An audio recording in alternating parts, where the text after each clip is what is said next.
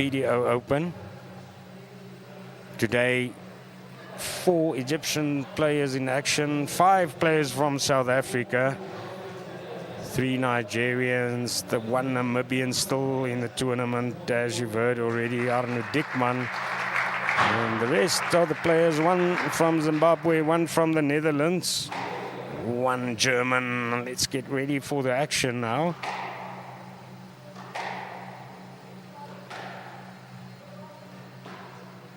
Just waiting on the referee before we see the first service. First of 8 matches we'll be bringing you live today.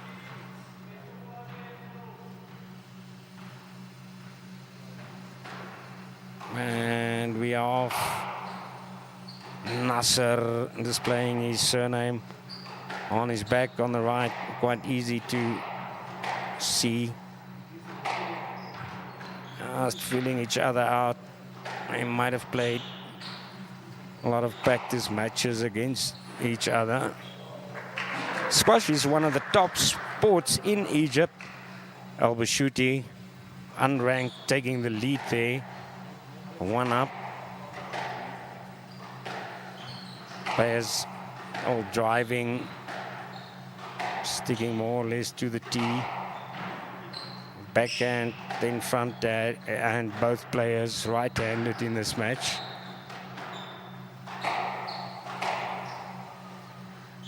As rally, then a drop shot from Nasser, corkscrew to the back by Elbeshouty.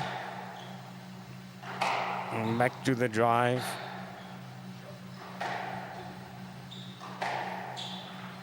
Change of direction, Elbeshouty putting Nasser on the forehand. Nasser back on his backhand. This pace will definitely pick up as this match, this game progresses. Nasser makes it 1-all. Nasser serves.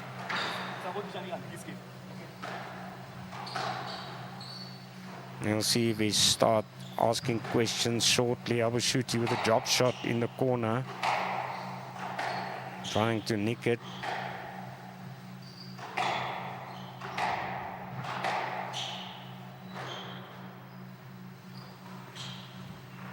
It's after a drop shot by Nasser to the back, but it's out. The referee says 2-1 up for Nasser. Both of these players from Egypt. Welcome if you've just joined us.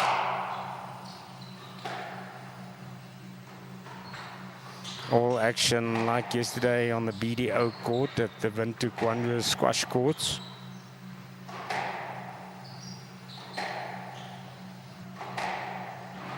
At this pace, as first game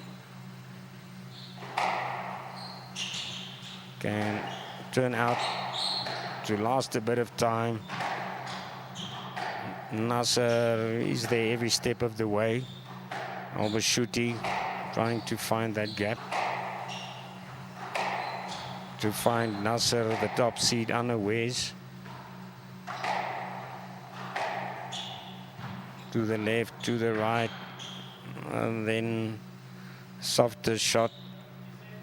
Elbeshouty asking the question there. It's a let. I'll replay this point. Nasser serving again. A let called by the referee when there's an error. The player can also ask for it, like Elbeshouty did.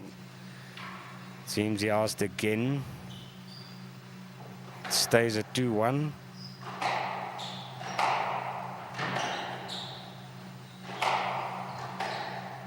We hope we're winning new fans for squash in Namibia also. The Namibian Squash Association working hard to grow the sport, putting the sport on the international calendar since 2023. That's why we're also educating you a bit during the commentary. 4-1 now. A 3-point lead for Nasser.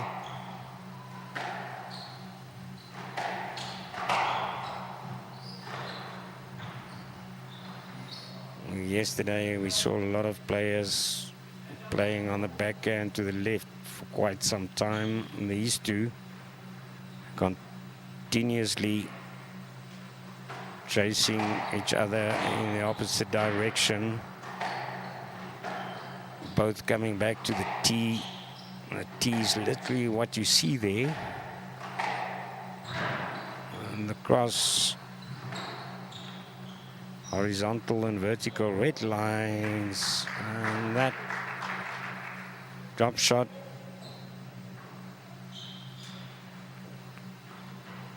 Elbeshouty staying in it, 1 point behind now.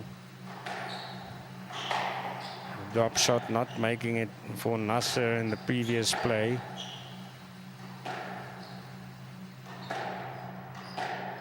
And now we see some driving shots all to the left before Elbeshouty changes it up. Just that one shot, turning Nasser to his right. Elbeshouty to volley there.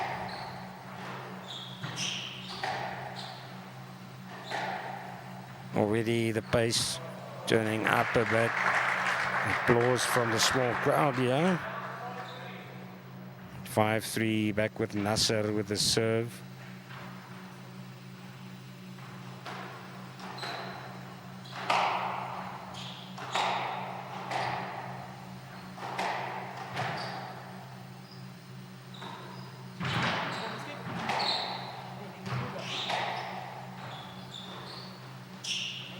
Players since that start of this first game working harder all the time, testing each other. Nasser hitting the 10 there.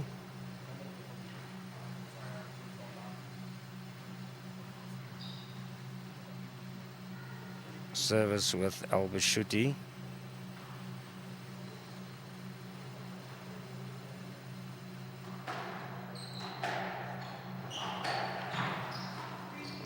Nice closer shot from our camera. 6-4. He makes it a 2-point lead now, Nasser.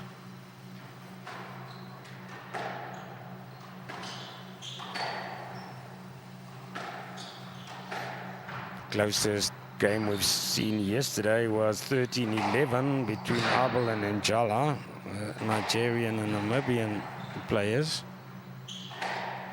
But from today, with the top seeds joining the fray, we will probably see a lot more games going down to the wire. This one will probably, and again, even more applause now.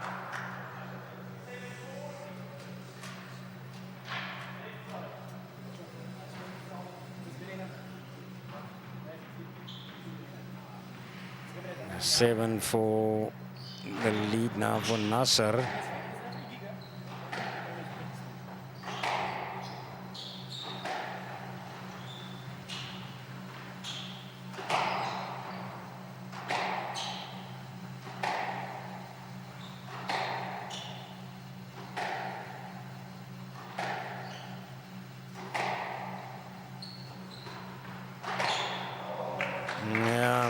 Put into the corner. Basically a nick shot there, 8-4. Nasser, the first seed at the BDO Namibian Open Men's PSA tournament, now starting to pull away from his fellow Egyptian Elbeshouty, but just as we say this, Elbeshouty pulls back a point. Still 3 behind.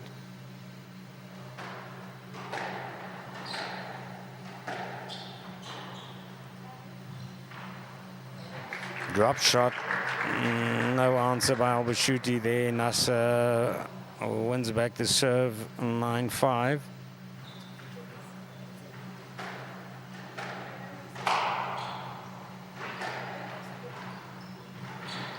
Now the relay is becoming a bit shorter. Let's see how this one progresses. On the backhand, Nasser, then Elbeshouty.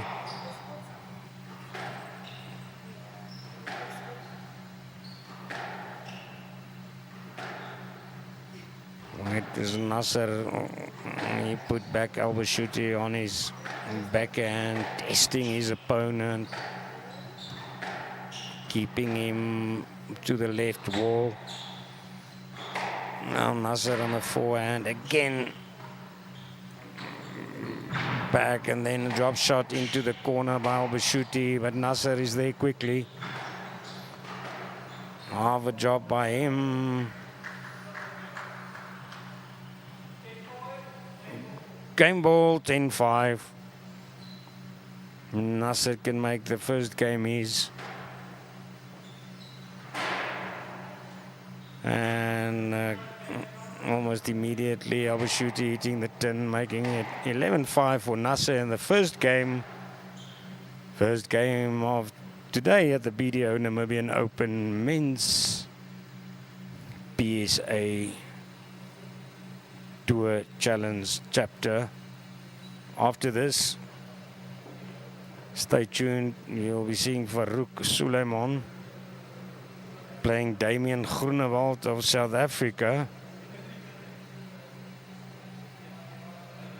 Rest of the lineup for today. Just a confirmation of that score for you. Third match, Blessing Muwati. The Zimbabwean will be facing John Anderson of South Africa, 19 years old. Anderson, then Abel playing Olufunmilayo, two Nigerians in action.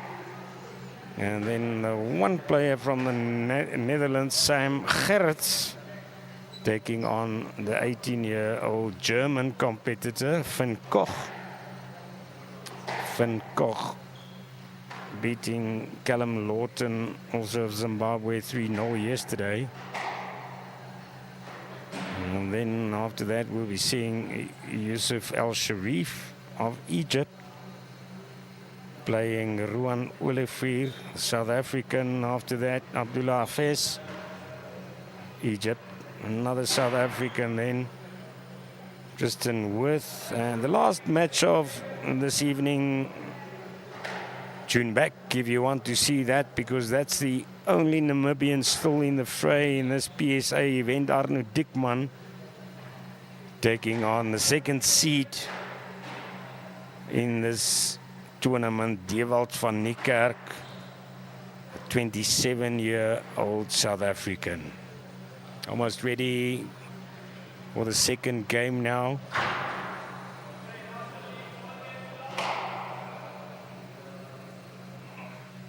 First one went in the favor of Nasser. Elbeshouty will want to immediately pull a game back, put the pressure on the first seed. Nasser serving.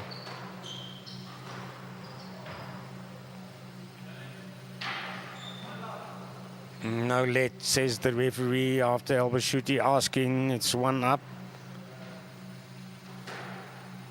Or did he give it? It seems he did. Scoreboard back to 0.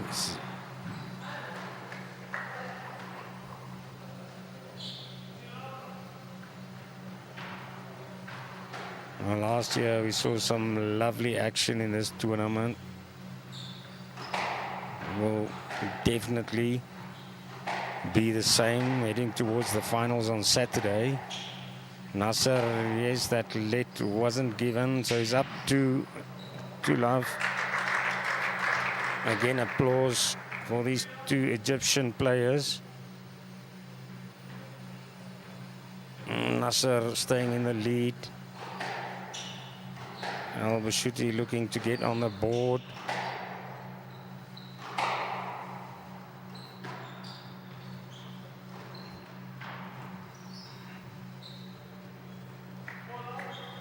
That ball was out, says the referee. A 4th point now for Nasser.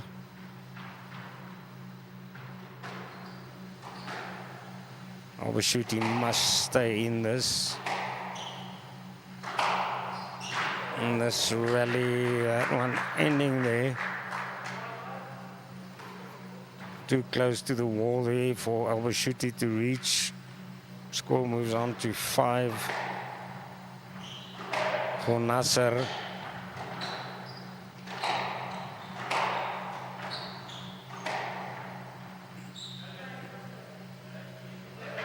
Elbeshouty asking yet another question of the referee.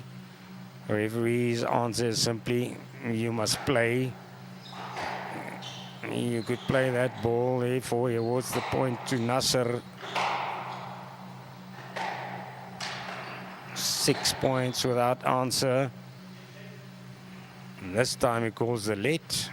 Nasser has to take the serve again.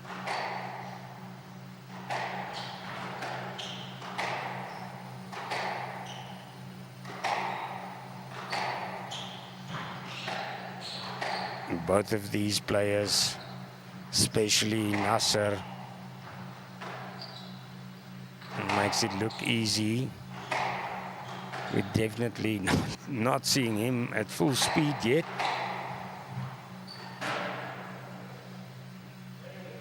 And finally trying to mix it up. Elbeshouty beating the tin. 7 up. Nasser to serve from the right. On the backhand, and we're away for the next point.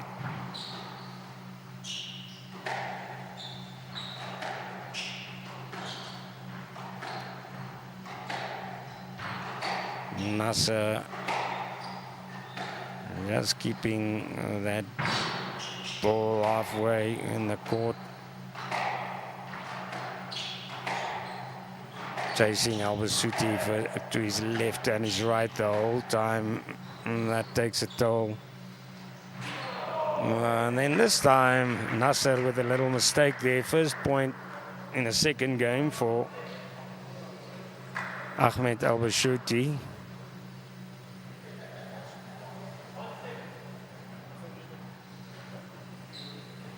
This will take a big fight back from him to get back into this match.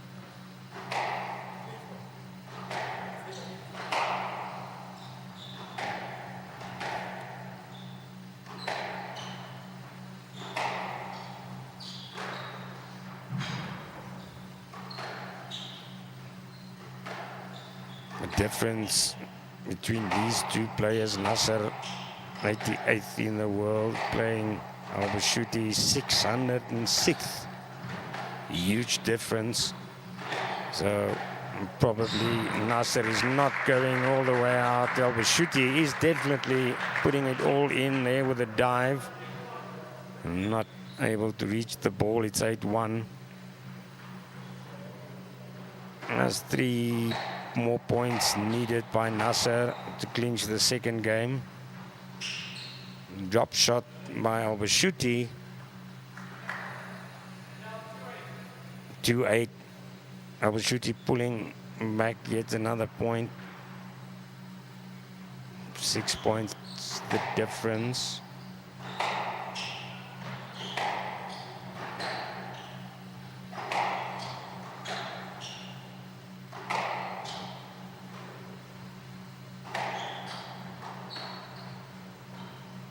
Drop shot by Nasser. Way too far for Elbeshouty to reach. 9-2 up now for Mohamed Nasser.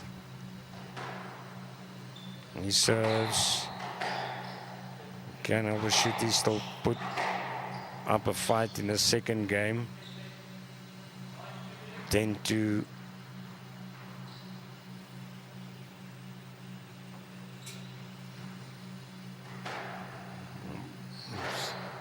No, it seems it was a let. The referee called there. Now it's 10-2. Now it's game ball. Elbeshouty into the corner. Sorry, Nasser. Elbeshouty trying to change direction there, but it's all done in the second game. 11-2. First game 11-5. Mohamed Nasser makes it look easy. 20 minutes played, 7 minutes in the second game. Took him 11 minutes to win the first game. Only one game to go, unless Elbeshouty can come with a big comeback here. That's the supporters cooling down. It's warm in the Namibian capital, Windhoek. But not according to Shadrach Abel of Nigeria. Of course, the West Africans close to the equator, they're used to it. There's your points map for the second game. Clear dominance by Nasser. Only towards the end, Elbeshouty winning a couple of points before Nasser finished it off.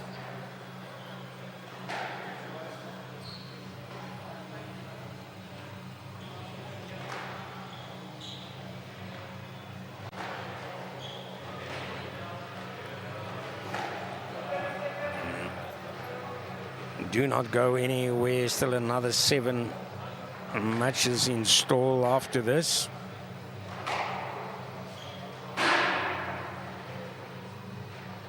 Action will surely heat up in this BDO Namibian PSA men's competition.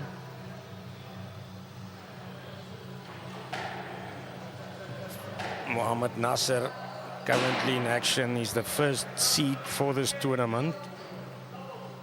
Second seed, Diekmann van Niekerk from South Africa. Third seed, Gabriel Olufunmilayo of Nigeria. He'll also be in action later today, of course. And fourth seed, Sam Gerrits of the Netherlands. Back to the action.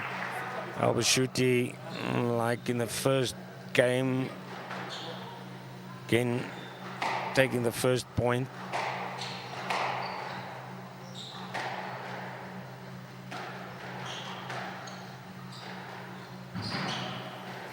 A shortest shot played by Nasser. Elbeshouty not able to reach it. It's 1-1. Nasser winning back the serve. Also speeding things up. Lob to the back. Elbeshouty trying to keep Nasser on his backhand. Nasser too clever for that.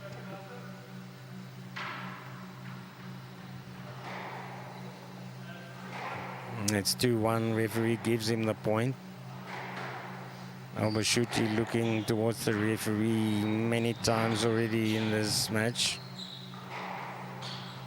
Mostly not getting the nod.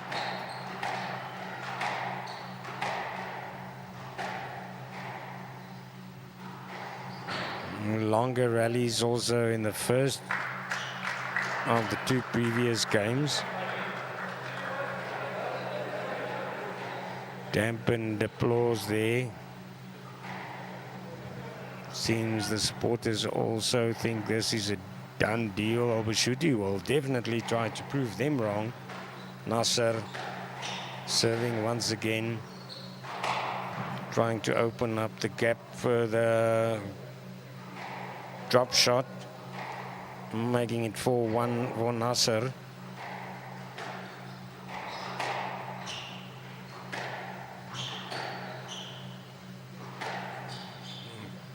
Driving to the back lots of times, Nasser, and then the classic drop shot, catching out Elbeshouty.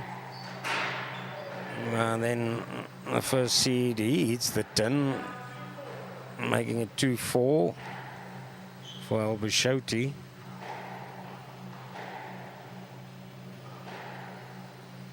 He's taking a couple of breaths now, walking back. Elbeshouty with a serve. Nasser driving hard. Then slowing the tempo down, speeding up once again. And that one is out. 5-2 for Nasser.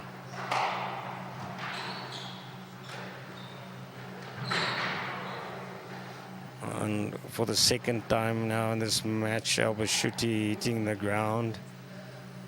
This time he holds the right ankle. Nasser is there immediately, trying to assist. He pulls him up now.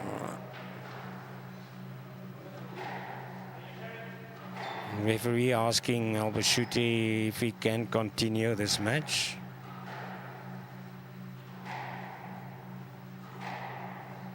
Nasser 2 games up at this stage. He's just checking that right ankle. Elbeshouty now taking a couple of deep breaths as well. He'll want to make sure that he's ready to continue. He does definitely not want to get injured.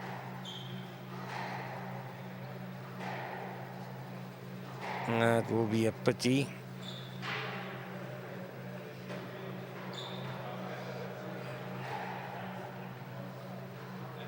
It seems he's called it a day, or is he just going off to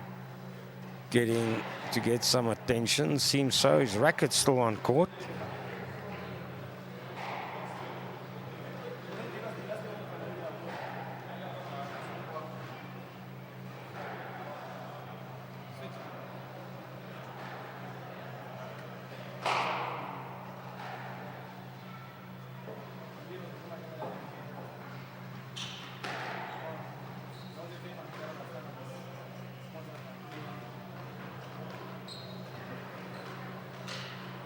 It's Ahmed Elbeshouty receiving a bit of attention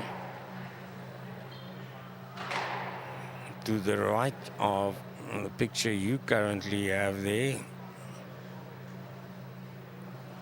Mohamed Nasser still on court. He walks off now as well.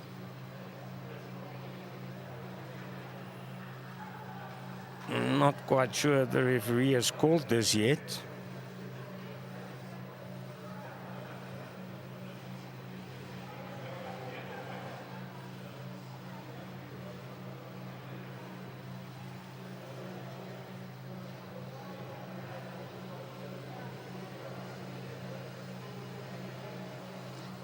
About half an hour into this first match of the day on Wednesday, 30 November 2024 at the BDO Namibian Open.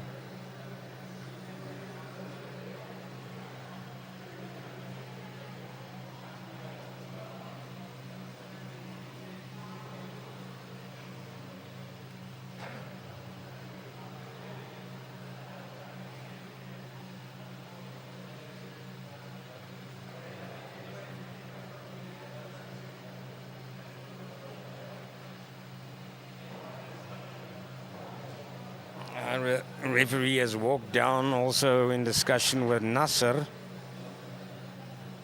You should expect his call shortly.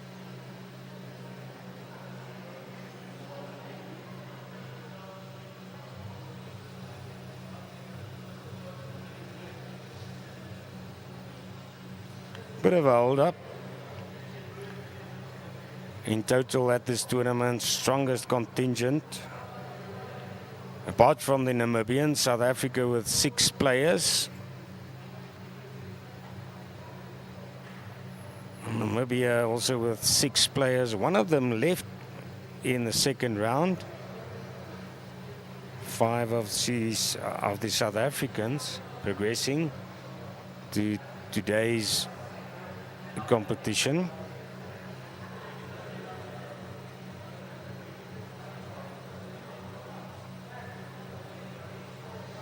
Still all 4 Egyptian players in the tournament, as well as the 3 Nigerians. And everyone in Namibia will be holding thumbs for Arno Diekmann. Last match of the evening We're starting at 10 o'clock.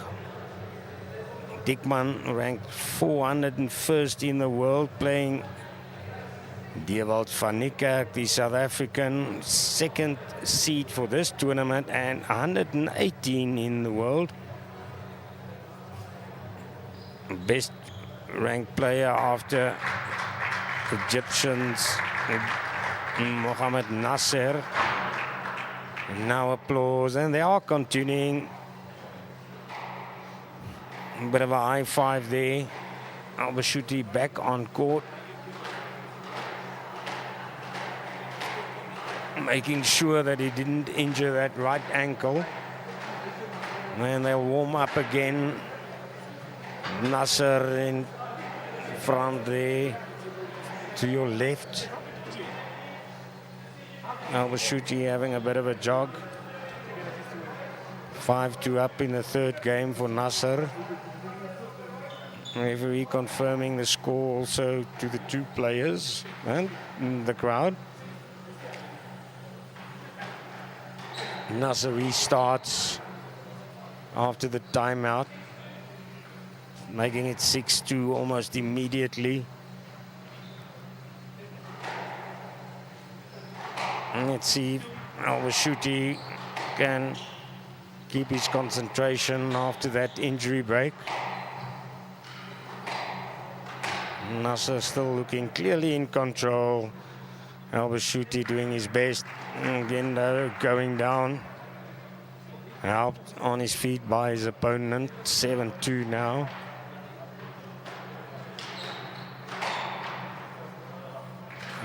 Then this time, a lovely drop shot there, but not counting. Elbeshouty 8-2 in the favor of Nasser. He just needs 3 points. 3-8, Elbeshouty with the serve. Nicked by Nasser. Elbeshouty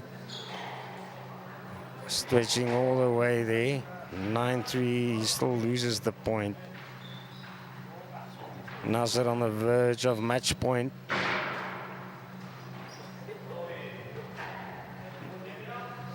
It seems that right ankle still not 100%, acting up again. Looked a bit wobbly there. Also playing a bit slower, Elbeshouty. Putting together a longer rally, however, Nasser slowing down the match as well. And then dropping into the corner. Applause. It's match ball for the first seed.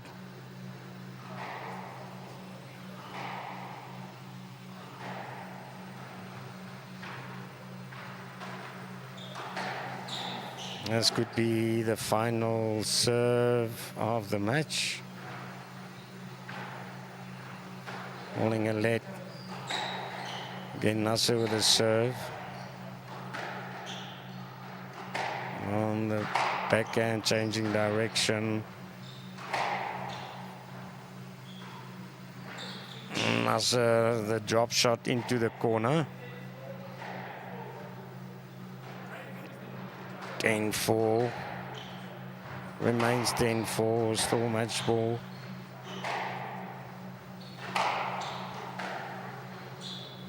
Nasser seems playing cat and mouse, dropping it again into the corner.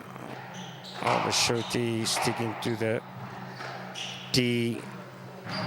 But now, so again, that right ankle that led to the injury break, catching up with him, and for the third time in this match he's helped up by his Egyptian counterpart. And it's 11-4, it's a done deal. 11-5, 11-2, 11-4. First seed, Mohamed Nasser progressing to the quarterfinals of the BDO Namibian Open PSA Challenger Tour event for 2024. You'll see that ascendancy of Nasser as soon as that points map comes up for the third game. 34 minutes, 13 minutes, or third game. Also quite a lengthy injury break.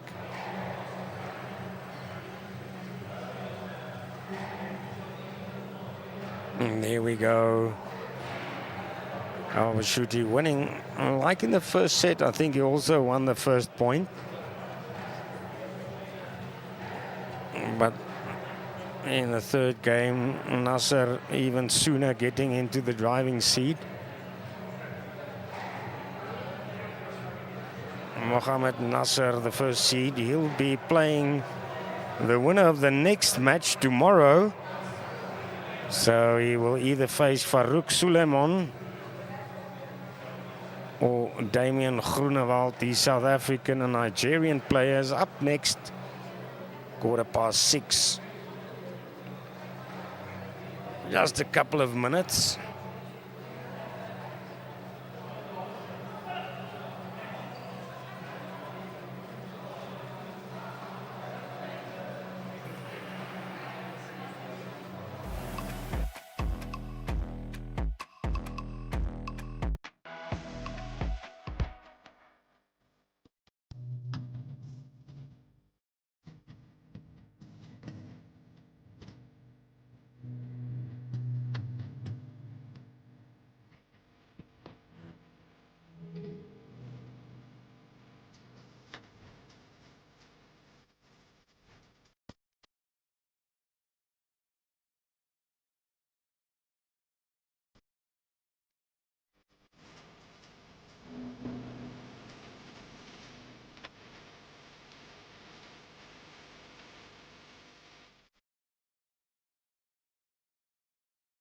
I'm sure you've heard the news, and Namibia is calling. And it's time to answer with a smile. From the rolling sand dunes of Sossusvlei to the wildlife wonders of Etosha National Park, Namibia is a treasure trove of natural beauty and adventure. With Enjoy, booking the most renowned lodges is as easy as a desert breeze. Picture yourself sipping coffee on a deck, watching the sunrise. Paint the sky in hues of gold and orange. Or how about a thrilling safari, capturing memories that'll last a lifetime? Our easy-to-use website hosts the most beautiful lodges Namibia has to offer. Whether you crave luxury or a cozy hideaway, we've got you covered. So pack your bags and let's turn your dream adventure into reality. Namibia awaits, and with Enjoy, your perfect stay is just a click away.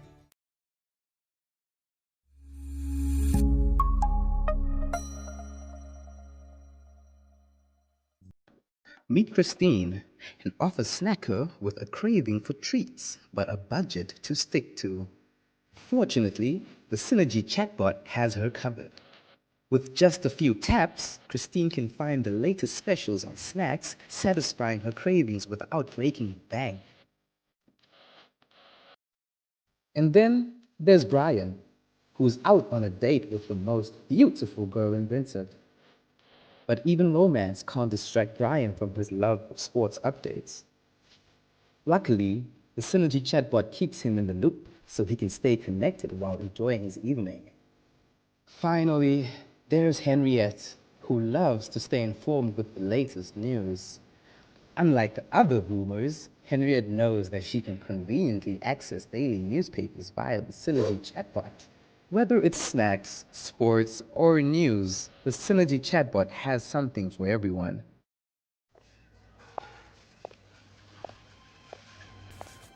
Whatever she decides next has the ability to impact an entire country in ways no one could ever imagine.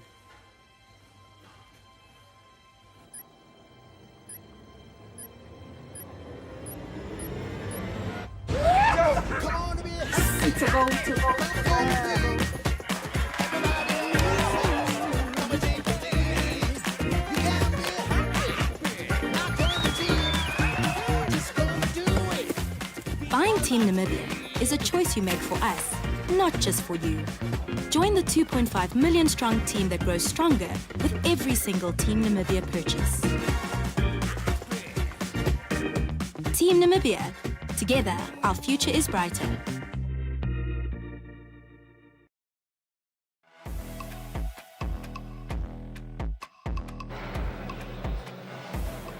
A convincing victory in the second round match of this afternoon for first seed Mohamed Nasser, beating Ahmed Elbeshouty 3 games to love. Up next, 6th seed Damian Groenewald, a South African, up against Farouk Sulaimon of Nigeria.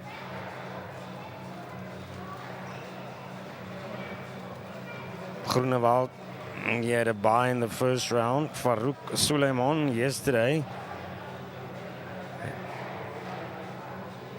beat his countryman Ayomide Oladipupo 3-1. Only match yesterday that went into a 4th game.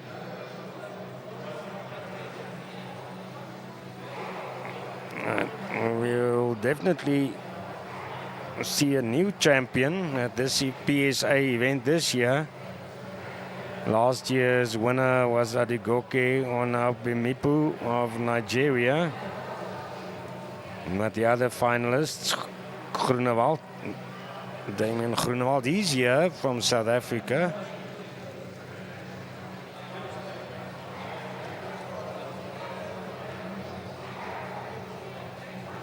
His counterpart, the South African Dewald van Niekerk, seeded 2nd.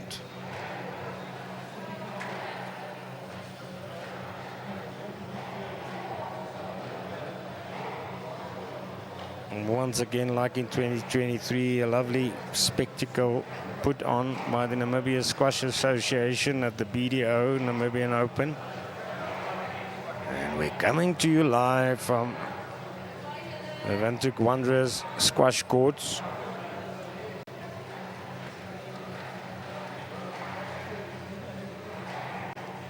Sulaimon, 25 years old. Groenewald, 21. Sulaimon ranked 355th. A South African, better ranking at 241. And Groenewald, he'll love to go all the way to the final and be the champion on his 2nd try at this PSA Challenger Tour event.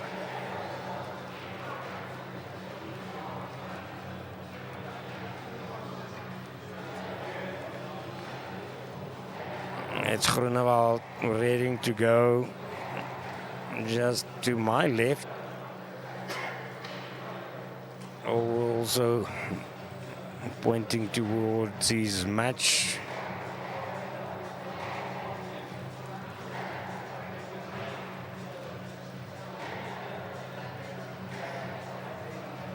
Anticipation amongst the supporters as well. Another 7 matches in store.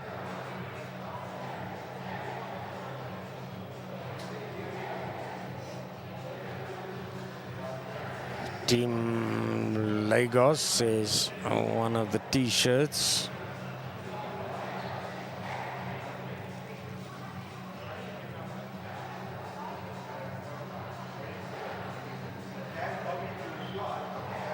I think squash informally declared the national sport of Egypt.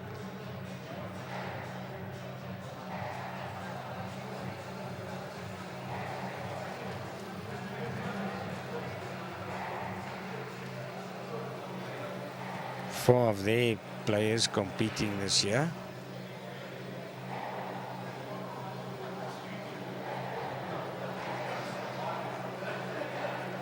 How did the Namibians fare yesterday in the first round? Michael Trita losing out to Ahmed Elbeshouty. He was in action in the previous game. 2-11, 5-11 and another 5-11 in the third game. and the Fourie. Another Namibian 5-11, 5-11, 3-11 against John Anderson of South Africa. Max Ingela, the veteran, also lost in 3 games. 4-11, 11-13, quite close there. Went to the wire, and 5-11. Lego van Rooyen 3-11, 3-11, 8-11 against the Egyptian Yusuf El Sharif. And then yesterday evening's last match, we saw 2 Namibians, Arno Diekmann, victorious against Stephen Berry, 11-2, 11-7, and 11-3.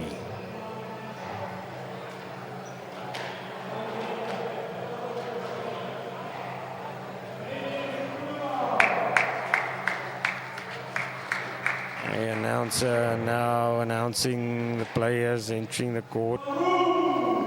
It's Groenewald against Sulaimon. 6:15. There they are. South Africa's green and gold for Damian Groenewald. Final couple of warm-up shots.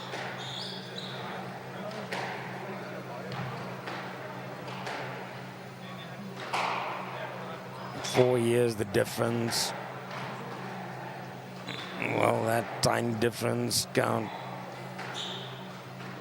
in the favor of the South African this afternoon. We'll have to wait and see. Visit PSA-SquashTour.com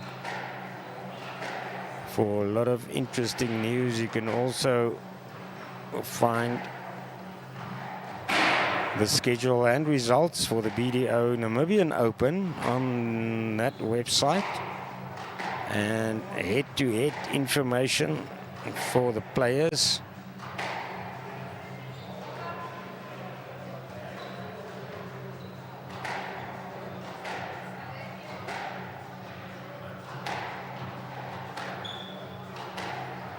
Seconds ticking off towards the start of this game. First of the second match.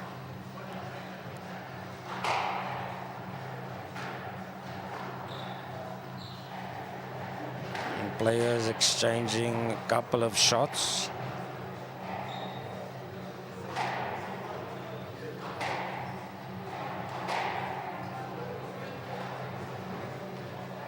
And Sulaimon, a tiny bit of a height advantage. Very little in it, however. They often say longer legs has to take fewer steps, but shorter legs might just move faster. And there we see the information for Farouk Sulaimon. His best ranking was 312th. 25 years old, 5'3", 9 PSA matches. His winning percentage of 44.4%.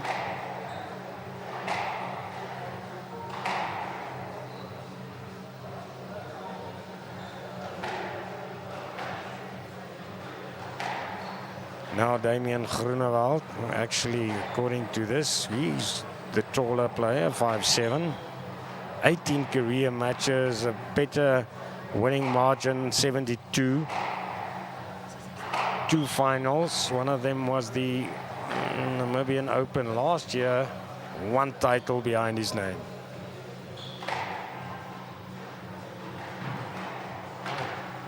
Let's give your name again quickly. Hi, ek is Dani. Ons praat ons nou maar Engels.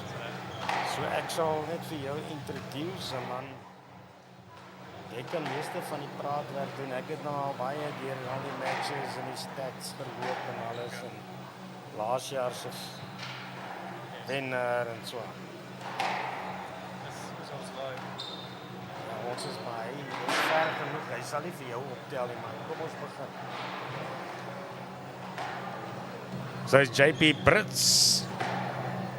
He moved in next to me in the co-commentator chair. Welcome on oneup2.com and Network Media Hub on YouTube. JP. Thank you very much, Donnie. It's good to be in Windhoek to see the players battle it out for the 2024 Namibian Open. We've got two great players here, and obviously South African Damian Groenewald taking on Farouk Sulaimon. And I think the players are going to treat us to a really good match now. We heard Stephen Berry earlier with his impressions of yesterday, the first day. What do you think of yesterday's play?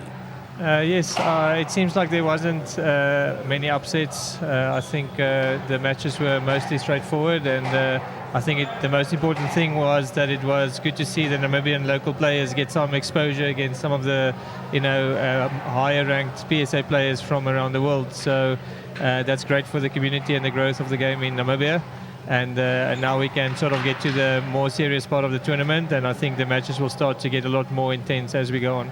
And definitely players now ready for the first service in this first game. On paper, at least, the South African Groenewald the favorite. But JP, matches aren't always won on paper, are they? No, 100%. And at this level of professional game, you can never underestimate your opponent or assume that you're going to win a battle. So and the conditions is really, really tough today. It's incredibly hot. I think the viewers can see how much the ball is coming back from the front wall, and it's really difficult to make the court big with these conditions. So I think both players are going to have to stay disciplined and really execute well, so that they don't give their opponents too many shots to attack with. Hey, back on court now. And JP Brits, he's a player as well. So JP, you will have to do the most of the talking now. I think Damian won the serve and took off out with the first point. Looks like the referee gave a no lead there, so Damian takes the first point. We would really like to see two quick points for the first for Damian, and as I wanted to say, we'd like to see the players find their rhythm and establish a good pattern of play. There was 2 quick points, so let's see if they can tidy up a bit from here.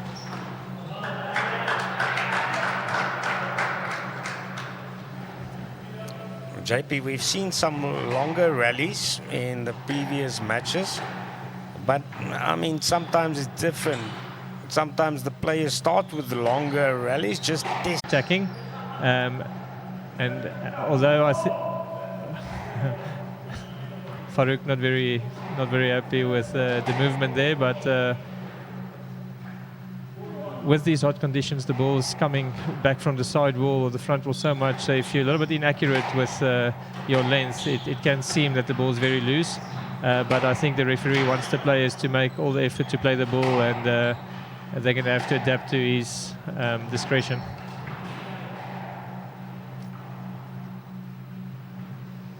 Sometimes JP players also keeping each other on the backhand for a substantial number of shots. Yeah, generally players are not so, I would say, powerful on their backhands, but as we play on the backhand so much of the time, like we actually develop our backhand so well that for me, for example, I always really love playing on the backhand because we play there about 60 or 65% of the time at least. So, but on the forehand, players tend to be a lot more flexible and have a lot more variation in their shots, and they tend to hold the ball a bit better. So players tend to be a little more attacking on the forehand, and you want to try and avoid giving them too many chances on that side to attack. Whereas the backhand, you can sort of construct the rally a little bit better and predict what shots are going to come a little bit easier than keeping it on the forehand. Groenewald making it 5-2. Yeah, it's a bit of a scrappy game so far. We haven't really seen constructive rallies. It's been a bit of interference to start with. Farouk is a little bit loose down the middle of the court a little bit, and I think that creates some interference. So I think both players will need to tidy up a little bit and get the game to flow a little bit more.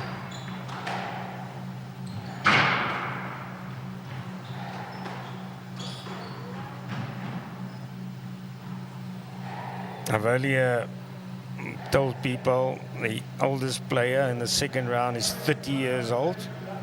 The youngest 18, 12 years the margin. But just thinking back to yesterday, Max Njala, I mean, he still gets the crowd going here in Namibia. Yes, Max is obviously the home favorite, and I'm sure the whole crowd got behind him yesterday. It's of course a pity that he couldn't go through. But it's again a great opportunity for the locals to see how Max compares to the other professionals, and it's something that the local players can strive to work towards. Arno Diekmann will definitely this evening try to get into the quarterfinals. Yeah, it's got a very tough ask. Arno playing number 2 seed Abel van Niekerk, and obviously South Africa's number 1. But again, you never know what happens in sport. But he definitely has got his work cut out for him, and Devil has been in incredible form this past couple of years, and he's definitely looking to build on the momentum that he's been working hard for at the moment. So we're looking forward to watching that match. And Sulaimon, he's staying in touch here for 6. Yeah, again, it's very scrappy. I think. Whichever player is going to tidy up and get the length to pass through all the way to the back is going to get the advantage in this game. And we can see the players are really it's heating up a little bit too much, and I think the referee must just get them to relax a little bit and play the game. A bit of frustration, yes, from Sulaimon. 2 squash players. Can you just explain what happened? Why was Sulaimon so unhappy just now? I think first of all, there's a lot of attention. I think there's a lot of passion in the players, and they really want to do well. There's quite a lot of pressure on the players to do well and gain ranking points. So there's a lot on the line for these players, and sometimes when it's scrappy like this and there's a lot of interference, you tend to, I wouldn't say overreact, but it almost feels like it's a lot worse than what the reality is really. So, but with the loose shots, the players run into each other so much in the middle of the court, and then it's sort of whose fault is it? Is it my fault? Is it your fault? And that's where the referee needs to take control of the game and make sure that that it flows a bit more and that the fairest outcome can prevail. Yes, referees can do a conduct warning. We've seen a couple of those little red cards yesterday. In the previous match, also Ahmed Elbeshouty of Egypt many times looking towards the referee, asking the questions. Yeah, I think conduct, a code of conduct is used to keep the players under control a little bit, to warn them about their conduct and to make sure that they keep playing at the rules and not get too physical or get too passionate on court in a way that makes it unfair or dangerous for the other players. But we see here that Sulaimon has now come back to 7-all, and it's still scrappy, 8-7 now. And we still haven't really seen good constructive rallies. It's been cross-court, a lot of unforced errors, a lot of interference, and the players would really need to tidy up a little bit with the length and width, and hopefully the match can become a better spectacle than what it is at the moment. Sulaimon for the first time in the lead now, 9-7. Yeah. So Groenewald, unforced errors, like you say, Groenewald will also have to beware that he doesn't unnecessarily drop this match game.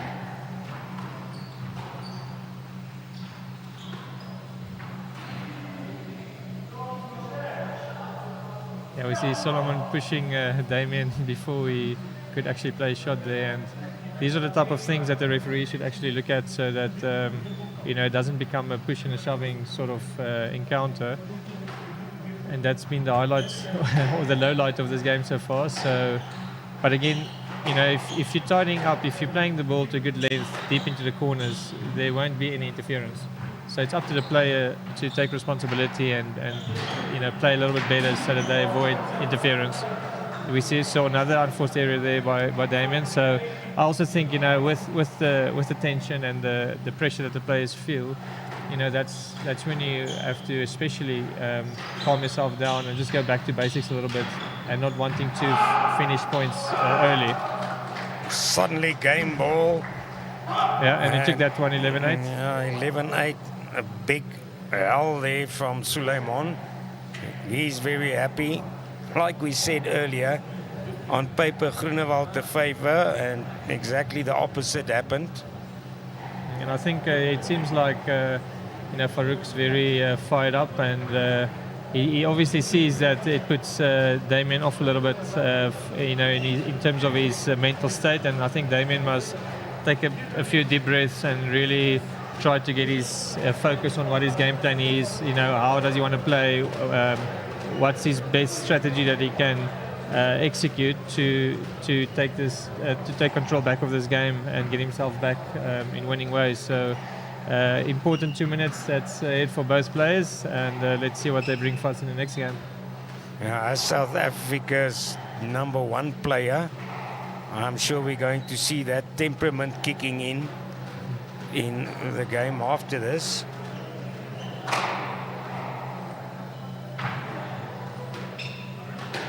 Have you maybe got a personal favorite? Actually, yes. Damien Groenewald's actually one of my students that I've been coaching for the last couple of years before I moved to the coast when I was still living in Pretoria. So I know Damien's game very well, and we've worked together for a long period of time. He's also in the South African team that's touring to the World Team Championships in December. So we would definitely, from a South African standpoint of view, we'd really like him to do well in this match and also in this tournament, building up towards All Africa Championships next week, and also the Cape Town Open that's in the end of this month, and then that all follows up towards the World Championships. So this is more than just one game. I think this is great preparation for Damien to grow and to really make the most of opportunity of playing on the stage and performing well. So let's see what he's got to bring back to this match. Groenewald, the best of the best of Southern Africa. He's actually #2 at the moment, behind Abel. They played in the final of Nationals this year, and Abel has been dominating the South African scene for the last 4 years, I would say. And although some of the players have become close sometimes, he's been really the dominating player the last couple of years.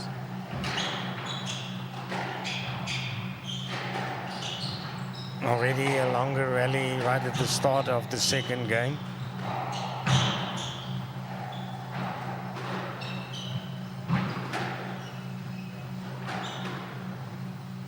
Now this is actually the best rally we've seen so far. So it's good to see the first rally of the second game being a bit longer and sort of played out by the players. Let's hope we can see more of that in the rest of the points. You see Damien wearing a brace on his left hand. He actually broke his pinky finger about 10 days ago or a week ago.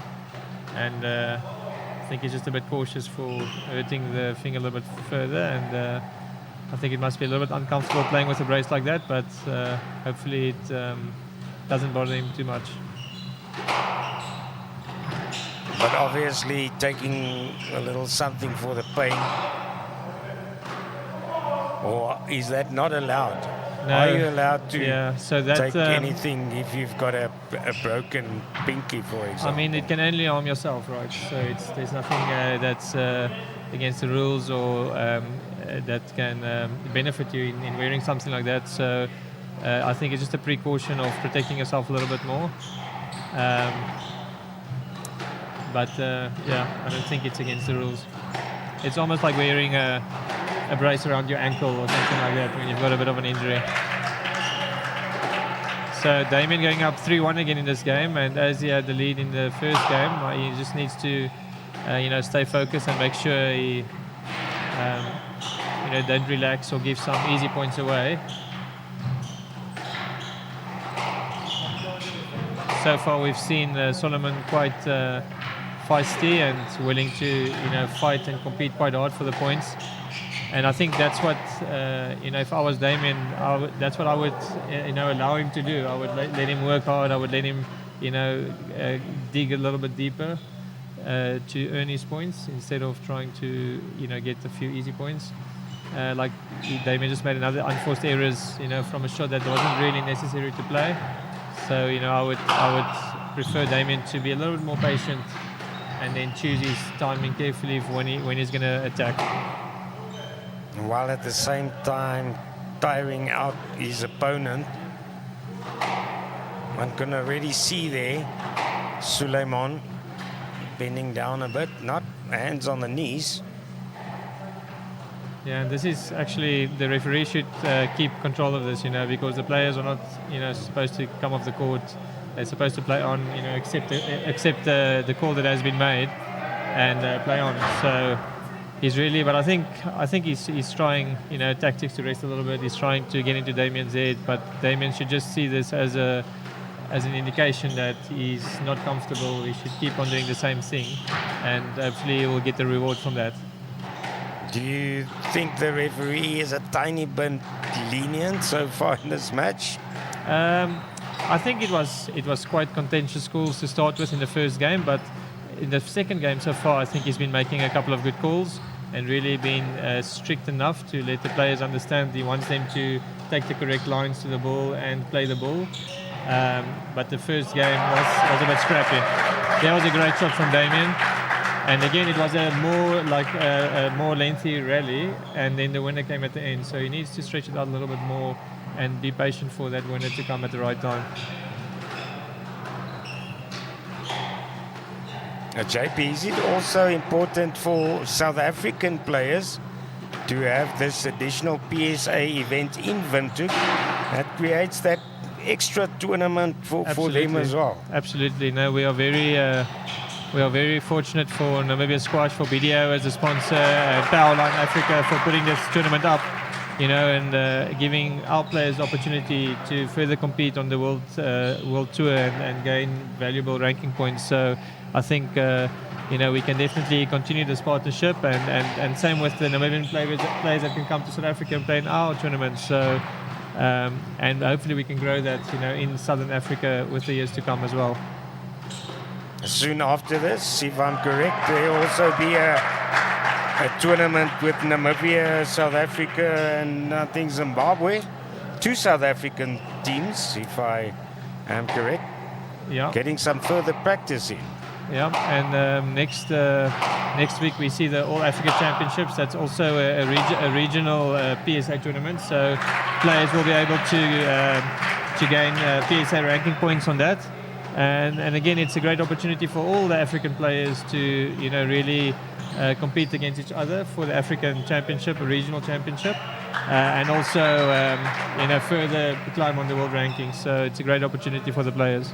Groenewald clearly drawing away now. The score 9-2. He just needs those 2 points First and it's game ball. Sometimes you also get like a little bit of nerves in the first game, and make a few shaky mistakes, and then you can lose a match. You can lose a game very quickly. But it seems like he's pulled himself together, and a great performance in the second game, taking it 2-1-all. So a great comeback there from Damien. 1-all, so we'll definitely see 4 games in this match. JP, just on a personal level, as someone coming from Joburg, and then moving along, but how do you experience Namibia? I love Namibia. I've traveled here many times throughout my career, and it feels like when we are in the country districts in South Africa, it's the people are amazing. They're very hospitable, always making sure that we have a comfortable and amazing time when we visit here. And over the years, we've just been able to build relationships with the amazing people of Namibia. And it's just been a pleasure to always visit Namibia. So in this case, this week, I'm actually not playing, of course, and I've recently retired from playing professionally. And although I'm not playing, I'm still quite involved with events. And for this tournament, I'm actually coming through to referee a little bit in the later stages of the event. So I'm very fortunate that I can still visit Namibia even if I'm not playing, and then hopefully also witness some great squash and see our top players perform as well. And also this tournament, it's important for Namibia to step by step start climbing in terms of not only the number of participants but also the quality, and thereby picking up the quality of Namibian squash. Yeah, 100%. And I think it's a little bit of a top-down effect. You can get some excitement going in the local community, get the junior players exposed to top-level play, and have them be inspired and then aspire to become great like the players that they see. So I think it's a great start. This tournament has been building up over the last couple of years, and it will certainly help a lot if it can continue to grow, and then the community can leverage these events to further grow the schools and hopefully the community to benefit as much as they can from this investment of growing the sport in Namibia. While we're waiting for the third game, JP, maybe quickly, who's the toughest opponent you ever faced on court? That's a really tough question.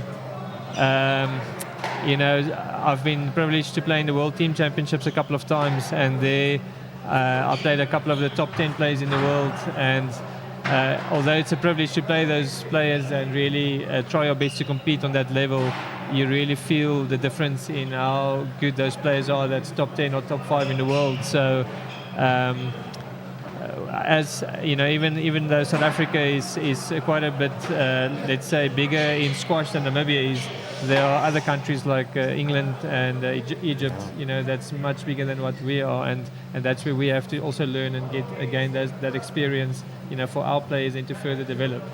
But players like Mazen Esham, James Wilstrop, those players were incredible to play against, and it was a privilege, but it was really a different level of squash.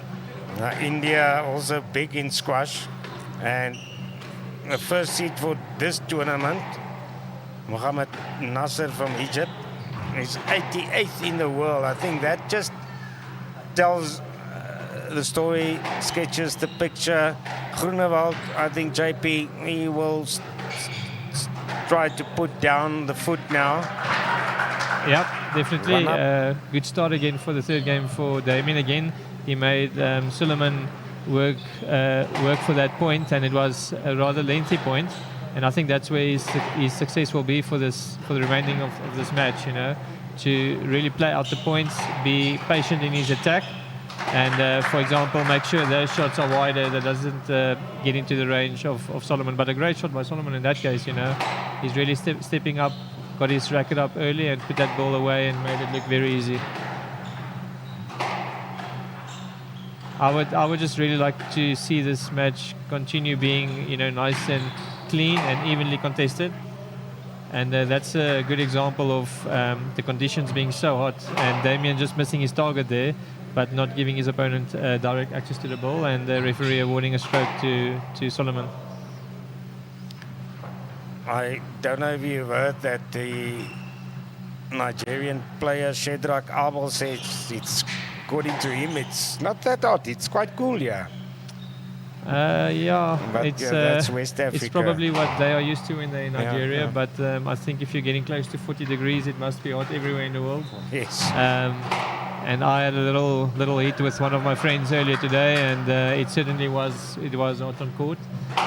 So maybe they're also putting on a bit of a front, saying they don't mind the heat, they want the heat, and they enjoy playing in the heat. So good for them. They have to use this advantage. If you're used to playing in this heat all the time, it's definitely a bit of an advantage to handle it and make sure you can play your best. When the other players are a little bit uncomfortable. Always a bit of a mental game behind each and every sport in the world. Groenewald going one up again, 3-2 in the lead. Yeah, you're absolutely right. I think the mental part of sport is huge. And we can see Damien also getting a little bit frustrated there with the movement again, but you have to keep your focus. You have to keep your focus on what's in front of you and execute well, so that you don't get frustrated and let your mind go off what the task is to win the match.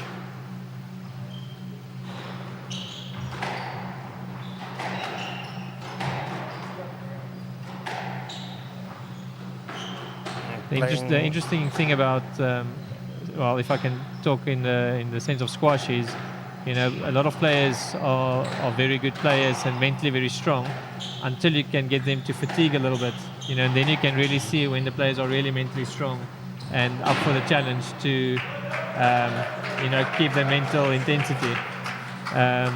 So it seems like so far Damien is handling it a little bit better as he's making a good comeback at the moment. So Sulaimon is really going to have to dig deep and keep his head in the game if he wants to come back in this match. Putting the pressure on and keeping it there. 4-2 up for Groenewald. Players sticking around the tee then and the drop shot.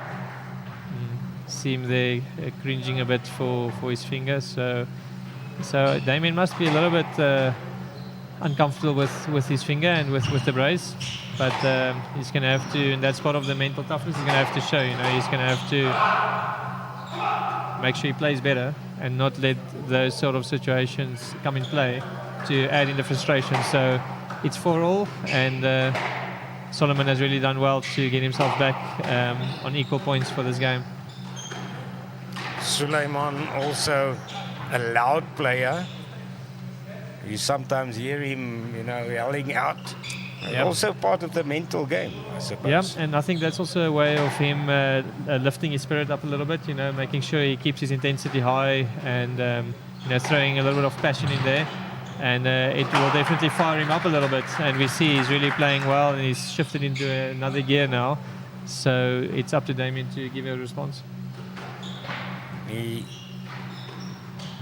Nigerian now 1 point up.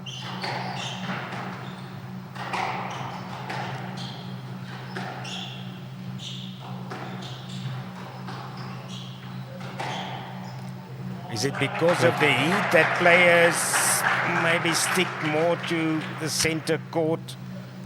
Yeah, generally you want to hit your balls accurately into the back corners, and that will give you enough time and space to retrieve back to the tee position before your opponent hits the ball, and that gives you a good central position of where you can cover most shots on court.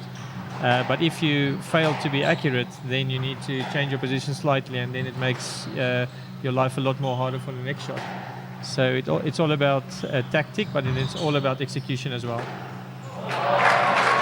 Great shot there by Damien, hitting that ball straight past his opponent on a really tight angle. So hopefully that will lift Damien's confidence as well, and we can see him speaking to himself there, maybe lifting his spirit as well. So let's see where it goes from here. Taking the lead again, Damien Groenewald. 6th seed in this BDO Namibian Open Men's PSA event.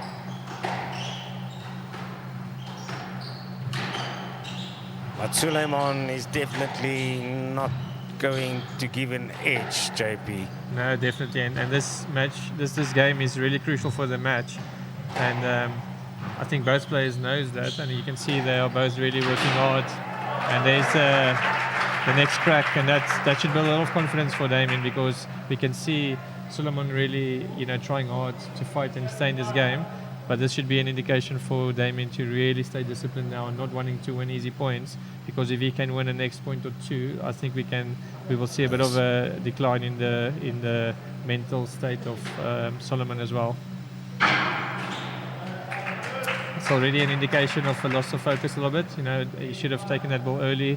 Don't want to put the ball in the back corner and rely on a lucky bounce. So let's hope Damien can capitalize on that. And let's see if Farah can regain focus and compete well for the next couple of points. He has to fight back. Great shot.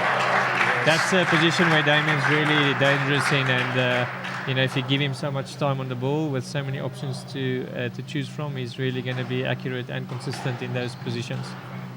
1 Again, point away from game ball, and it's indeed game ball, JP. Yeah. So he'll take it up to 2 games to 1, which is exactly what he does. Yeah, and it seems like, you know, Damien did the hard work, you know, in the first half of that game.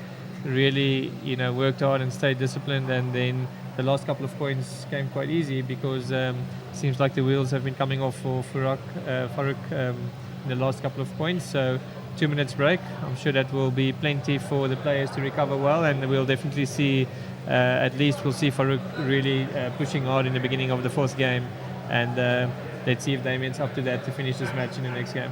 Yes, Groenewald, he will try to wrap it up in the next. It's also game. great to see, sorry Donnie, to see the whole community, and the stand is about I would say 70% capacity in a second round match. That is, you know, really good, and it's great to see young people, old people, you know, everyone coming together to experience some of the top players in the world playing in Windhoek. What is lovely to see as well is during the day when some of the players come into practice at the courts, there's also, you know, a lot of people coming along, looking, chatting also, like you say, to the players from elsewhere in the world. And the players tend to be very open, you know, to communicate and to build conversations with the public, and you know, sometimes you'll even see some of the players going on court with some of the local players or junior players. Yes. So I would definitely urge the community to not be shy, to reach out, build a conversation, learn a bit from where the players are from, what their daily routine is, what they're doing to make them such great players, and in that way, you know, create a little bit more awareness of what it takes to be a professional squash player. JP Brits from South Africa, that's exactly what you're doing sitting next to me. Is showing, you know, how easily accessible the players, the participants are. Yesterday we had Sam Gerrits doing a bit of commentary together with Blessing Muwati, Yeah. the Dutchman and the Zimbabwean. Yeah. Exactly the same thing. Groenewald back on court, and like you say, he'll try to finish Sulaimon off now. Yep, definitely. If I was Damien, I would really be up to keep the intensity high, my mental intensity, not wanting to rush the points, not getting excited about winning, but really making sure I start with good structure and lengthen out the rallies to prevent Sulaimon to gain any confidence or any sort of traction. So let's see what happens here. Already taking the lead, yeah. It seems like Farouk got a conduct stroke against him for being late on court. So Damien leading this game 1-0 already. And the referee now putting down his foot. Squash is such a physical game, you know, and often you see a match that is really closely contested until it becomes physical, and that is when a player's skill and mental ability and fitness and strength is really tested at the level that is required. And it seems like Farouk has really started really strong, and he was up for the challenge, but it seems like he's been pushing a little bit hard, and he has dropped his intensity. So not that Damien can take it easy at any sense, but we have seen him drop his stand a little bit in the last 10 minutes or so. Makes it now 4-love. And I remember last year we had it was only one match, was extremely physical and emotional. And that's actually not what one would like to see. No, I think, you know, the players obviously are very competitive by nature. That's why they're professional sportsmen. But we want to see the players give us an exhibition of their skill and their physical ability of moving while getting to balls that normal people not necessarily can get to, and showcase the sport to the public and to the viewers at home, and then obviously hope that the referee can manage the match in such a way that it stays fair and that it's a good spectacle to watch. So hopefully the further we go into this tournament, we will also see more of that and the great talent that's in Namibia at display. Groenewald up 5-2 now in the fourth game. And on screen you saw that conduct warning also for Sulaimon. And we saw him questioning the referee, and after that warning right at the start of this game, he's quiet. Choopstil, they would say in Afrikaans. Not quite, but he's at 3-5, he's still in there. Yeah, the referee is starting to become a lot more strict now, and giving a message to the players that he wants them to play the ball. And yeah, that was a great shot by Sulaimon, having Damien to cover a lot of corners, and he wasn't able to retrieve that one. But that's how quickly a game can change. Damien was in quite good control of this game, 5-2 up. Then there was some interference. He was given a no-let and a great winning shot from Furak, and now it's back to 4-5. So players going to have to reset and lengthen out the rallies again and see if they can build some structure into this game again. Just to explain as well, when Sulaimon played that bit of a drop shot, he was not obstructing Groenewald. I think people not knowing squash might think the fact that he was in the way was against the laws of the game, but actually it's a great the shot. opponent has to come around you. Yeah, according to the rules of squash, you should have direct access to the ball. So as long as you've got direct access to the ball, you should take that line to the ball. And on a drop shot, it's generally along the left side of your opponent, on the backhand side. But it's often also determined by the quality of your opponent's shot. It's got to do about the positioning you were before the shot was played. So it is like straightforward on paper, but sometimes in practical you have to use your judgment well and try to be as fair as you can as the referee.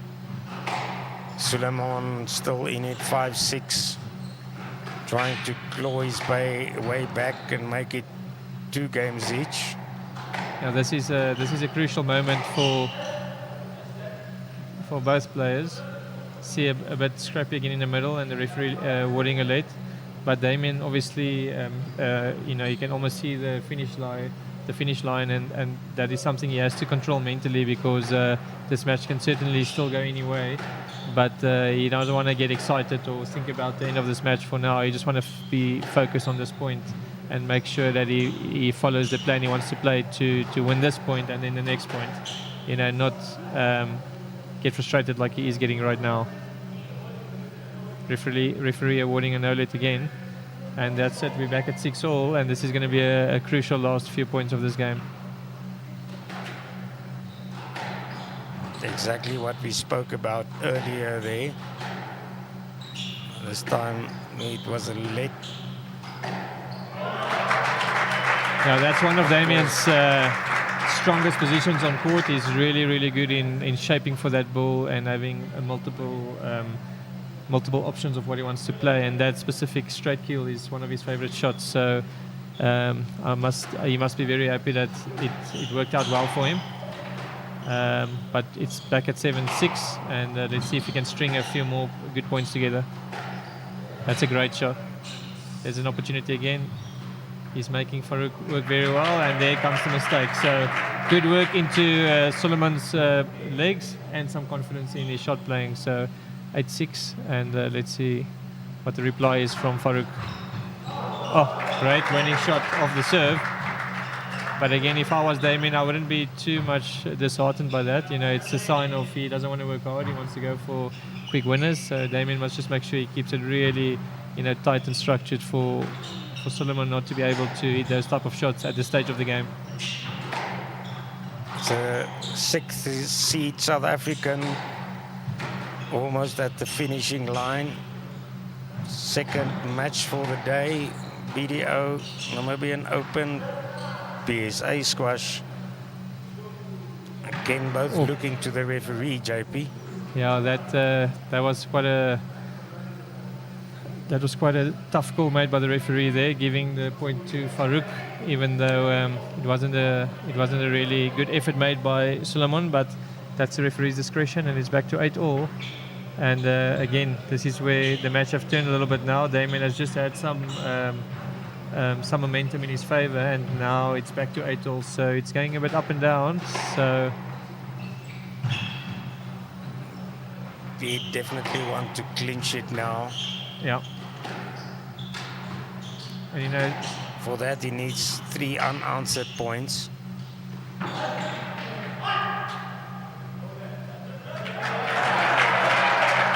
Yeah, we can see what the crowd wants to hear. You know, after the referee awarded a no-let, the whole crowd was cheering for that call, and I agree with that. You know, Sulaimon really didn't make any effort to play that ball, and I think a no-let is a really fair and strict call made by the referee, indicating again to him that he wants him to go play that shot. Also, what you heard there is the historical close ties between Namibia and South Africa.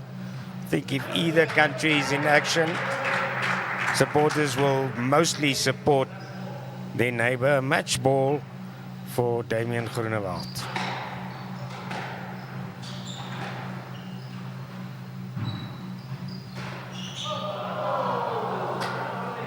Bit of a missy there, framed it out. So Sulaimon took one back, and Damian remaining one more match ball. Again, this is where you have to really, you know, keep your nerve and play good squash. Great length to start with. Yes, Damian getting Farouk back into the back corners. Both players keeping it conservative, really rolling up and down. And there comes the error by Sulaimon, and Groenewald wins the game 11-9 and giving him the match 3-1. In the end, the error by Sulaimon costing him dearly. And it's 3-1, the victory for Damian Groenewald over Farouk Sulaimon. And tomorrow will be most interesting when Groenewald will be taking on the top seed from Egypt, Mohamed Nasser. So we definitely, from tomorrow on, going to see some amazing squash, JP. Yeah, no, it's going to be great. And I think still early days in this evening's matches. I think still some really great matches to look forward to. And then obviously all the winners competing for tomorrow's matches. We'll be taking a very short commercial break. We'll be back shortly with the third match of this evening.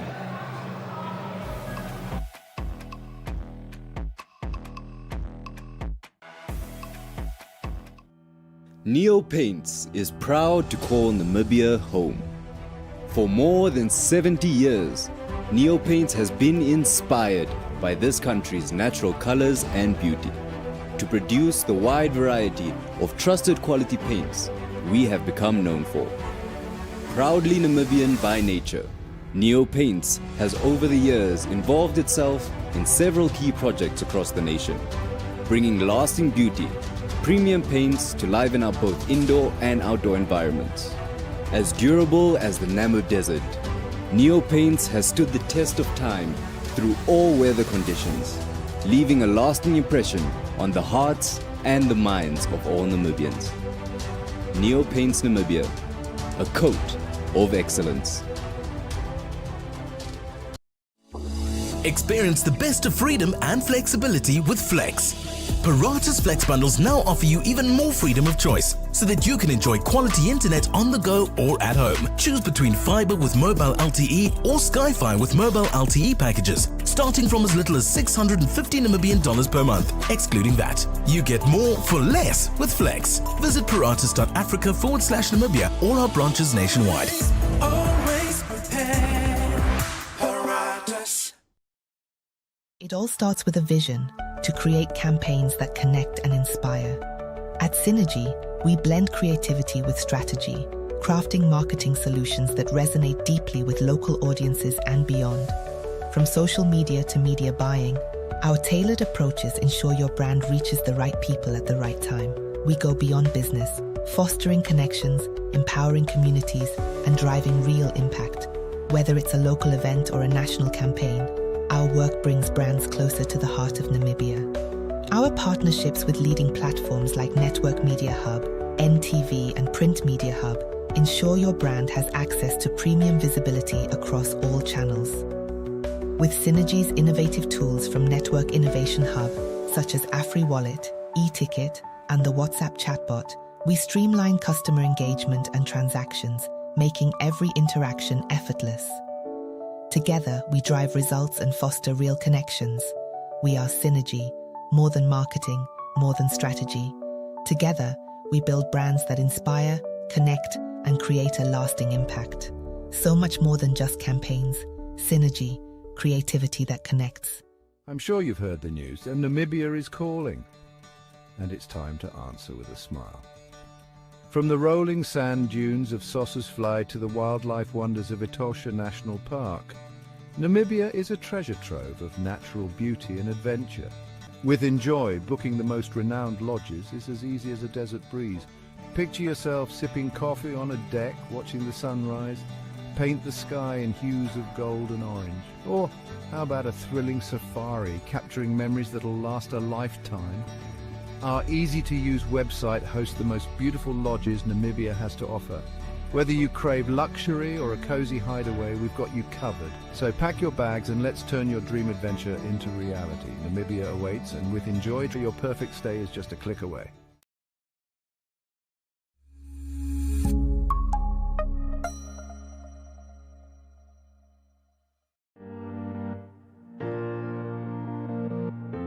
Irangomed is a leading distributor, working in partnership with NewMed and WestMed to meet the comprehensive needs of the Namibian healthcare sector.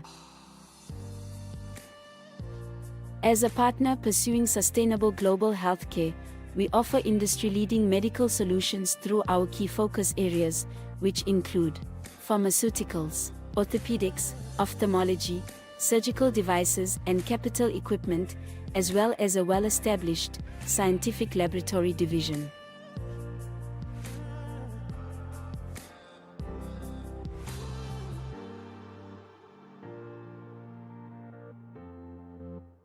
In healthcare, Irangomed is committed to making a difference. What about you?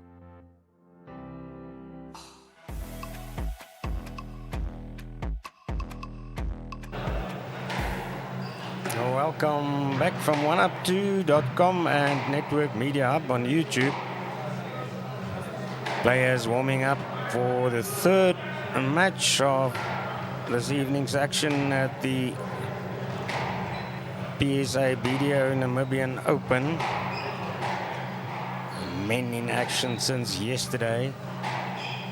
On court now, blessing Muwati, 8th seed for this tournament, taking on South Africa's John Anderson. 10 years difference in the age between these two players. Muwati 29 years old, 19 years old. Anderson is South African. And the winner of this match will be facing one of two Nigerians in action in the next match. That's either Shadrach Abel or Gabriel Olufunmilayo. Both of them 26 years old. Also a bit more experience. World rankings for these two players. Slightly better for Muwati. Number 321. Number 1 in Zimbabwe, and the South African Anderson ranked 385th by the PSA.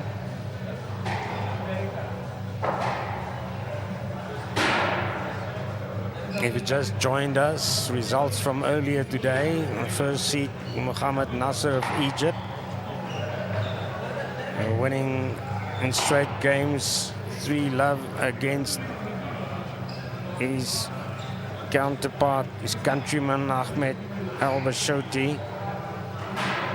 And then just before this, South Africa's Damian Groenewald, 3-1. His victory against Farouk Sulaimon of Nigeria.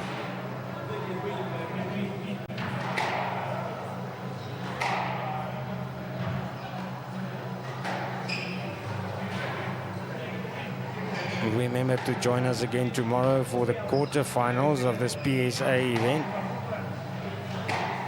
Going live, same platforms from 5:15 on Friday.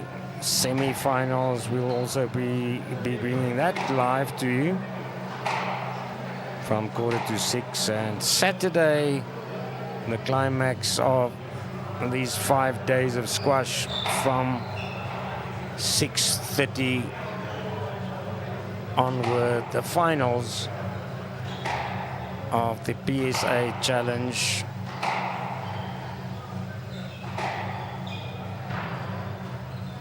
And the Namibian Open, the BDO Namibian Open 2024.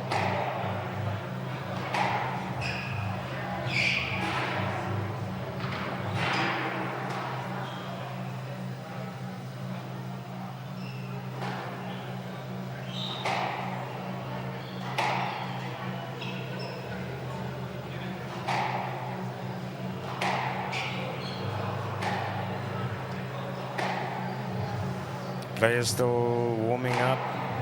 That one Namibian left in round 2. Scheduled to play at 10 this evening. Diekmann facing Gerrits van Niekerk. It will be a tough ask.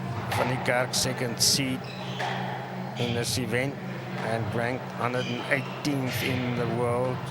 Diekmann 401 is his position. Let's get behind Diekmann this evening. Other matches still to follow. Abel and Olufunmilayo, like I mentioned after this. Then Sam Gerrits of the Netherlands playing Koch of Germany. Those players 19 and 18 years old respectively. The youngest players in action. And then Yusuf El Sharif of Egypt, he'll be taking on Ruan Olivier, another South African, before Abdallah of Fez of Egypt will be facing Tristan Worth, South African. Worth yesterday beating his brother Hayden 3 games to 0.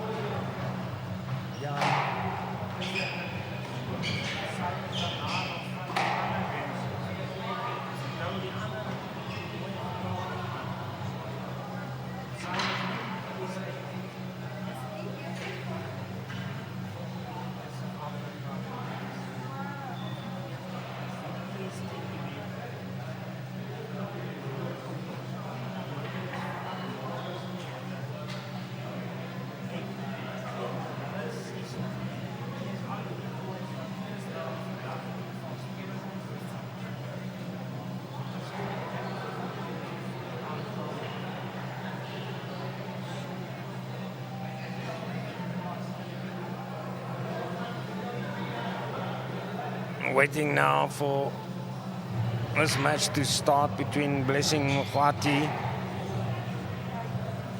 and John Anderson, South African, back on court after the warm-up. 6 feet 161 age, 29 Muwati, 37 career matches, 40% success rate. Look at that best world rating, very good, 159th for the player from Zimbabwe. Anderson of South Africa, 6'2", 19 years old, 10 years, the age difference here. Only 6 career matches for the youngster, and he won 3 of those. Still looking to reach a PSA final.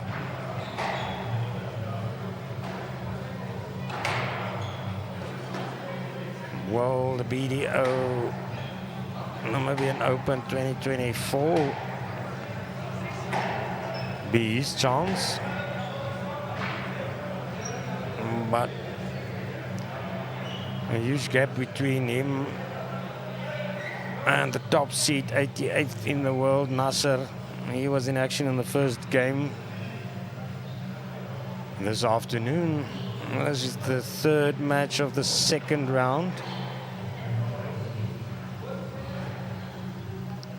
Second time in a row PSA action from Windhoek Wanderers in the Namibian capital. And we're off. Anderson getting us underway.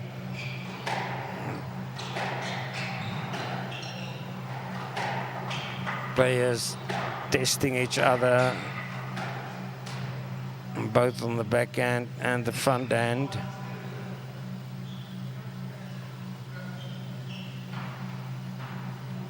Referee calling a let. Anderson will start all over again.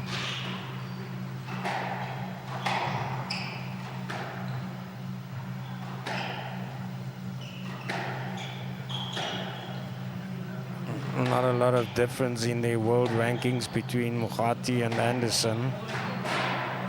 And finally Anderson hitting the tin, making it 1 up. 1 love for Muwati.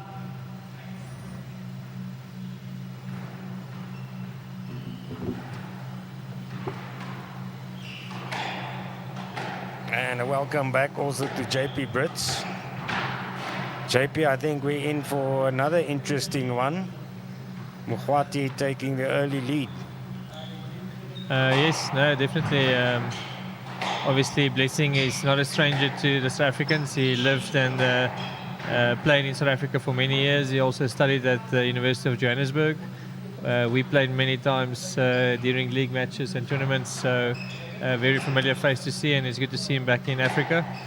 And obviously John Anderson is a young player from Johannesburg who has played league with me at Parkview Squash Club for a couple of years, and now he's embracing the professional squash tour and see how far he can get in training full time. And he has been touring a little bit in Europe as well, and I think his game has really improved a lot. So it's going to be a bit of a experience versus youth encounter, and I'm sure it's going to be a great spectacle to the viewers.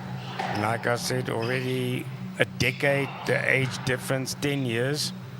When did you start playing? I started playing when I was about 11 years old.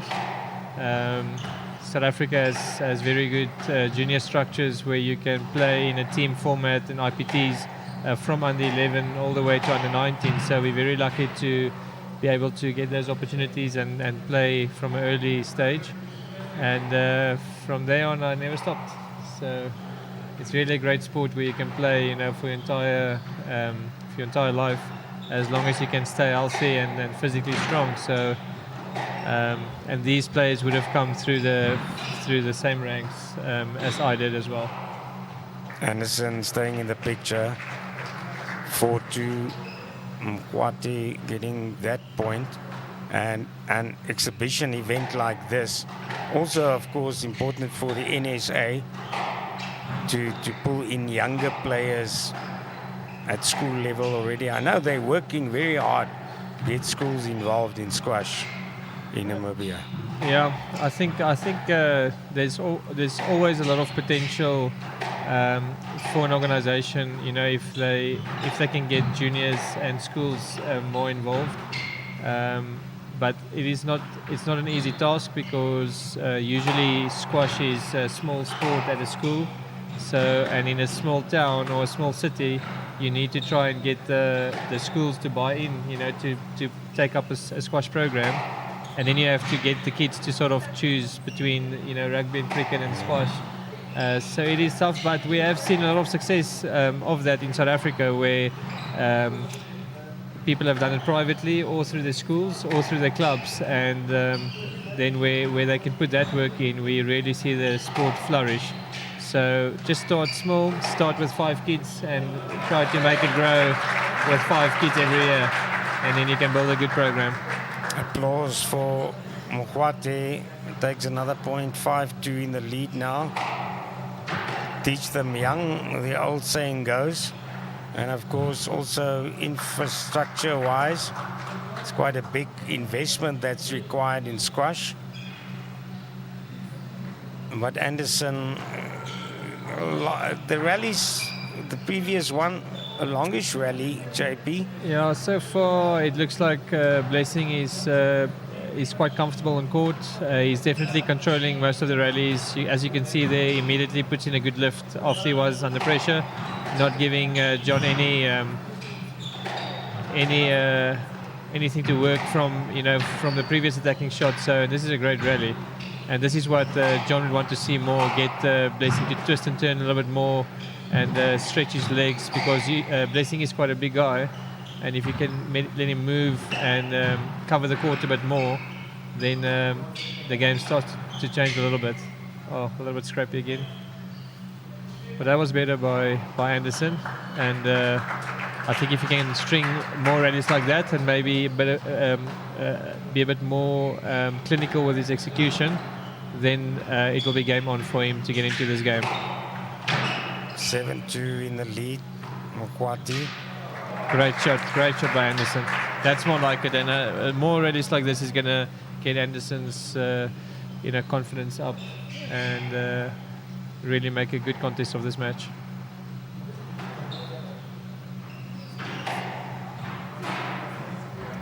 Unfortunately, the 10. Blessing's obviously, really experienced player, and he has learned, how to win rallies, how to win big points, and how to structure the game to get the best out of his style that he wants to play. And John is going to have to try and disrupt that. A bit of confusion to know if that ball was up or not, but the players are playing on and the referee hasn't called anything. So, but the last couple of rallies has been much better by Anderson. Bit unlucky with that one, but I think even if he loses this game, he can go into the second game with a lot more, confidence and see if he can lengthen the rallies a bit more, and get a little bit more structure and more control over this game. 9-3, the score in favor of Muwati. A while ago, we saw Anderson aiming for that nick right in the corner, and is the nick, for example, is it a shot you practice over and over and over again? It's definitely a shot that you practice over and over again, but you also do solo practice, where you practice to control the ball and hit many different shots from different angles, and just sort of practice how to hit the ball where you want to hit the ball. Of course, you can't practice hitting the ball from every sort of spot and height and depth on the court, but you can learn how to control the ball and then aim and hit the ball where you want to hit the ball. So sometimes players, especially the players who have developed their skill completely, are really, really good with playing those attacking shots and being quite consistent in hitting the nick, and that's really a great shot to have if you can do it consistently. Game ball now for Muwati. Yeah, 10-4 up. Oh, great finish by Anderson. That was a good example of a shot that we would practice a lot.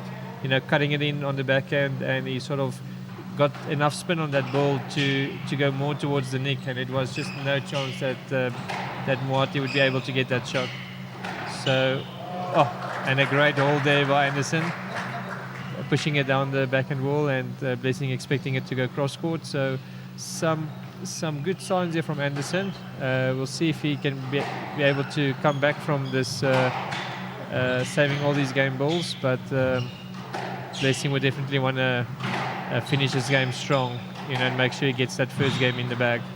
It's the youngster fighting back hard, trailing with 6-10. Oh, just missing that one. Yes, unfortunate in the end, 11-6. The first game goes in the favor of Blessing Muwati. Yeah, I think again a bit of a nervy start by Anderson. I think the second half of that game was much better, and maybe his nerves will settle a little bit now, and hopefully he can start the second game like he finished the first one, play a little bit more relaxed, be a bit more confident, and really take his game to Blessing, and make Blessing deserve to win this match if he will. Also, the Zimbabwean might open the gates from the second game onwards, but Anderson definitely still in it. 10 minutes, that's the length of the first game, and the point summary showing the fight back there from the South African. Yeah, we can see Anderson was trading 7-2, and he was able to get 4 more points in the same amount of points that Blessing won from there. So it's basically 4 points each in the last half of that game. So it was a lot more competitive, and let's hope it can start like that in the second game.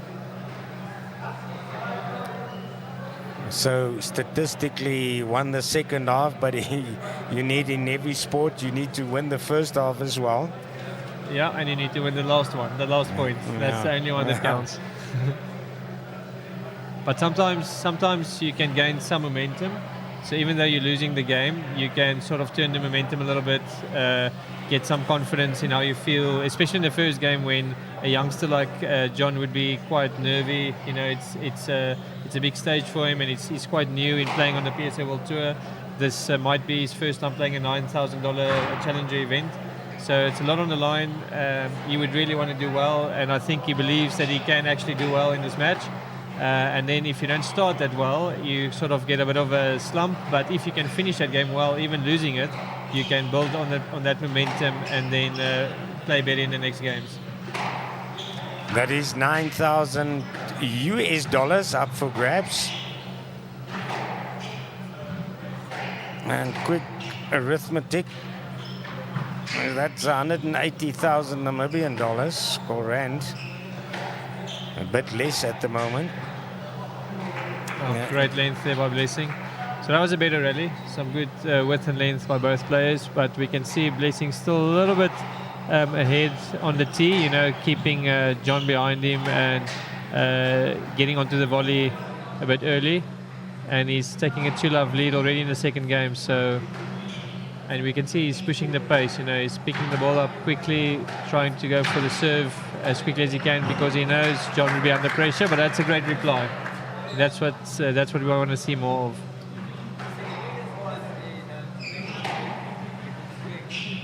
Anderson hitting it low, trailing with only 1-2. Great volley drop there by Anderson, mishitting it a little bit, catching the sidewall before it hits the front wall, but still the right shot to play, executed quite well, and he got the score back to 2-2.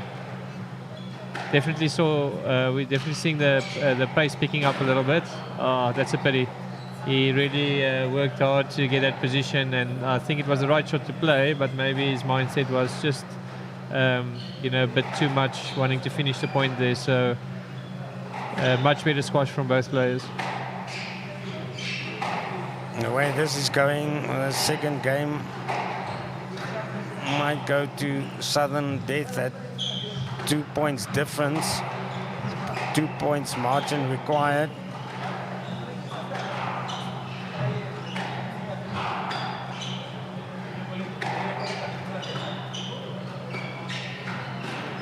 Again, unforced error there on the backhand. So I think Anderson must be careful there, although it's also a strength of his. And it's the right shot to play, but he must just put the ball on the target and not wanting to finish the point there, because in this level, you really just hit winners there. And as I said, at Blessing, it's a winner there. But he worked hard. He worked Anderson hard before the winner actually, became an actual winner. 5-2 now, score in favor of the Zimbabwean, Muwati. Picking up the momentum, then that slower shot by Muwati. Staying on the backhand, close to the side wall.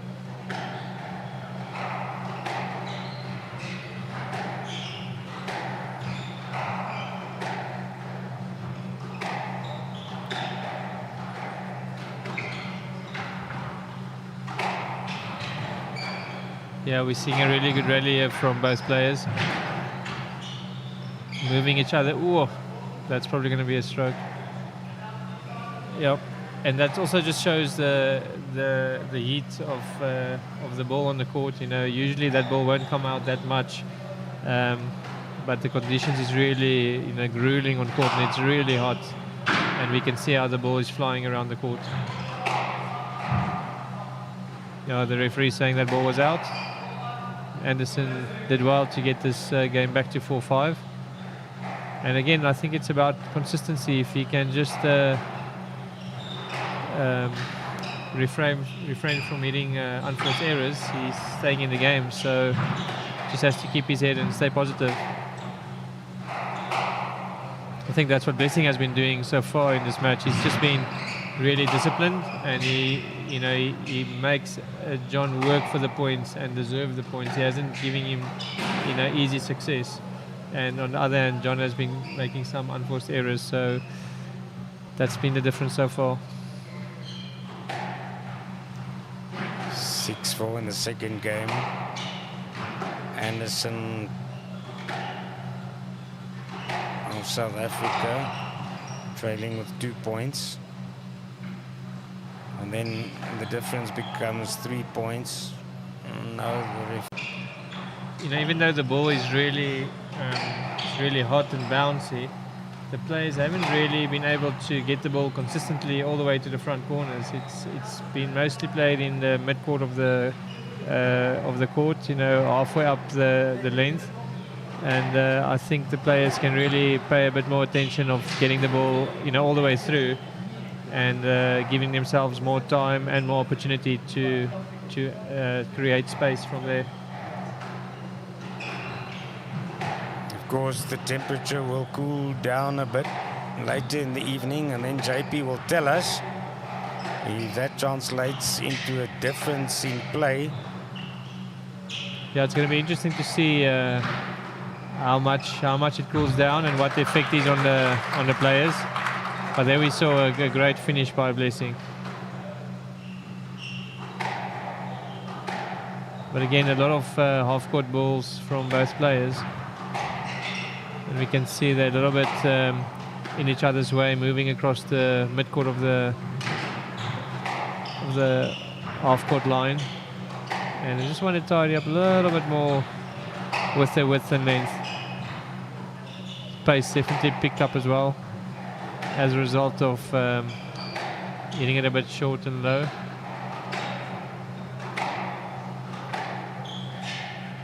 That's a good length by Blessing. Another great volley by Blessing. Yeah, John being clever, lifting those balls, giving himself some time to recover. Yeah. Great rally by both players so far. Oh. And again, out of nowhere, without any reason, John made an unforced error, taking it from 8-6 to 9-6, and that's something he's going to have to want to work on. Not in those crucial times of the game. You don't want to give an easy point away like that, and again like that as well. It's just that final touch. So he stayed in the game very, very well, and just made some quick, successive, unforced errors that gives Blessing 4 game balls.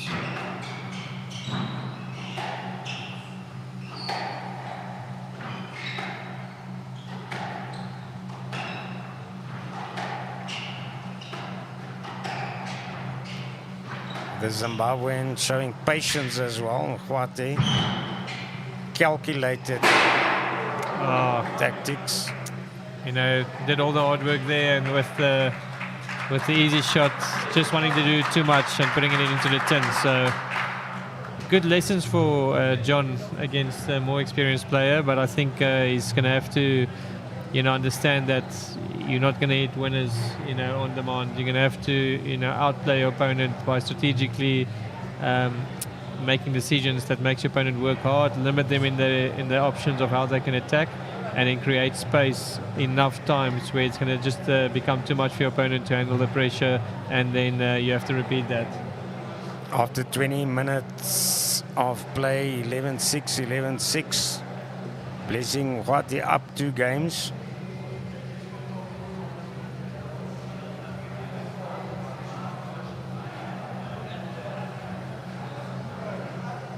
And he can finish it off in the next game.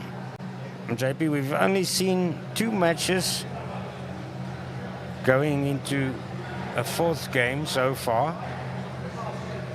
But that picture will probably change as well as things heat up towards the finals. Definitely, I think especially with the warm weather, we're definitely going to see the games a lot more closely contested. And I think even tonight there might be a couple of matches that might go to the wire. It all just depends. But even though some of the players might be ranked quite far apart, it will still be really closely contested matches for the rest of the evening. One of the biggest upsets which Namibians will secretly be hoping for is, of course, if Diekmann can beat Abel van Niekerk. Not far from 400 places is the difference between them in the rankings. Yeah, and so even not much of a chance, but I mean, it's also about playing for pride, playing for your country. Yeah, and I think we have seen players that are ranked like a lot lower than their opponents, but in this case we have experienced Devil's level of play. He's been playing internationally the past couple of years as well, with gaining a lot of experience on the world stage. And he's really become a senior player in South Africa, where he's becoming very reliable and very consistent in his performances. And I think even if you ranked much lower than him, like Arno is, he must definitely go for it and play the best match that he can play under the circumstances and play for his crowd that will back him. But he must equally also see how much he can get out of the match to improve his game and to see what he can learn to step his game up to the next level as well. If you have to be elsewhere, you can join us again at 10 o'clock this evening for that match between Arno Diekmann and Abel van Niekerk, 3rd game now. This match between Muwati and Anderson. And JP Anderson, he would love to just pull back 1 game. Definitely. And I think if Anderson can pull back 1 game, that will give him the belief that he can also win the match. Saying that, Blessing is really experienced and a seasoned player. He's been in these situations many times before, and he's going to definitely want to shut this door on Anderson and see if he can save his energy for the big rounds tomorrow as well. But again, Anderson being first year out of school, this is a great learning experience for him, and he wants to really learn how to perform and how to prepare for performances such as a match like this, and hopefully in the future he will then be able to get the result that he would want. Anderson working hard. He was up for the nick shot a bit earlier, reached it quite easily. not completely into the corner by Muwati then. Another lovely rally developing now. Yeah, players getting the ball into all four corners, placing with the big lunge there. Yeah, it's really difficult. We see the players putting in the ball with straight drops, but we can see how far that ball is coming off the front wall, not giving the players that much success with the short shots. But I think it's all about the timing that you can play it at, and that's a great dying length from Blessing, and just getting John one extra step into the back corner, and that would have taken quite a lot out of John, and we'll see how he responds physically after this rally. Oh, Blessing missing that one a little bit, and only seeing it, you know, late enough for him to miss that. A conduct warning earlier for Muwati. I think that previous rally was the longest one we've seen in this match. Yep. We'll see what the effect that has on both players. But I must say I've been impressed with the way John has developed his game since he left the junior ranks and playing in the senior ranks now. And experiences like this will definitely help him to, you know, further gain the belief and the necessary skills, you know, for the next tournaments that he's preparing for.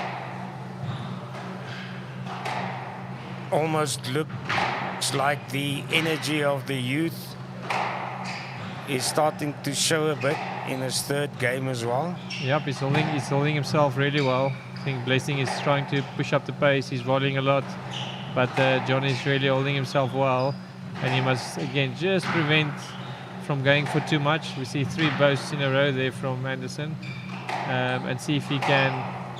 That's a great length. Oh, great shot by Anderson. That's more what you want to see from Anderson, getting Muwati to make those big diagonal lunges into the back corner, and forcing some on, and that's a great indication. Blessing going for a short shot of the first shot of the rally, and that's definitely an indication of Blessing showing that he doesn't want to work that hard for the next points in this game. Excellent play.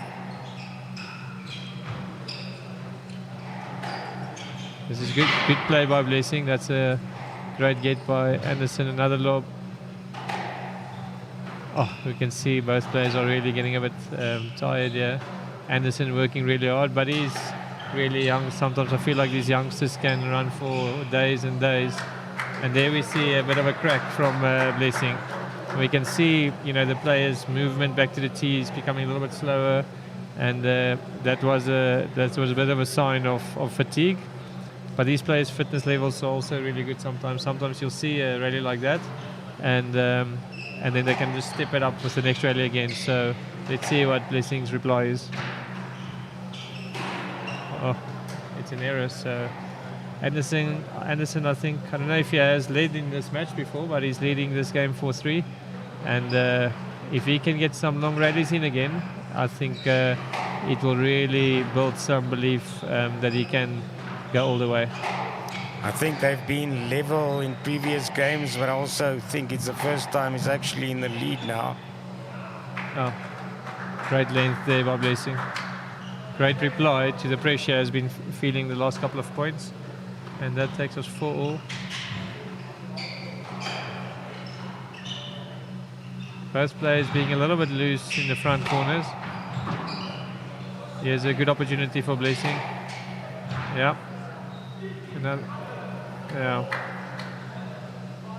Not finding pressure building up a little bit on Anderson there.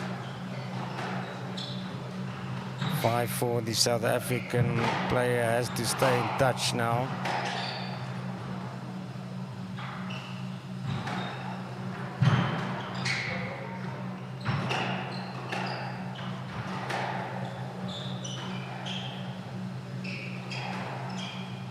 Muwati also upping the tempo again. Took a bit of a rest earlier in this game. Yeah. Oh, good reactions there by Muwati.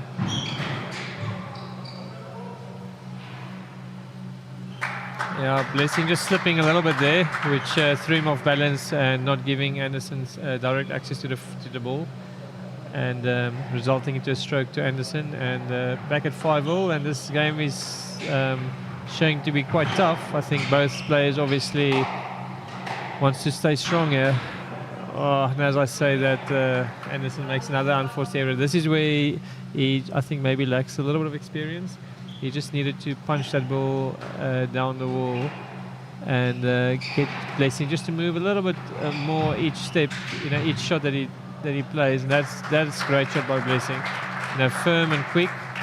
And even if Anderson got that ball up, he would have had the opportunity to finish that ball to the back corner. So 7-5 to Blessing. But Anderson definitely a player for the future. Definitely. 19 years old. And of course, you can only gain the experience by playing at the topmost levels. Yep, 100%. And he's showing very good signs. I think he's definitely a player to look out for in the future, and he must just keep on putting in the work and gaining experience. Also staying in touch, 6-7, trailing with a 1 point. Still all to play for in his third game. Oh, now it was Blessing's turn making an error, and that must be a sign that he wants to finish this game. He doesn't want to go the distance. But again, I feel like whichever player is going to be a little bit more level-headed and just being patient in their attack and creating space and eating space, that's probably going to be a no-net. Yeah, good call from the ref. It's a bit unfortunate, but I think he made the right call as Anderson did play that shot.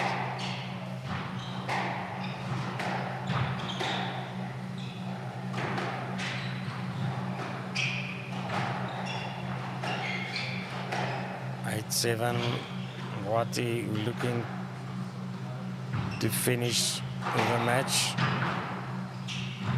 but he's not having it all his way. Another good rally developing now. Players on the backhand switching.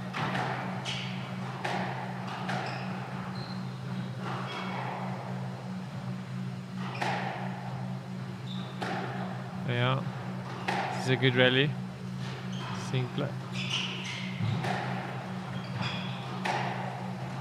Blessing moving John around the court a little bit well. Great volley there by John.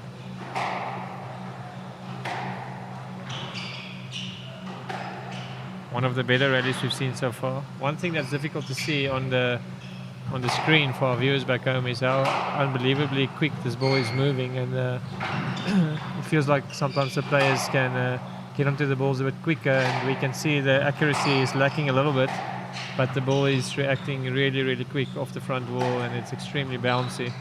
So the players are doing very well to keep control of this ball.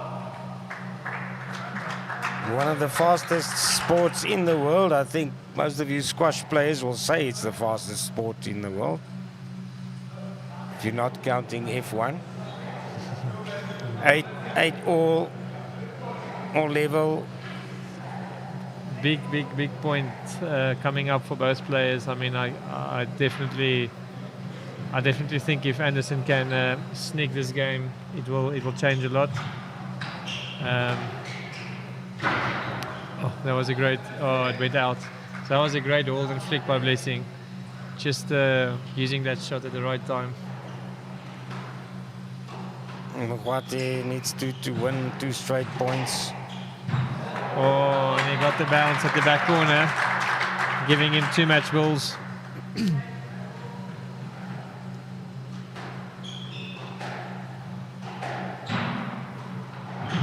Good drop there by Anderson, creating some space for him now. Oh, that's going to be a stroke. 11-8 to Muwati, and he wins the match 3 games to love. The scoreboard also showing the fight back by the young South African John Anderson. Came closest in the third game. 8-11 out 11-6 the score in favor of Blessing Muwati in both those first two games. Ball in play for 34 minutes. What's the longest match you've played? I played a really long match at the World Championships last year. That was, I think, 72 minutes. But when I was a junior, we still played to 9 points, and you had to be hand in, hand out to you had to serve. You had to serve to win a point, and we sometimes played very long matches. But a long match is considered when it's over an hour, but sometimes it can go to 75, 80 minutes as well. But this was a decent length match for a 3-game match. You can see there the good performance by Anderson in that third and last game. And last year at the same PSA event, we saw one marathon of a match. If it wasn't an hour, it came quite close to it. And up next will be Shadrach Abel from Nigeria facing his compatriot Gabriel Olufunmilayo, the third seed. Thanks, JP Brits. We'll be taking another short break. Back shortly.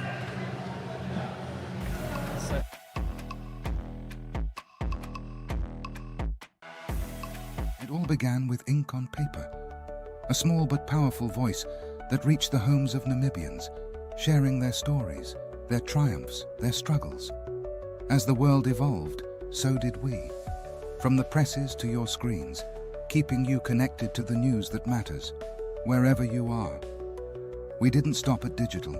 We brought the action to life on your screens, covering the moments that unite us all. We're not just a source of information. We're your partner in exploration, booking your stay, paying for your meals, and even sending your event tickets straight to your phone. Reaching over 1 million people daily, we are a fully integrated system, working together to make your life easier. Whether it's news, events, or everyday information, we've brought it all together. We're committed to empowering the next generation. Through partnerships and innovation, we're delivering education to every corner of Namibia. We've become so much more. More than news, more than information. We're here to help you enjoy everything Namibia has to offer. NTV, so much more than just television. Experience the best of freedom and flexibility with Flex. Parata's Flex bundles now offer you even more freedom of choice so that you can enjoy quality internet on the go or at home. Choose between fiber with mobile LTE or Sky-Fi with mobile LTE packages, starting from as little as 650 Namibian dollars per month, excluding that. You get more for less with Flex. Visit paratus.africa/Namibia, all our branches nationwide. Always prepared. Paratus.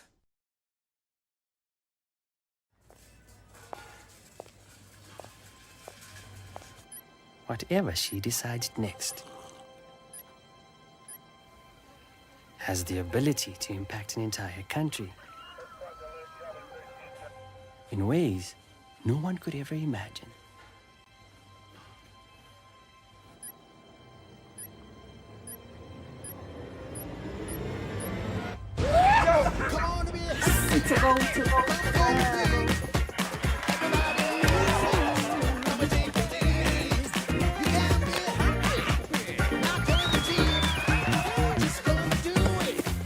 Buying Team Namibian is a choice you make for us, not just for you. Join the 2.5 million strong team that grows stronger with every single Team Namibia purchase. Team Namibia. Together, our future is brighter. Experience the best of freedom and flexibility with Flex.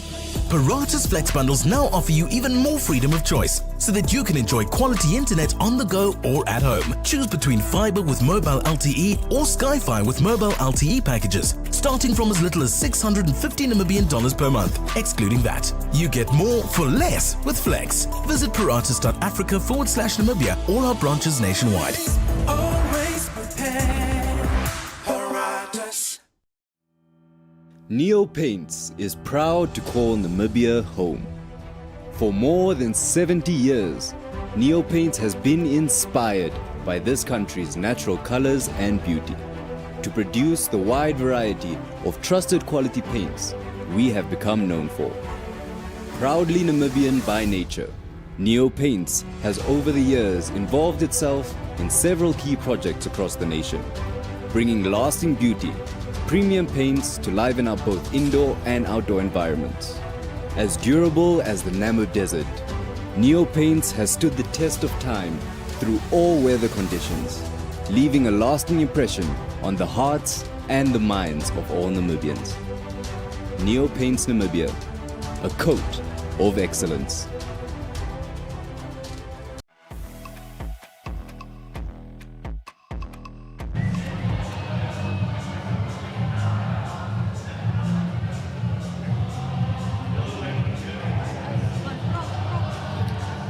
All right, we're back live now, and this is Stephen Berry reporting from Wanderers Squash Club at the BDO Namibia Open 2024. We'd like to welcome all our listeners, especially all the Wanderers members, all the Buccaneers members in Walfish Bay, Swakopmund, SFC, all the Klein Windhoek members.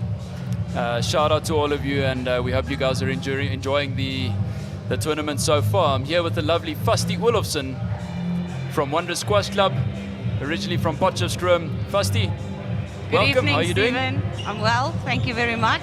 Also, we have to welcome our international viewers. I think there will be a lot of viewers from South Africa, maybe a few from Zimbabwe, maybe even Germany, supporting their friends and their fellow squash players. So welcome to everyone watching. Yeah, so we've got the two Nigerians on court now. We apologize if we mispronounce the surnames. It's quite some difficult names here, but we'll stick to the first names. We've got Shedrak, Abel, and Gabriel Olufunmilayo, all the way from Nigeria. Gabriel's one of the favorites for the tournament. He's the number 3 seed in the tournament, playing against Shedrak Abel, who conquered Namibia's number 1 Max Njala yesterday. Fasti, did you get to watch that match? I did. What a match. I think everyone enjoyed that match. It was spectacular to watch live, to see the speed, the accuracy, the endurance of the players. What did you think about the match? Yeah, I walked in right at the end of the match, unfortunately, but Max unfortunately had a bit of an injury, which did set him back a little bit. Yes, on his heel. Hats off to Max for pushing through and really making a good match of it. That second game was so close. I think if I remember correctly, the score was 13-11 in the second match. I think it was a tiebreaker, you're right. And yes, that was a nail biter. I'm quite excited about this match. I was watching the guys warming up, and they were warming up on the same court together. Obviously, both from Nigeria, big friends. They know each other's games quite well. I've also spent quite a bit of time with the guys. You just can't get these Nigerians off the court. They're extremely fit. They're extremely fast. They've got a quite a unique way of playing. I think we've seen the one Nigerian already against Damien earlier. That was Farouk, who won the A division of the BDO Open last year. So yeah, it's two guys that know each other's games quite well. I mean, the way that they were warming up, it was very intense. You'd actually think, I would be exhausted after that warm-up, and now they've got to get on court and actually play each other now. Do you think that has like a big impact on your game or on your nerves if you know that you are playing someone that's your friend, that's from the same country than you, someone that you know his game very well? I don't know. I guess I've never really played at that level, at that intensity. I guess my match with Arnu yesterday could be something similar. I guess the nerves do get in there because you know each other's game, and you don't want to. You want to make sure that you perfect your game plan correctly. Yeah, it's a tough one, I guess, but these two do train together a lot. Gabriel's certainly the favorite. You can see there on the screen now with the world ranking of 174, highest world ranking of 162. He's won 2 PSA titles in the past, and he's still a youngster. I mean, Gabriel's only 26 years old, so he's still got to reach his peak. So I'm quite excited to see what he's got to offer today. He's obviously the favorite, but as we say, Shedrak, he showed his game yesterday against Max. All our local viewers will know that Max is a tough customer to beat. Yeah, so this should be fun. I mean, it is It's extremely hot. I think we're talking about over 30 degrees. The ball's bouncing miles. But I listened to Shadrach's interview yesterday after playing against Max, and he was complaining about how cold it is here in Windhoek. Fasti, do you think it's cold? I don't think it's cold at all. It's so hot. Everyone is sweating. The ball is spiking. It is extremely hot here. Maybe the standard temperature in Nigeria is like 45. Yeah, I think so, because they're on the equator. No, I think they are used to more extreme weather conditions and heat there in Nigeria. But definitely for us here in the south, this is very, very hot conditions. I was listening to the guy from Netherlands speaking earlier, and he also said it took him quite a few days just to get used to this heat and to get his lungs working, functioning. Yeah. And he also said the ball it's very bouncy. It's more bouncy than what he is used to in the Netherlands. Yeah. So Look, it's also not just the heat, but also the altitude. Altitude's another thing. I trained with Sam, who you're speaking about now, on Saturday, and it's extremely hot, but it's also the altitude is something that not many of these players are used to. So, but look, at the end of the day, both players are on the same court. So it's the same conditions for everyone. So let's see. They've had the spin. I'm not sure who's serving first. And we must quickly actually check what's the altitude here in Windhoek for our viewers, because I don't think many people actually know that Windhoek really has a very high altitude. It is. It's one of the highest in the world. I mean, I know Germany sends their vehicles to Namibia. You know, Volkswagen and all those Mercedes and all that kind of stuff send their cars to Namibia just to test drive it in Namibia and get used to. There we go. 1,655 meters up. Yes, that's very high. That's intense, guys. It's really intense. Really, really intense. Yeah. Ask all our members, you know, if you're listening, give us a shout out, send us any questions on the WhatsApp groups or on Facebook. See, we've got a few here from Heiko Rush and Nick Uldslofer. I'll try and pronounce that correctly. Send us some messages if you have any questions or something that you'd like us to, or if you have any shout outs to anyone or messages of encouragement to the players, please send it through. We'll give you a shout out on air. Yeah, no questions so far. We must also, you can also go live on the PSA YouTube channel. We're also live there. Right, so we're underway. Yeah, we're on the way. First point of the match. Here we go. Looking good, looking strong. Do you know who our referees are? It's Blessing and Anderson. Blessing and John Anderson. I think Blessing is the referee. Okay. First point goes to Abel.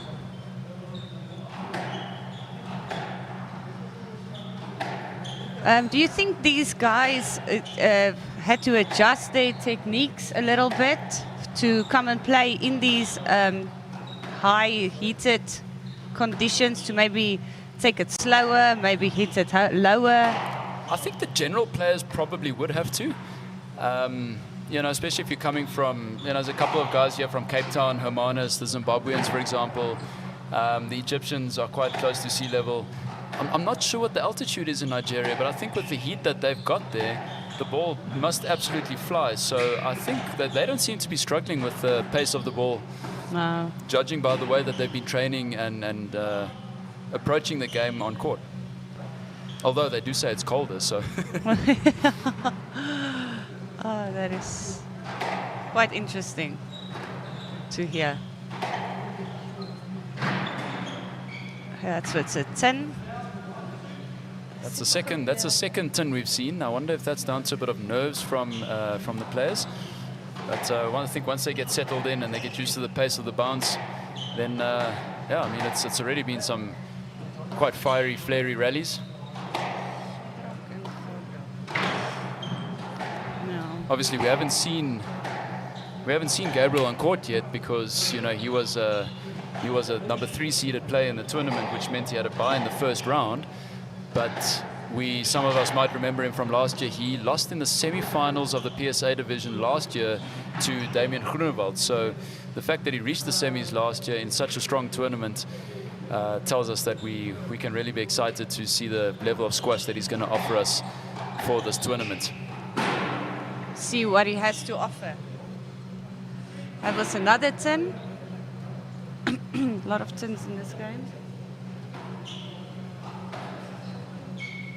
Overall, the refereeing, I think, has gone really well for this tournament. We have JP Brits also, all the way from South Africa, that flew in to be a tournament ref for us. So we also say thank you very much to JP for coming all the way.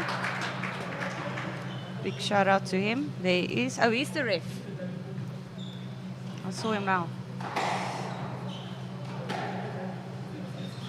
JP was also,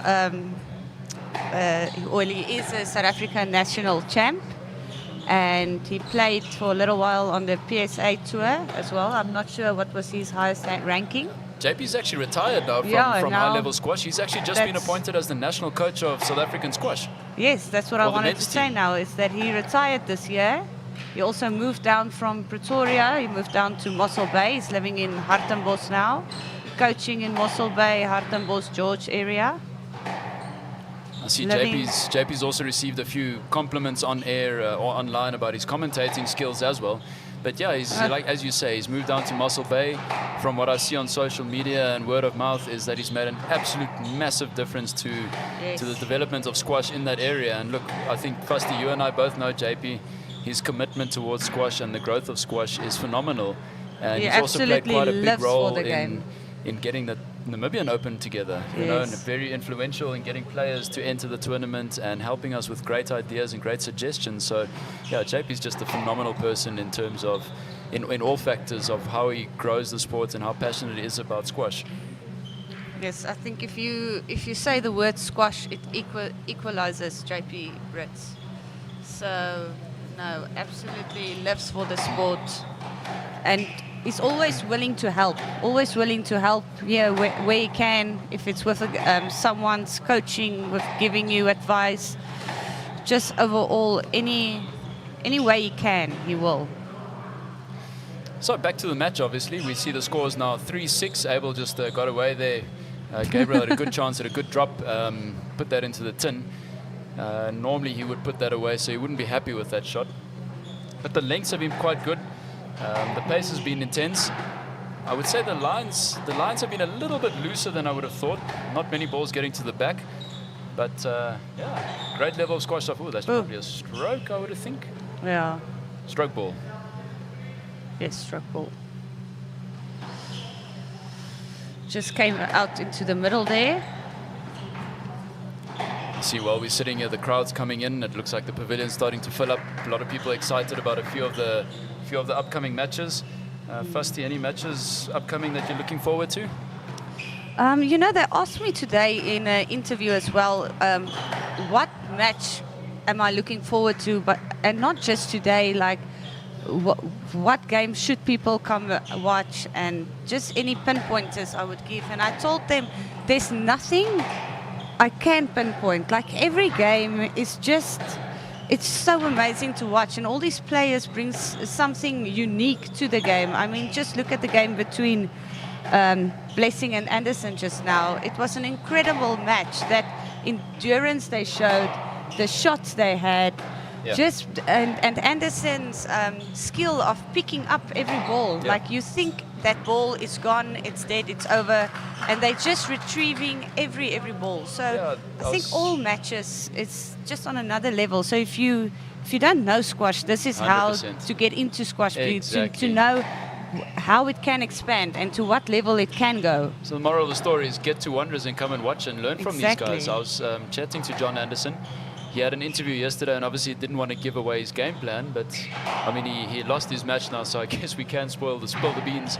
You know, he's a youngster. He's only 18 years old, and his plan is obviously with being at high altitude. I mean, he's coached by Christian Potgieter, who's played many tournaments here in Windhoek, and being at altitude, and also won many Namibian Opens, and knowing how fast the ball is and how much it bounces. With a game plan of saying, right, I'm 18 years old, I'm a youngster, I'm fit, I'm strong. My game plan is to say, right, every rally I play is at least a minute long. I'm going to outlast my opponents. That shows he's got the temperament and the mental toughness to go quite a long way, and I'm quite impressed by that. So I'm looking forward to seeing John Anderson Yeah. on court for In the many years to future, come. yeah, definitely. That's a guy to watch. Right, so we're on game ball now to Gabriel, 10-5. It looks like they're playing a nice defensive rally, keeping the ball nice and deep, playing a couple of lobs, trying to get the ball to the back, waiting for his opponent to make a mistake. There's a chance. There we go. Nope, keeping it going. Happy to keep the rally going, wear his opponent down. And Asking for a let. Let given. yes, let. Just in the swing there, couldn't quite. So just for our viewers, obviously, when you are when you're querying a let and a stroke, the easiest way to say is if he's preventing your shot, you give a stroke. If he's only affecting your shot, you give a let. And that was just affecting his shot, hence the ref giving a let. So game ball to Gabriel, takes the first game 11-5.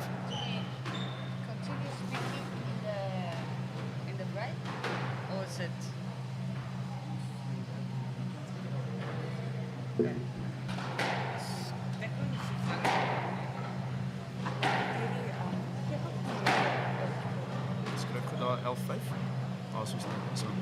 Maar begin net 'n swart of 'n potlood vir dit of 'n pen. Maar ek kan nie die erns skryf soos Gabriel en wat se kleur het jy? Maak dit vir jou sin. Skryf sommer so. Ja, kan nie. So Gabriel Shadrach.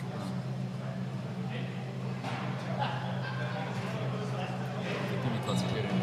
Dis konsep swart. So.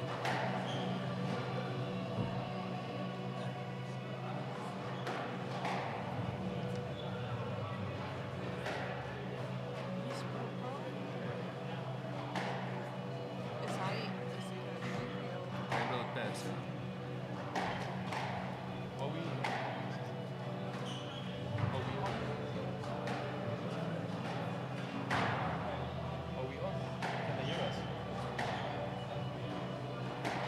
Right, so the players are coming back on. You can hear the beats. Guys, if you're not at Wanderers, where are you?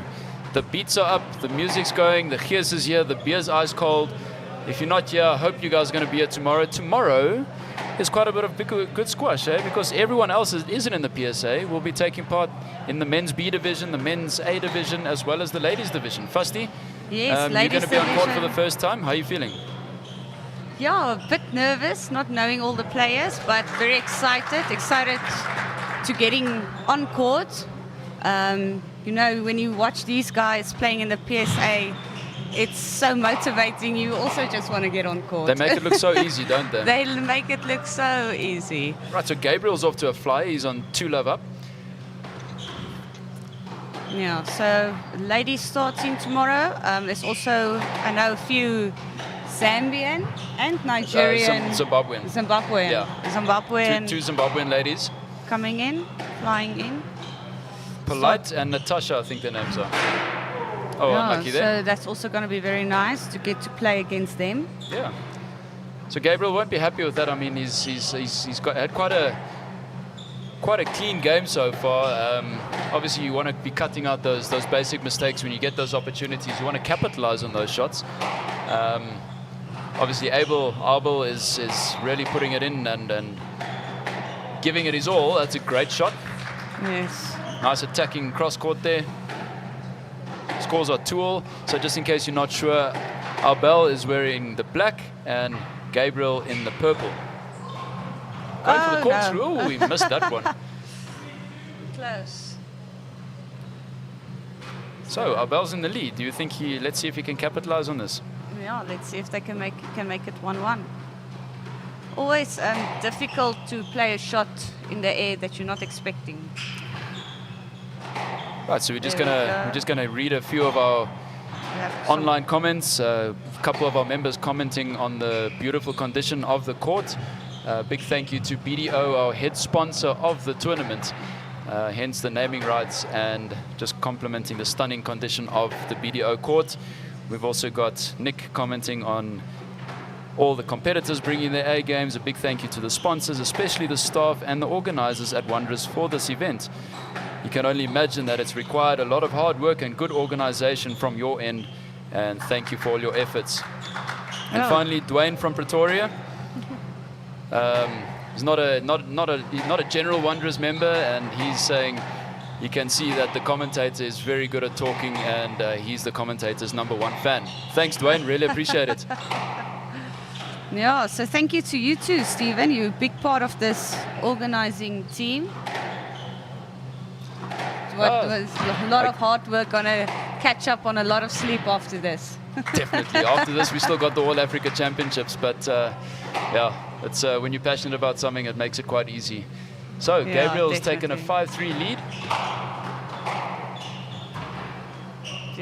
Let's see if. Oh, there we go.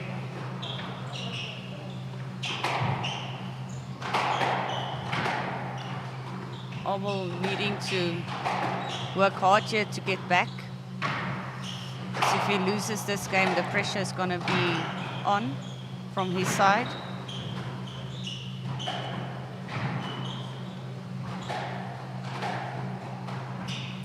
You can see Abel another- hitting a lot of short balls in that rally. Gabriel going for a lot more lobs and trying to get his length right, making sure he gets Abel to the back of the court. Ultimately, Abel managed to pull that one off and take the points. He's Shadrach just okay. It's back to Gabriel's point, so it's 6-4 to Gabriel. just couldn't get the return there from the serve. And another turn from Shadrach. Gabriel just getting away now, 7-4, leading.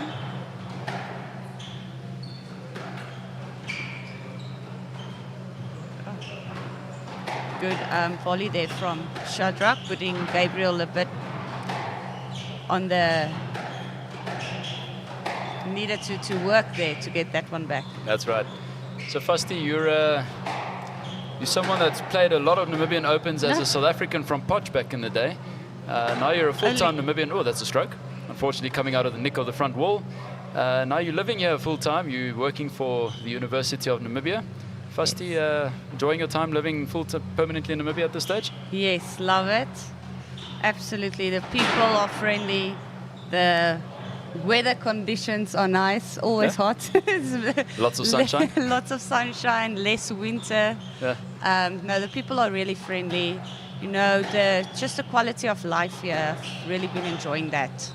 And yeah, everyone meeting new people, making new friends. No, it's just been, I can't complain about anything. I thought in Namibia. being an old Koch student, you were going to say that you moved to Winter because it's got the best beer in the world. Well, yeah, it does. Obviously, Hansa, if you haven't heard. The Namibians make their own beer here. It's called Hansa. Oh, what a tight shot. Yeah, and it's everyone just compliments that beer. But I've never been a big beer drinker in my life. It's always But when you live in Namibia in this heat, you've got to drink beer, right? Yes, that's why I still keep on my Savannah lights.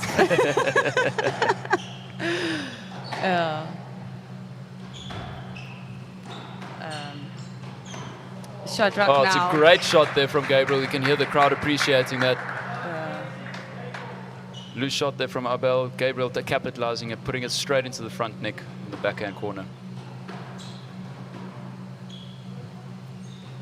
Have you had a chance to try out some of the food from the Wanderers restaurant yet? Oh, Wanderers has the best food in town. If you want to eat something, if you want to have good look at quality squash and eat quality food while you're doing it. And having a beer. And having a quality beer. Great shot there to finish off. Gabriel looks like he's dominating this. He's quite comfortable. The winner of this match takes on Blessing from Zimbabwe. We obviously saw the match from Blessing, and I've trained a little bit with Blessing on Saturday and Sunday this week. You cannot get Blessing off the court. I can't imagine him being a junior. You know, when the kids are around the courts and players come off the court and the kids all run on the court. I'm picturing Blessing being one of those annoying kids that you cannot get off the court, because even now, I think he's a mid-20, 26 years old, 27 years old, you can't get him off the court. He's like a little kid. And So an interesting fact, when I was still living in Koch, and I played university squash, I was just starting to play squash, and I played for Pucker, and then every year we will have the SA University tournament, and Blessing played for UJ. Okay. So University of Johannesburg. Yeah. Yes. So I played with Blessing USAS a few times. Okay. Yes. So that's why I met Blessing. He's an absolute fantastic guy. He's so friendly, always smile, will always greet you. No, he's one of the friendliest people probably on tour, I think. Yeah, he's a good guy. He's a very good guy. He rocked up at my house on Sunday evening with his squash racket to restring it, and sat there watching the Springboks playing against Scotland while he was restringing his racket. And I got to know him a little bit, and yeah, what a good guy. Yeah. So when I walked in here, I didn't know he was going to be, and we looked at each other and we were like, what? No ways. Small world, hey? Small world. And he's actually living in the Netherlands now. He's living in the Netherlands. He's down here with Sam, I think it's Gerber or Gerber. It's Namibia and South Africa, you pronounce it as Gerber. And also Arno Diekmann. Gerrits. Oh, sorry, Gerrits. Gerrits. Gerrits, sorry. And Arno Diekmann, the local Namibian. So I guess, Arno, thank you for bringing the guys down with you. Yes. And allowing us to enjoy some great squash from the lads. No, absolutely. It's great to see them here. Great to see, how Blessing also has improved. And there we go, back on. So Gabriel leading 2 love. Let's see what Shadrach can do if he's gonna come back to make it 1-2.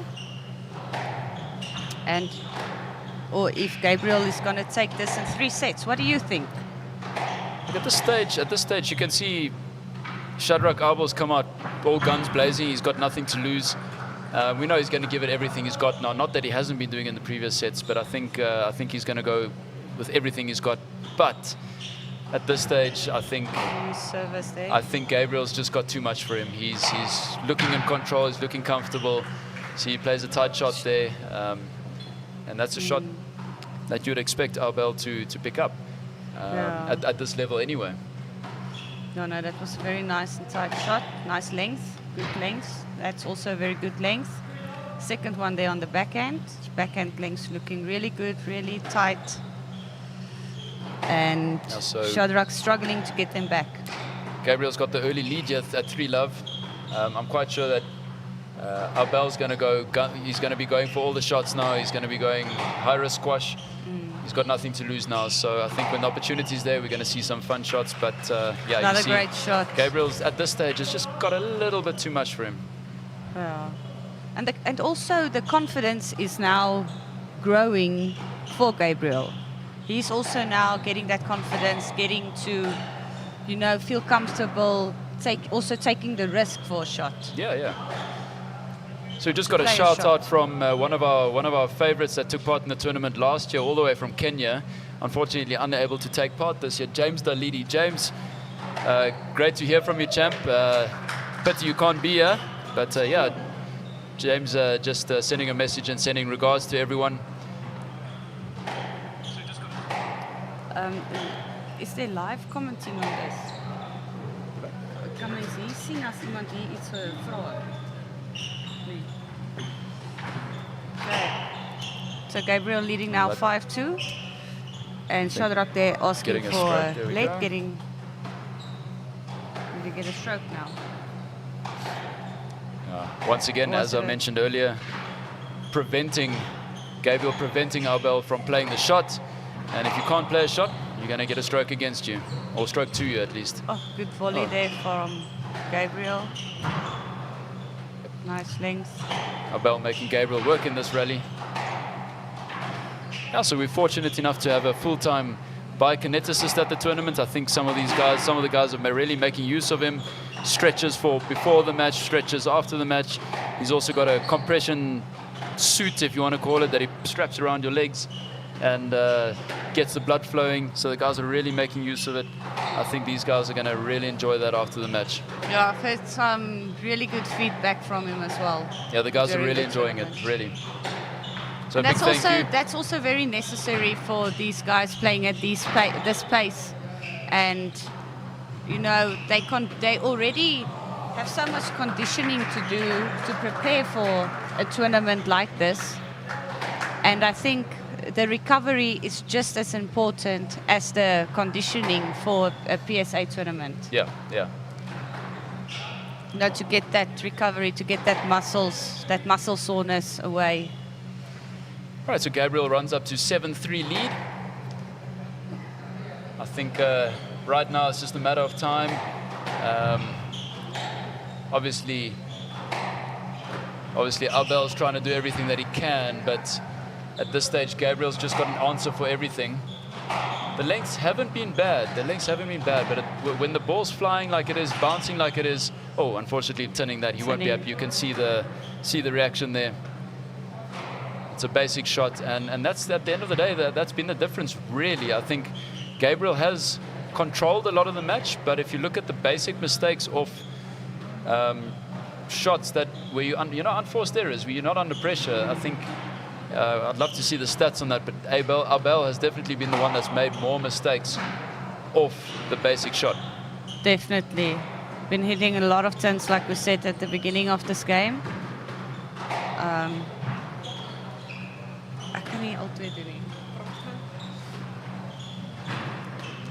That was good fetching from both lads there. Gabriel still just trying to keep it basic. You see, once again, it's not a pressure shot. And Abel obviously going for the winner. They're trying to make sure that he takes that set, takes that point, going aggressive. He's got nothing to lose. And then just making mistakes off those shots. Yes. Getting into the... He'll get the stroke there. He'll get the stroke there. Gabriel gave it to him. I just couldn't move quick enough out of the way there. Let's see what Shadrach is doing. If he can get back into this game. If Gabriel will allow him to get back into this game. Like we just said with the unforced errors.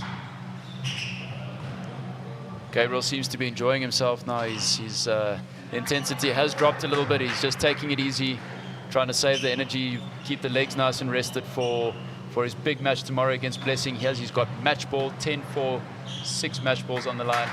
Gabriel concedes. He knows he doesn't have it, didn't have it. And that was quite a flawless victory from Gabriel. Olufunmilayo. All the way from Nigeria. Congratulations.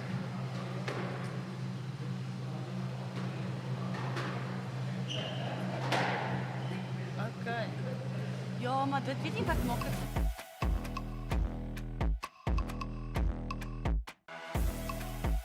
Joined by Blessing. Blessing, you just played your first game against Anderson from South Africa. Just give us a run through of how you enjoyed it and how tough it was. I mean, the draw changed for me, and had a bye in the first round, and it was my second match. Tough conditions. I played him like a few months ago in Europe, and I beat him 3-1. So I'm happy to beat him 3-0 now. In these conditions, it just means like I had to push. Yeah, good game, I guess. Speaking of Namibia, is it your first time here? No, it's not my first time here. I think I played All Africa Juniors. I played the Namibian Open back in the day when I was a junior, when I was still based in Zimbabwe. Yeah, I think this is my first time back in like 6-7 years. So yeah. Okay, well, looking at the game, I love the way you play. You have this calmness about your game. Game plan coming into this game, what was it, and into this whole tournament? What are the objectives? I mean, first things first, I just felt like I had to find my length. It's very important because I think I'm a good base player, and then I can chop it down into the front as the game goes. So my idea was to wear him down, keep moving him down, dominate the tee, and then find my way to go to the front part of the court. Okay, what can we expect from you for the rest of the tournament? Man, I'm pretty happy with the tough second round. You know, it keeps you awake, it got me to wake up a bit. So I'm looking forward to up the gears and you know, take it a notch higher in the quarterfinals and see what happens. Yeah. Okay, well, good luck with your games. Thank you. Meet Christine, an office snacker with a craving for treats, but a budget to stick to. Fortunately, the Synergy chatbot has her covered. With just a few taps, Christine can find the latest specials on snacks, satisfying her cravings without breaking the bank. And then there's Brian, who's out on a date with the most beautiful girl in Vincent. But even romance can't distract Brian from his love of sports updates. Luckily, the Synergy chatbot keeps him in the loop so he can stay connected while enjoying his evening. Finally, there's Henriette, who loves to stay informed with the latest news. Unlike the other boomers, Henriette knows that she can conveniently access daily newspapers via the Synergy chatbot.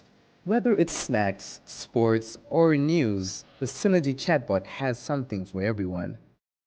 The best just got better.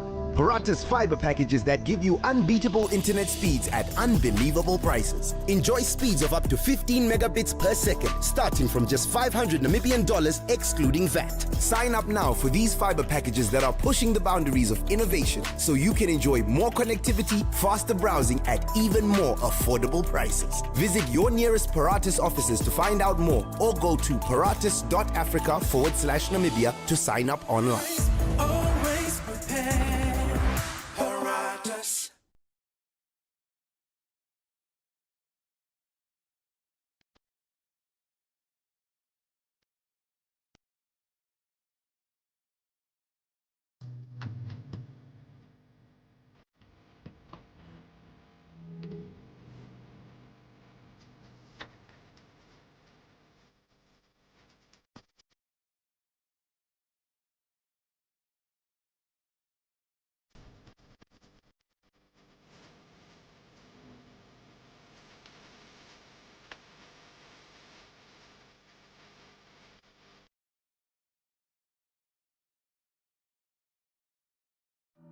Neo Paints is proud to call Namibia home. For more than 70 years, Neo Paints has been inspired by this country's natural colors and beauty. To produce the wide variety of trusted quality paints we have become known for. Proudly Namibian by nature, Neo Paints has over the years involved itself in several key projects across the nation, bringing lasting beauty, premium paints to liven up both indoor and outdoor environments. As durable as the Namib Desert, Neo Paints has stood the test of time through all weather conditions, leaving a lasting impression on the hearts and the minds of all Namibians. Neo Paints Namibia, a coat of excellence.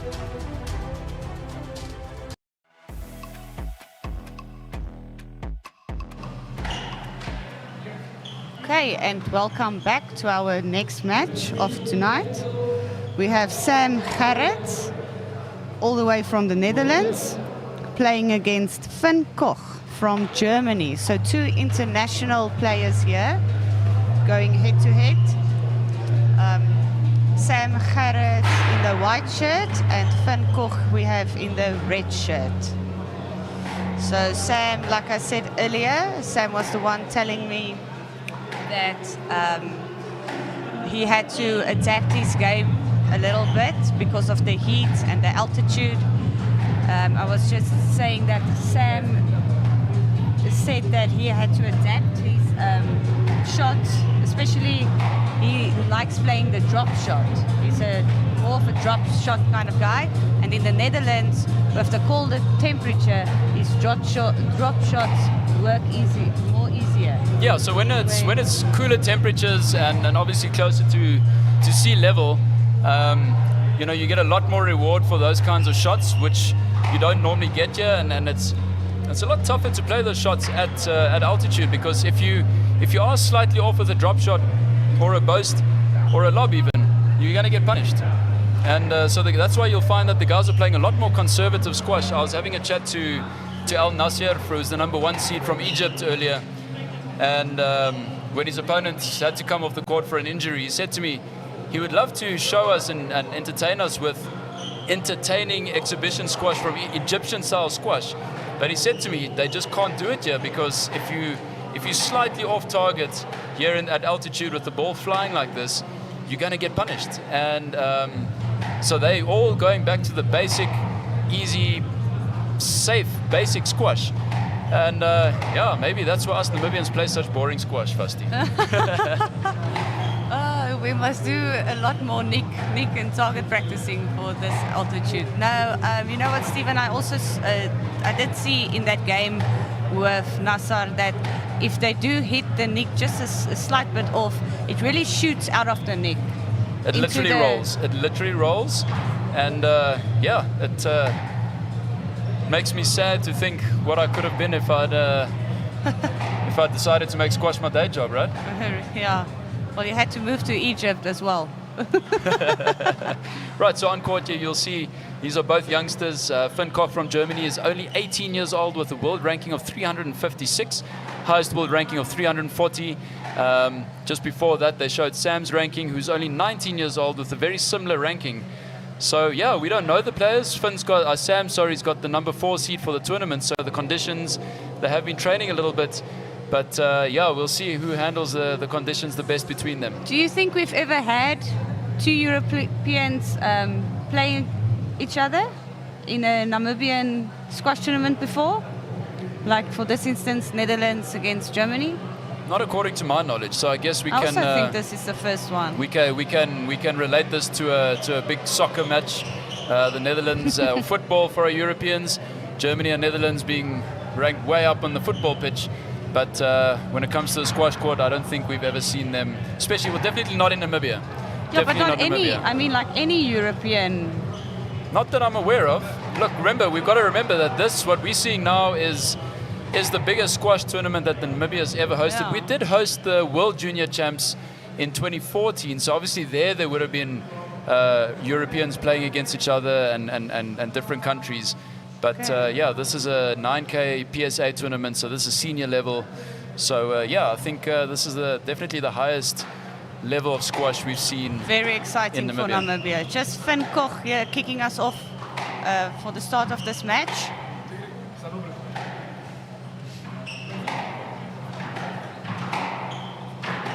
Great high-paced rally to start off with. Obviously, both players feeling each other out, trying to figure out where each other's strengths are, where each other's weaknesses are. See Sam playing a slightly loose shot, but again, Finn trying to figure it out, trying to get used to it. Okay, the bracket getting knocked out of his hand. I'm assuming, okay, they're giving him the point. And that's 1-0, first point of the match to Finn Koch from Germany. Have these two ever played each other before? Do you know? No, they've never played each other. They've seen each other, obviously having come through the ranks at the same age. I spoke to Finn yesterday when I was taking him back to the hotel, and he was telling me that he was the number 1 seed of the German under-19 team at the World Champs this year. Oh, wow. in Houston. And they had a big problem where the entire team picked up a stomach bug the day before their event. He told me he had to he threw up 3 times that night, and you know, so they had to play. They did play, but he said Germany had a horrible World Juniors, but due to that. Experience. But yeah, he obviously being the number 1 junior in Germany. I think he's told me he's the number 6 seed German player as well. I must just check that. But yeah, he comes with a high resume. But yeah, this is the first time that he's been accepted, because that's how it works. So for all our listeners, you don't just enter and go and play a tournament. All the players enter, and then the PSA accepts the highest seeded players. And I think this is the highest ranking tournament that he's been accepted in. So he's made it into the second round, which he's very excited about. And that's going to give him very good world ranking points already. So he's already very happy and really enjoying the opportunity of playing squash at this level and growing his game. Just absolute fantastic to hear all these youngsters coming through. Bit of a loose ball there. Sam Gerrits' movement is looking really good. You can see he's played a lot of good squash at this level, and he's already got a great level of experience. And you can Movement's just... good. He's dominating. A great nick right at the back corner, cross court from the backhand corner right to the forehand corner. Fantastic shot there by Sam Gerrits. Some loose shots there. So I'm not too sure. If you're from the Netherlands, do they pronounce it the same way as we would in Afrikaans as Gerrits? Or would it be Gerrits? I'm not 100% sure. Fasti, do you know? Oh. Trick question. Very, very trick question. Yeah, because we say Gerrits. Well, I think it will be Gerrits. Because if you think in other words in German, in Dutch, they also pronounce it with a sound. Probably, yeah. Dutch and Afrikaans is pretty much the same thing. No. We just know that the Afrikaners just got a plan, and we don't know about the Dutch yet. We don't know if they've got the plan.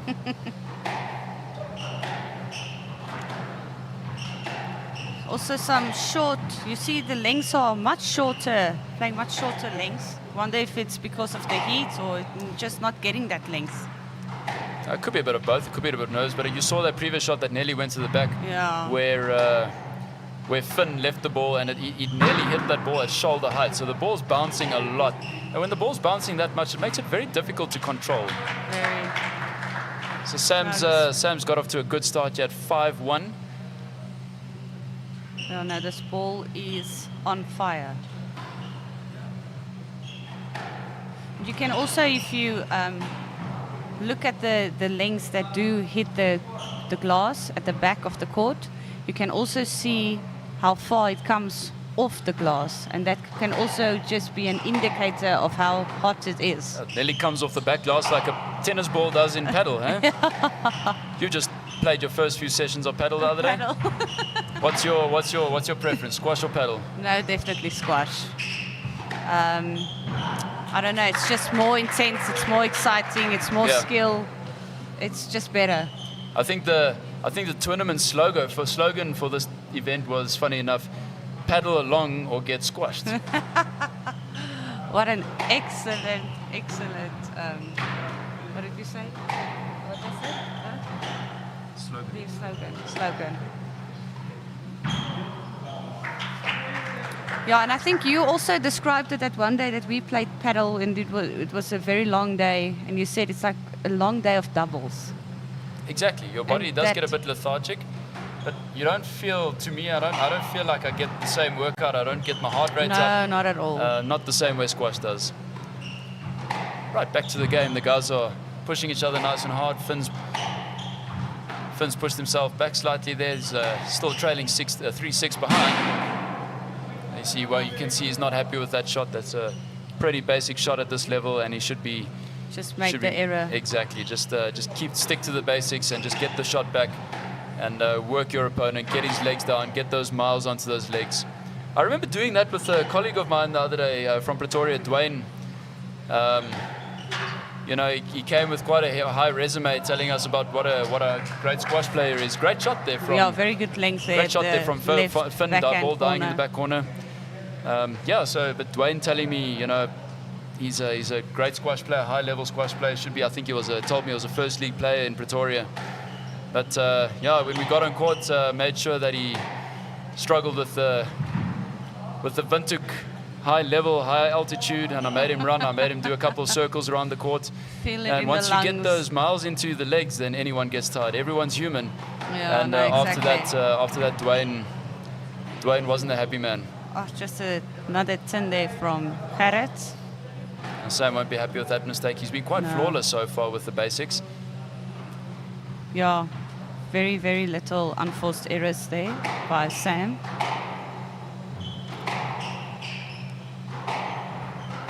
Oh, loose ball there from Koch. Giving Sam an opportunity just to attack a little more.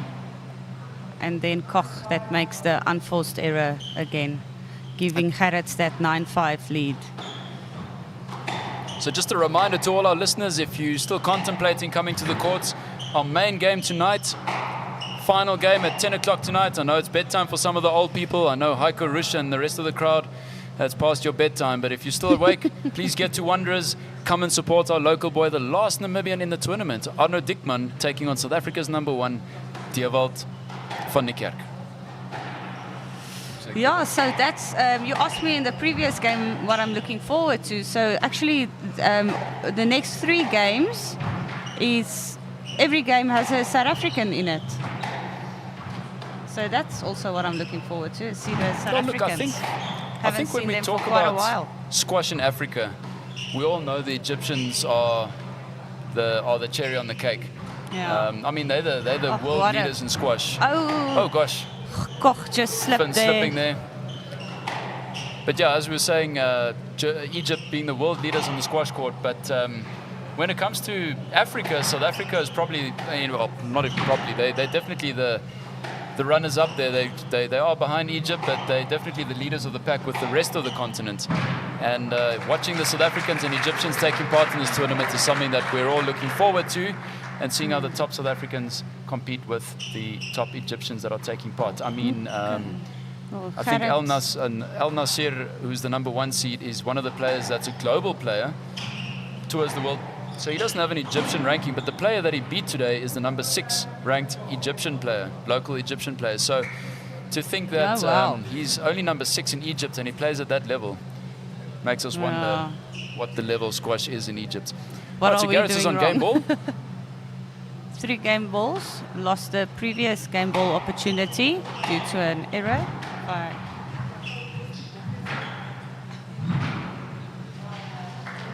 Okay, and there Koch just hits the tin, giving the head start for Gerrits, making it 1-love.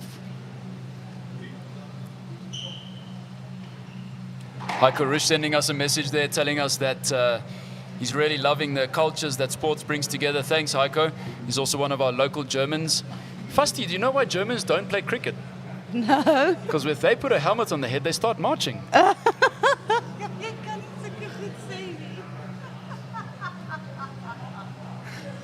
word, Stephen, I'm not even gonna... Heiko also says we must give Koch a Hansa beer, local Namibian beer, Reinheitskabot, German style. Maybe that'll pick his game up. Thanks, Heiko, for the comment there.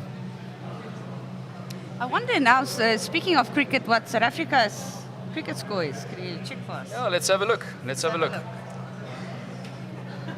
South Africa playing India today in the cricket. See, now that we're on the break, now everyone's sending us comments. Yeah, look at the score there. So Finn Koch was keeping up there, but that's all went down to the first 6 points, where Gerrits went up to a 6-1 lead in the beginning of the match, and ultimately that cost him the game, because after that the rest of the game was quite even. Very important to have that head start in a squash game, just to give you that confidence and that lead. So all our cricket lovers, South Africa chasing 219 in 20 overs against India, currently 166 for 5 with 2.5 overs remaining. So it looks like it's pretty much the game in the bag for India, but let's see. Maybe the guys from South Africa can pull something out of the bag there. So let's just see if we've got some more comments there. We've got a comment from Rudy Kukumur, the doctor, one of our sponsors for the tournament, also one of the sponsors for the Namibian Open. Really enjoying the commentary and saying we're actually quite interesting. Thank you, doctor. Clearly someone that knows what he's talking about. Definitely. You don't get a doctorate for nothing, right? Nope. Right, players are back on court. We've got Sam from the Netherlands with a 1-love lead. Sam to serve, love all.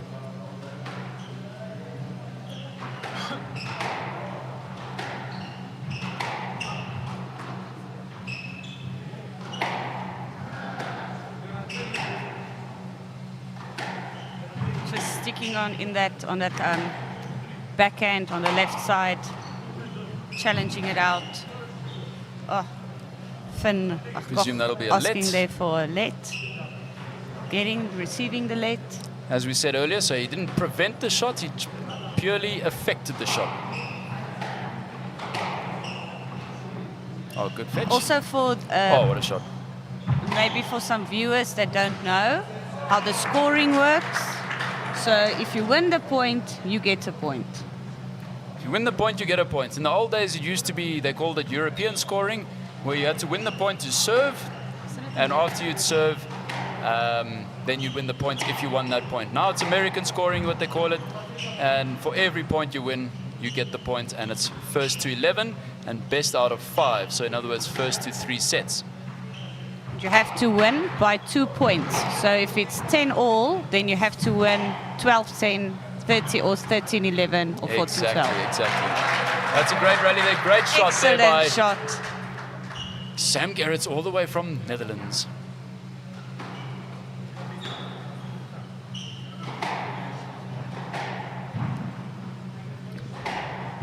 Some very good control here as well from both players.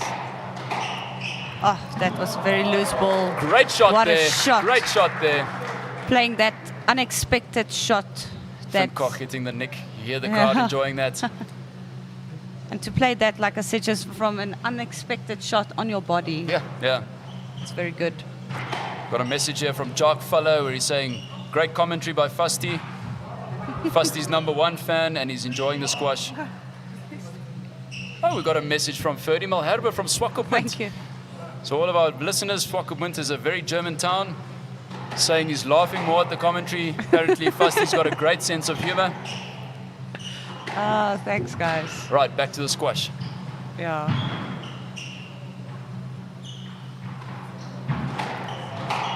Oh, great pace great there. volley. Great reactions there from Finn. Yeah, lengths, hitting the lengths Getting now. back to the basics. Hitting those nice tight lengths, tight lines, good lengths. Sussing each other out, waiting for the mistake. Oh, Sam won't be happy with that shot. Just playing that unexpected cross court, forcing the mistake from Sam.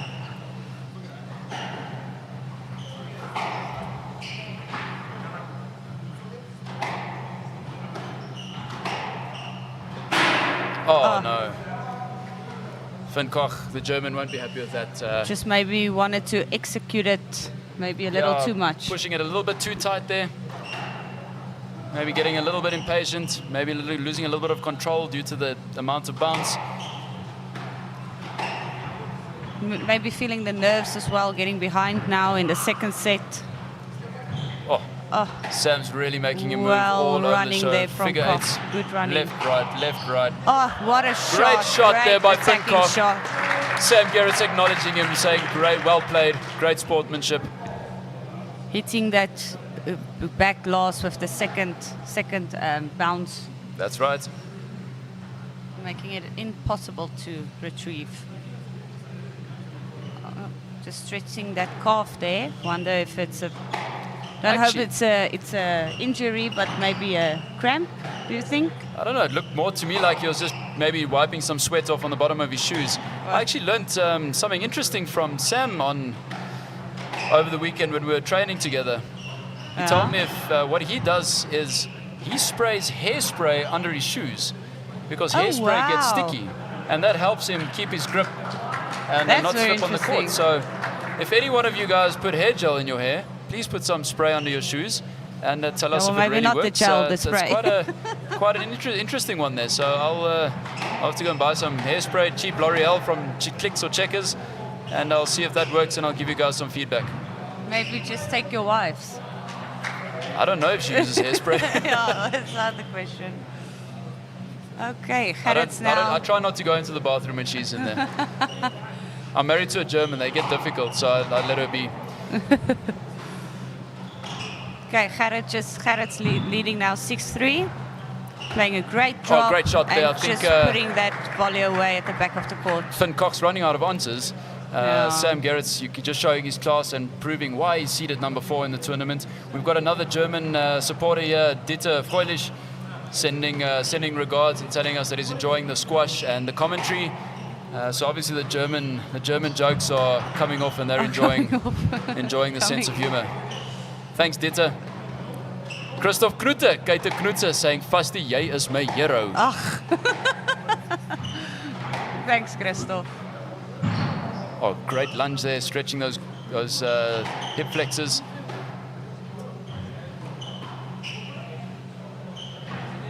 Thanks. Oh, Once just again, that Finn unforced won't be error. happy with that one. Another unforced error there. I think No. he's done several in this game. Maybe the altitude's starting to get to him after after running at this intensity and this level of Great squash. shot there from Koch. Ooh, going for the fade. The ghost fade there from Sam Gerrits. Great shot. The crowd enjoying that. Wry smile there from Sam Gerrits as he enjoyed that. Leading 9-3 now. Just putting that extra pressure now on Koch. You see, Sam's also cutting everything off, so he's not letting anything get past him. And while he's volleying those shots, he's playing them at a high pace, which means that Finn needs to get back to those balls even quicker. And you can't than play what he would loose want to shots do. like that as well. Finn trying to premeditate a little bit there. But yeah, at this stage, Sam's movement and reading of the game is absolutely flawless. Loving watching this. Whoa, what a boast. They call that Trickle the Aussie boast. fade. Did you know that? Aussie fade? Yeah, Aussie fade. Aussie fade. Apparently the Australians invented that shot. The Aussie fade. No ways. Yeah, I don't know why they call it the Aussie fade. Or the Aussie boast. Aussie boast. No, that's very interesting. I did not know that.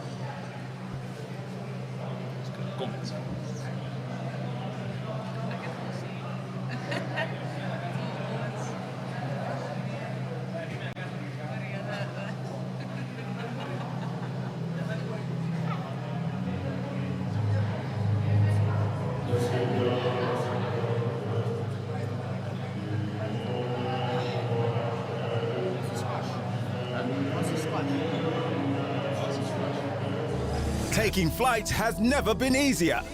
Paratus is introducing Sky-Fi internet packages with speeds that will have you reaching for your seatbelts, starting from $500 Namibian excluding VAT per month, with speeds reaching up to 10 megabits per second.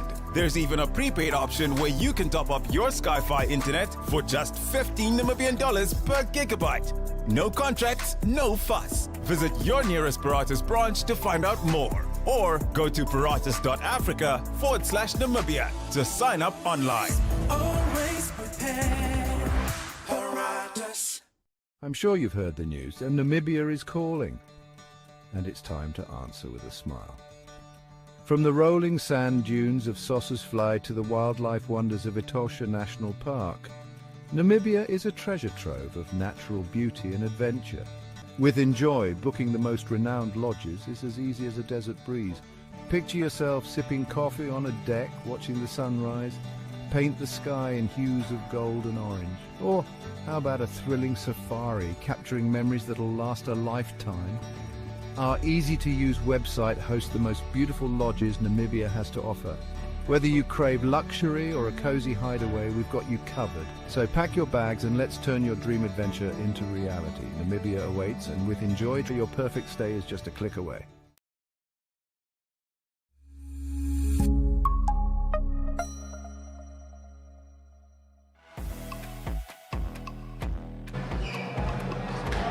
Okay, and welcome back to set number 3. Sam Gerrits. So while the guys are warming up, Fasti, Leading, yeah. our number 1 seed in the tournament is Mohammed Nasser from Egypt. Did you know he's also our best DJ? He's been playing all the music and man, can that guy jam. Yes, he's got some wild beats on him. And last night he was just having, because he had a bye last night, he did not play. So Great he shot was there just enjoying. by Sam. He was just enjoying the atmosphere, enjoying the crowd, just getting into it, playing us some. So in Afrikaans we have this word lekker, and lekker can be basically anything that you enjoy, like good food, good. I don't know, how do you explain lekker? I was But just teaching the like lekker. Egyptians how to respond when someone greets you. So I said to them, "Hi guys, how are you?" And I taught them to say lekker en jy. So now, Fasti, go to them afterwards and you say, "How are you?" And you'll see they'll say lekker en jy. The Egyptians have learnt it and they love it. I will definitely. Right, so Just Sam's run off to another a quick start unforced there. He's error. 3 love up.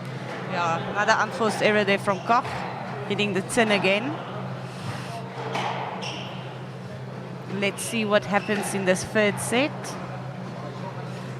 Koch is going to come back. No, another tin. There's no one taking stats at this tournament. No one taking stats. So I would really like to see the statistics of I'm the not players sure. hitting We'll have to the tins find each out game. from the broadcasters. and see who's got the figures. Oh, good length there by Koch. Now finally getting the length. Right, that's same as we were at the previous match. Yeah. Finn Koch is now in a situation of do or die. He's got nothing to lose. He's literally just going to go all out now, I'm sure. Which could be, one of the situations of high risk, high reward. It could also count against him. That counted. He got the there. You Sam see Gerrits there going conceding the for double bounce. that volley drop. Going for the high risk shots, which means he might hit a lot more tins as well.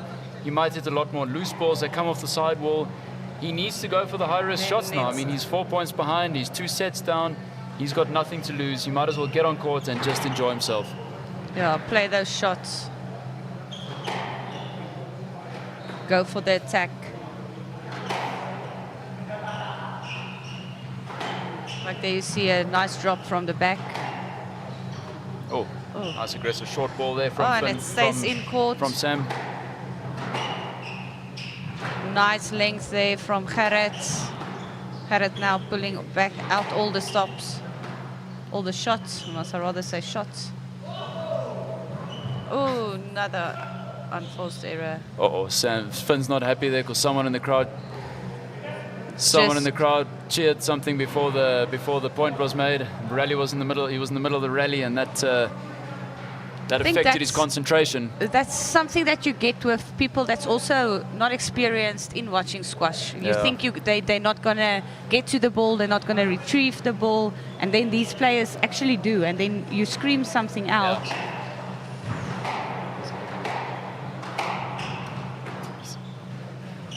So let's see, getting the match on again in this third set. Gerrits having a so big Sam's lead. obviously flustered. He didn't like what happened there. Let's see if it affects his game. He won't. You could see he didn't like that. But it's happened. You can't do anything about it. I'm sure the ref has reprimanded the person in the crowd that made the noise. But either way, Sam is running away with it at this stage with Just a 7-1 not ready lead. there, so asking for Gerrits to serve again.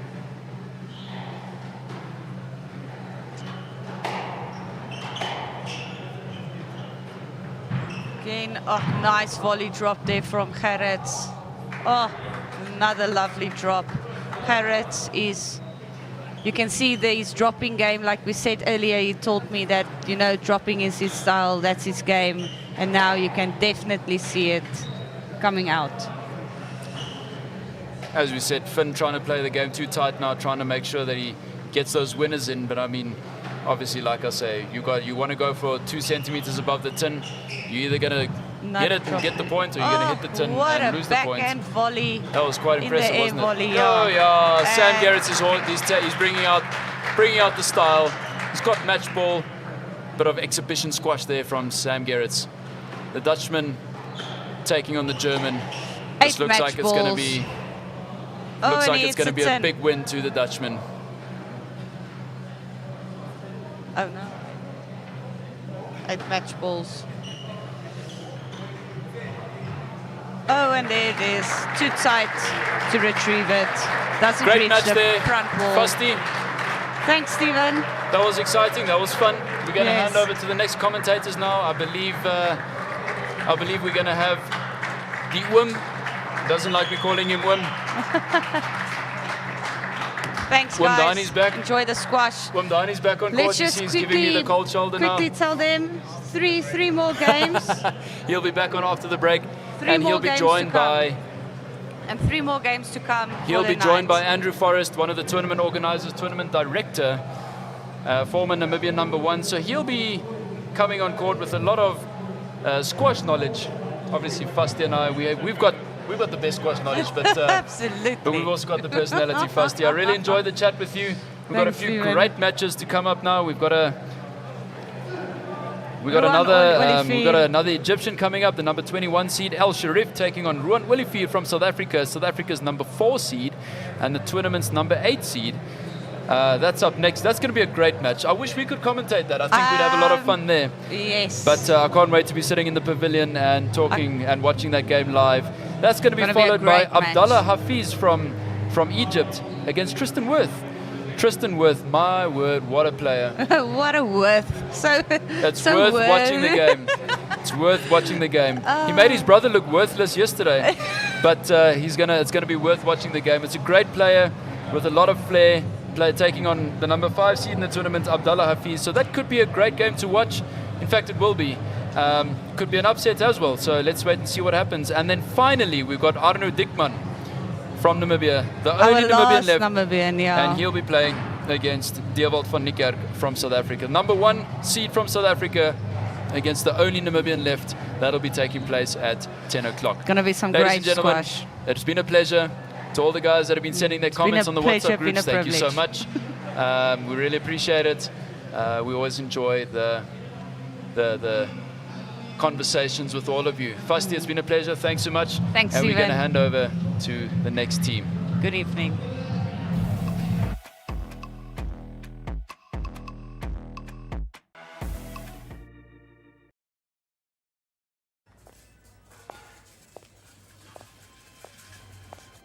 Whatever she decides next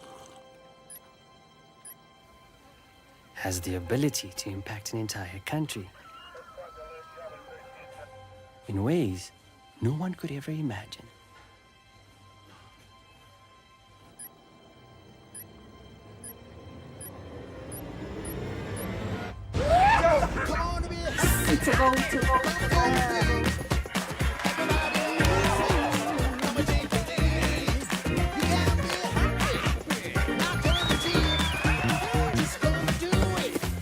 Buying Team Namibian is a choice you make for us, not just for you. Join the 2.5 million strong team that grows stronger with every single Team Namibia purchase. Team Namibia. Together, our future is brighter. Neo Paints is proud to call Namibia home. For more than 70 years, Neo Paints has been inspired by this country's natural colors and beauty. To produce the wide variety of trusted quality paints we have become known for. Proudly Namibian by nature, Neo Paints has over the years involved itself in several key projects across the nation, bringing lasting beauty, premium paints to liven up both indoor and outdoor environments. As durable as the Namib Desert, Neo Paints has stood the test of time through all weather conditions, leaving a lasting impression on the hearts and the minds of all Namibians. Neo Paints Namibia, a coat of excellence.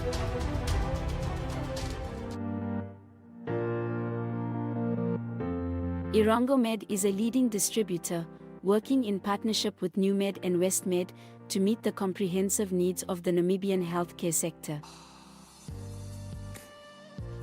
As a partner pursuing sustainable global healthcare, we offer industry-leading medical solutions through our key focus areas, which include pharmaceuticals, orthopedics, ophthalmology, surgical devices and capital equipment, as well as a well-established scientific laboratory division.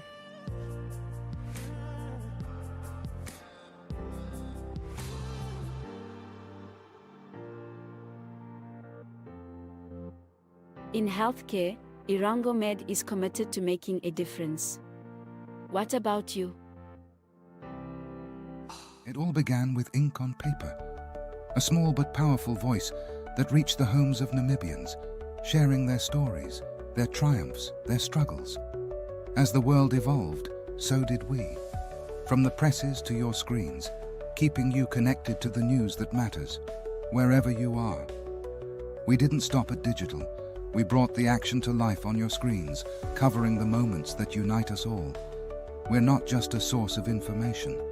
We're your partner in exploration, booking your stay, paying for your meals, and even sending your event tickets straight to your phone. Reaching over 1 million people daily, we are a fully integrated system, working together to make your life easier. Whether it's news, events, or everyday information, we've brought it all together. We're committed to empowering the next generation. Through partnerships and innovation, we're delivering education to every corner of Namibia.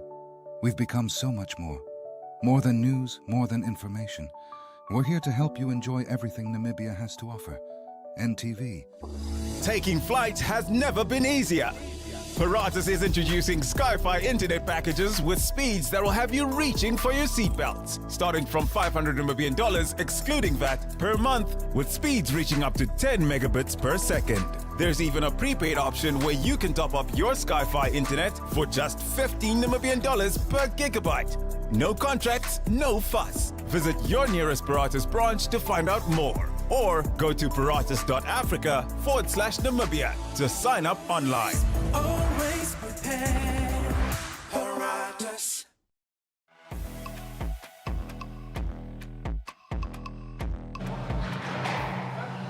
Network Media Hub and oneup2.com. Bid you welcome back to some more action from the BDO Namibian Open 2024. Of course, this is a PSA Challenger Tour event. Up next, Egypt plays South Africa. Yusuf El Sharif taking on Olivier. Olivier seeded 7th for this title. Welcome if you just joined in.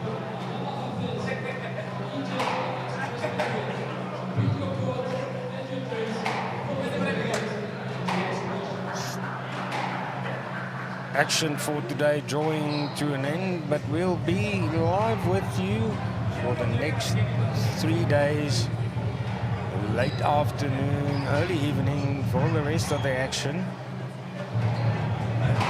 In action earlier today, first seed Mohamed Nasser, ranked 88th in the world, already progressed to the quarterfinals, where he will face Damian Groenewald, the 6th seed for the PSA Namibian Open.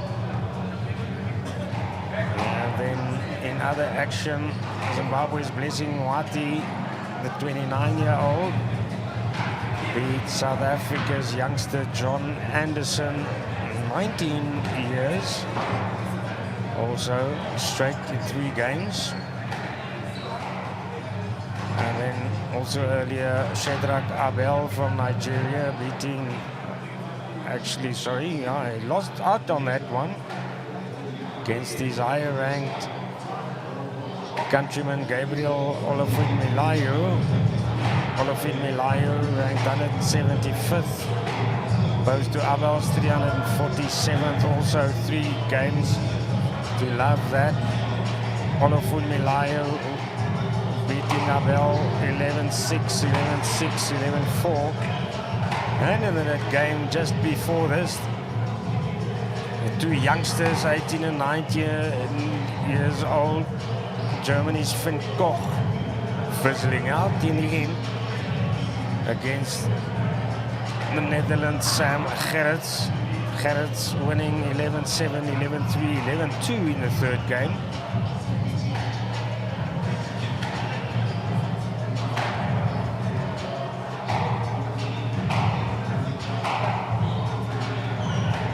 Up now, El Sharif against Olivier in their final warm-up before this match will start.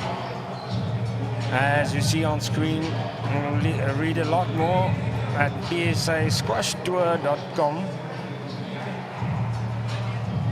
If you go there, you can click on live, and then on the BDO Namibian Open.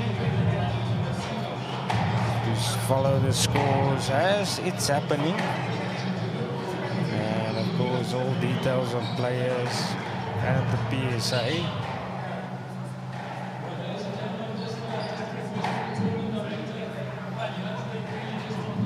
The announcer then asking the crowd now to make sure their cell phones are on silent, asking them to stay silent. During the match, in the previous match, we saw a player complaining because of an utterance from the stands.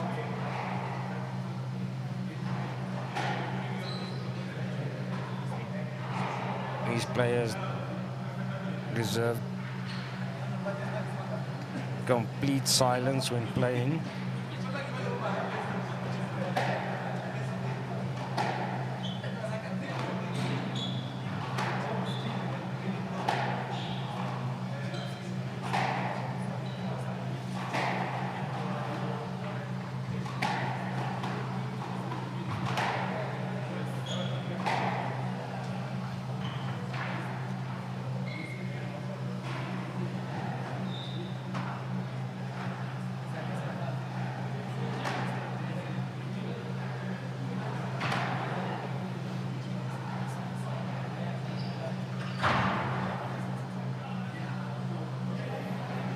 Powerline Africa, also a major sponsor to bring you this action live.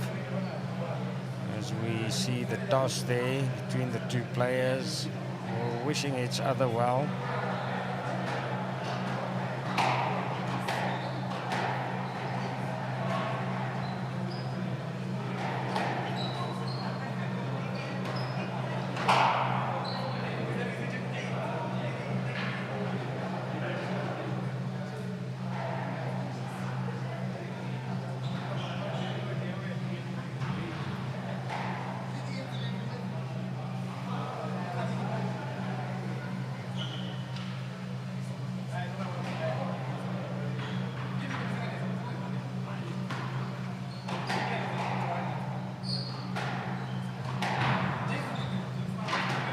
And we're off with the action.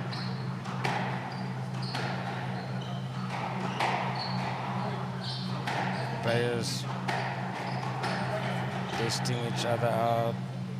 It's a feel game usually at the start. Drop shot by Sharif. Olivier reaches it there. Takes it away to his opponent's front hand.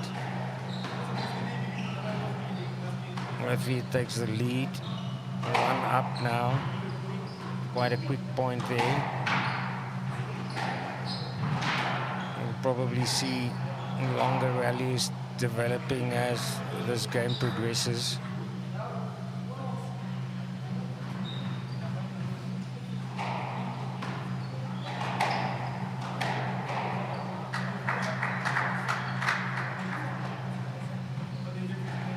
It's now 2 up.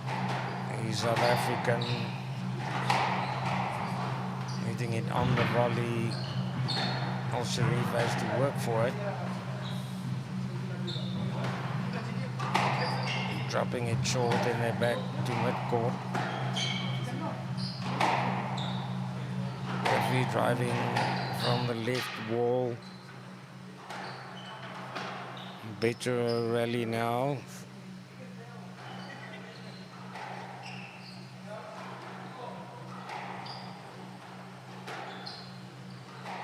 What if we feel 3-1 in the lead?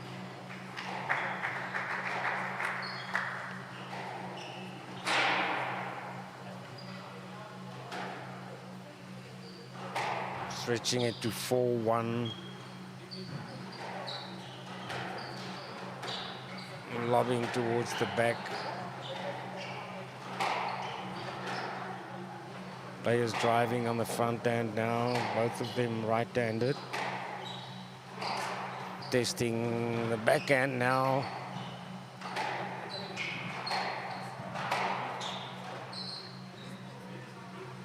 Rally's getting over much better, and that time Olivier just not able to reach it.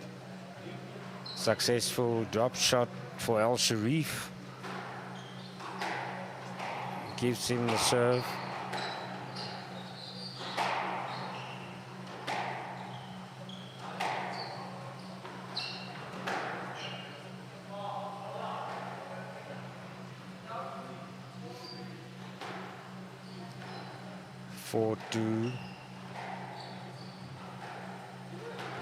Was a let.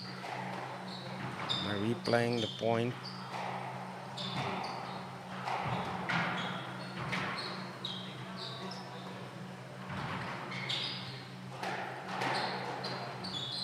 Quick reactions by Olivier. Again.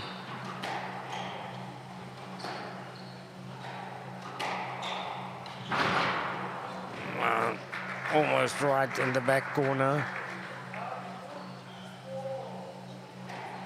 Olivier not able to reach it. 3-5. Another point for El Sharif.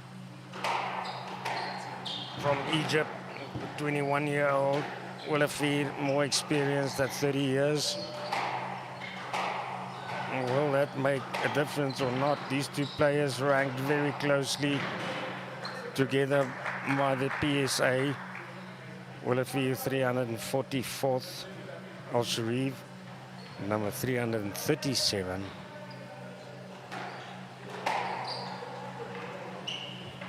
Only 7 places separating them. That's why we've seen also a close battle so far. These players competing for each and every point. Loss of concentration there by Olivier.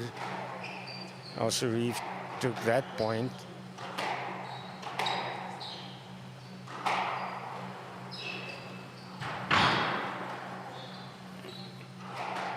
Olivier almost successful with a drop shot. Al Sharif hitting it long. Al Sharif sticking to the tee. Olivier has more work to do. And then you heard the sound of the tin.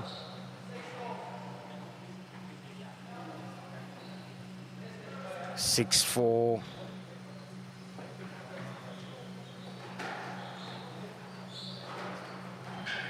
Olivier with the serve.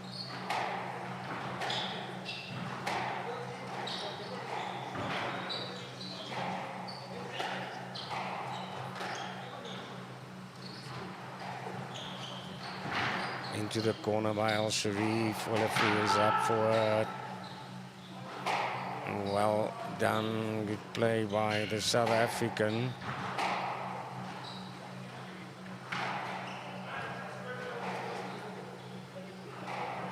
And the referee calls it there.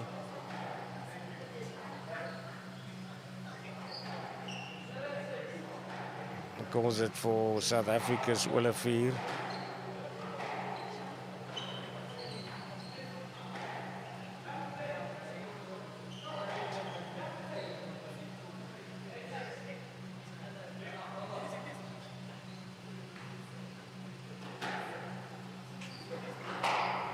Play resumes, only that 1 point difference.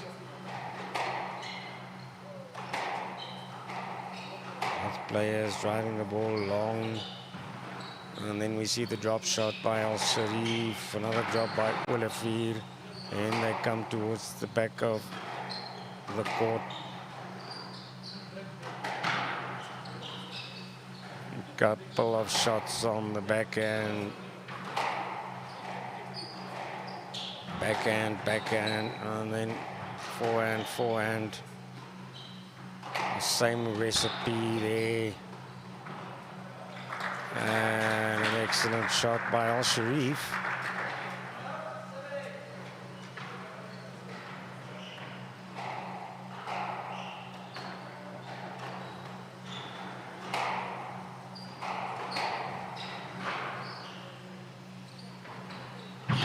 This time Olivier with a good drop shot.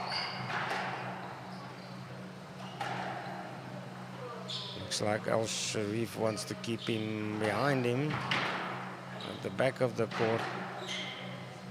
And play in front has got a bit of an advantage with that drop shot.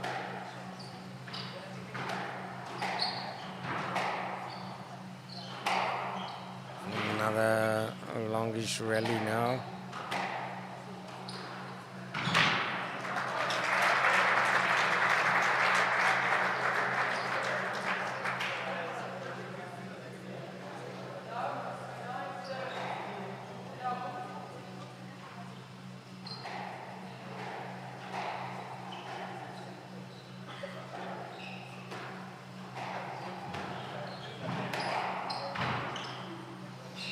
Al Sharif with a 1 point lead now. Olivier was initially in front, and it's all tied again at 7 each with Al Sharif to serve.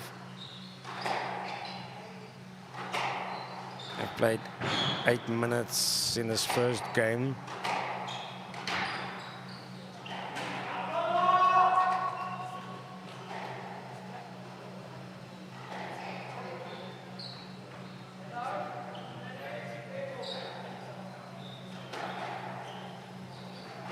Olivier restarts, reaches it on the floor, up towards his right. Applause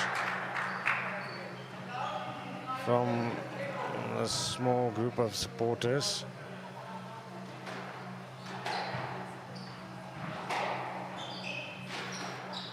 Still neck in neck in the second round match at the BDO Namibian Open 2024.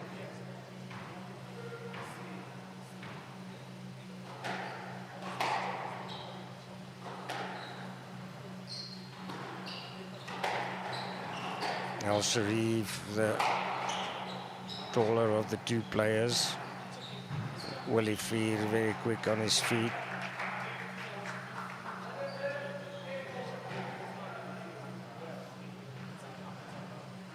Able to move the wrists quickly as well. 9-7 the lead now for Al Sharif. Looking for those 2 additional points.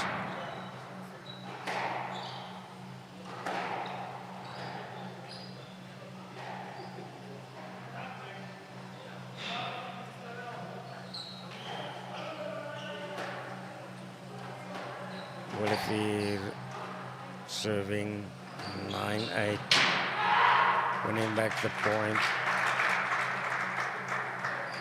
and he evens it up now.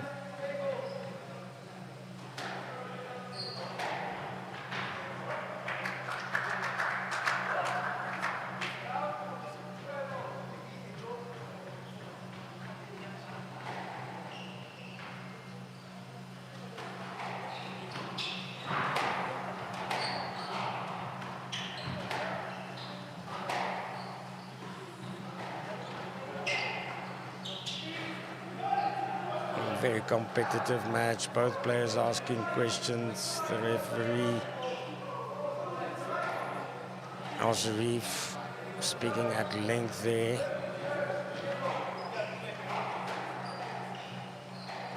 Referee very clear on his decision.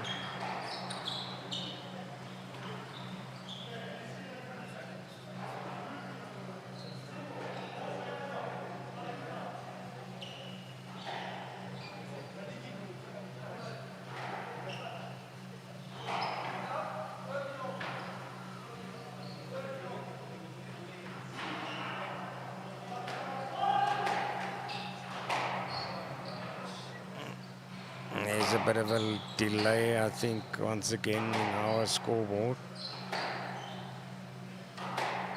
Showing game ball now for Al Sharif. Up with 2 points, 10-8. Olivier doing his best.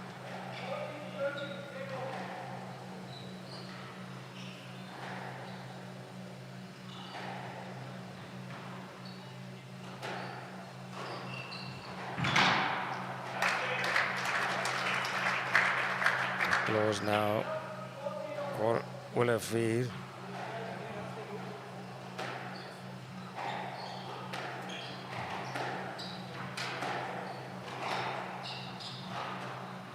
His first game will be important for both these players. The start of this second round match.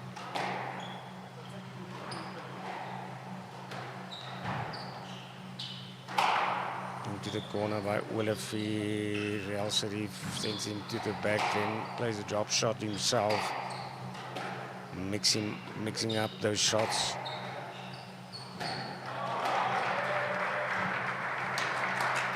Applause again.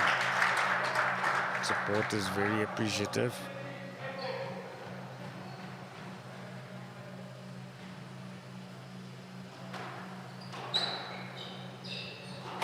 game ball again.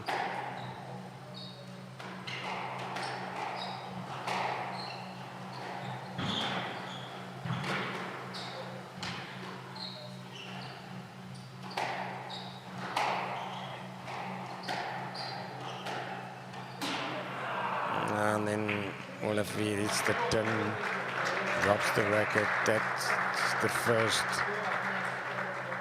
That's the first game. Sharif wins it and gets off into the lead. It's best out of 5. We'll have to see if Sharif can finish it up in 3 games.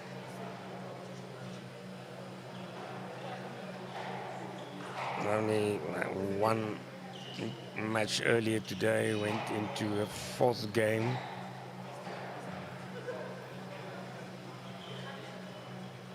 That was when Farouk Sulaimon, the Nigerian, played South Africa's Damian Groenewald.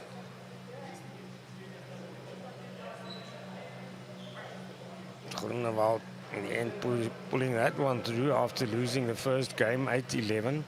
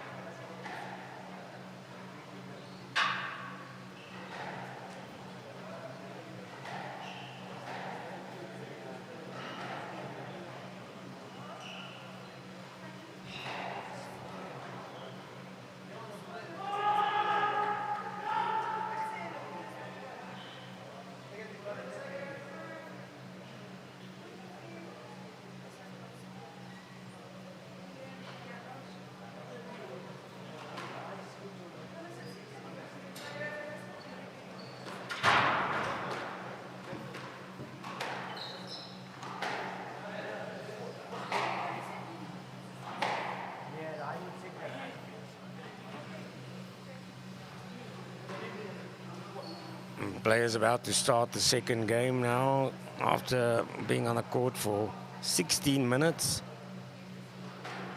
The first game 12-10 in the end for Sharif. He was on game ball a couple of times. Olivier showing a lot of resistance, staying in the previous game all the way. And there's the point summary, as you can see there. A hard-fought first game. Olivier initially up 3 points at the beginning, and in the end, unfortunately, had to bend the knee.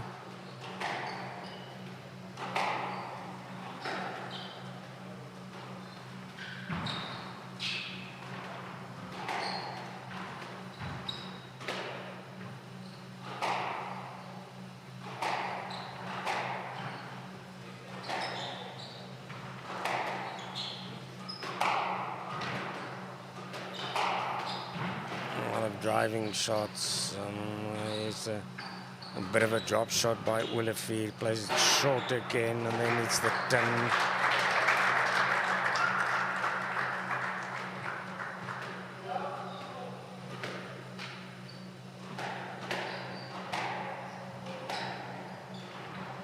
It was called by the referee in Olivier's favor.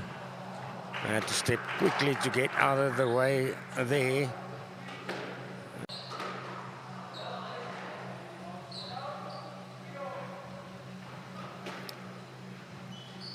3-all already, the score called by the referee. The internet a bit slow on updating that scoreboard. Not on our side.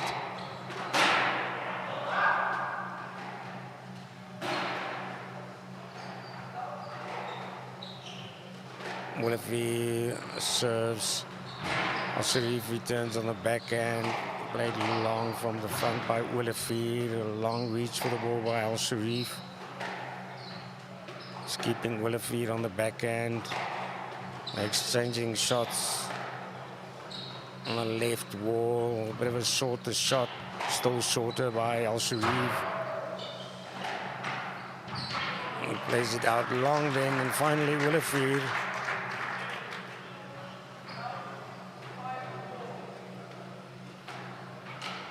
Not able to get there.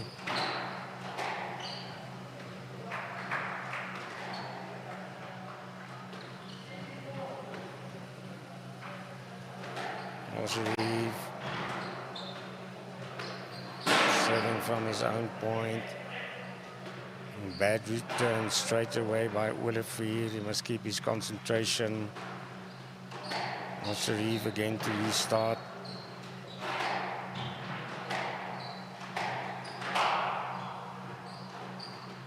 Sharif stepping up in front on the tee. Olivier sends him back. Olivier, and then not happy with himself. Trying to find the nick, the corner on the left.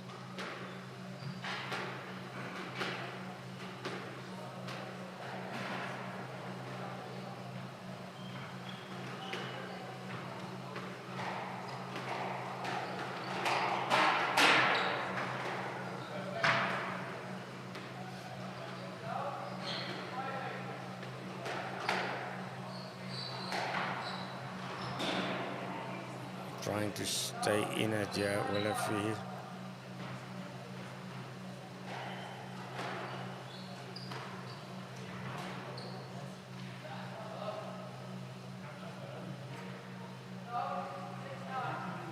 Olivier actually in the Sharif in the lead, sorry, 9-6 before that service.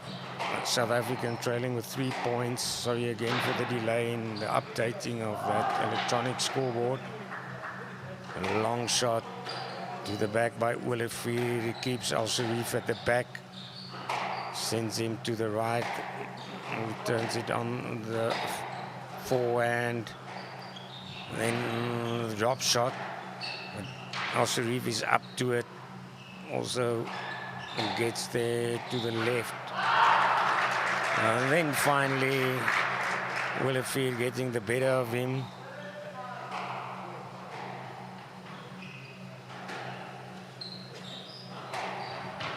Seven points now for Olivier. But then he makes the mistake. First in the air by Al Sharif. He's up 10 points, I think. Volleyed back by Olivier. Al Sharif also with a volley. Volley there by both players.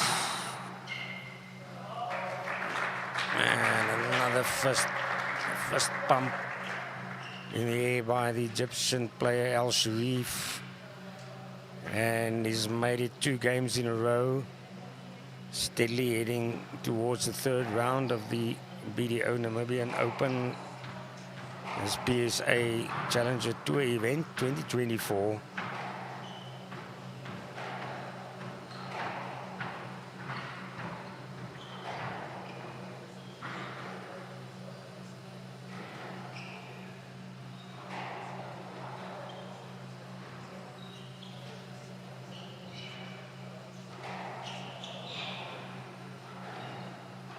Die-hard fans here like yesterday. A lot of them here for the entire afternoon until the late evening. Enjoying this squash, the international players visiting Namibia.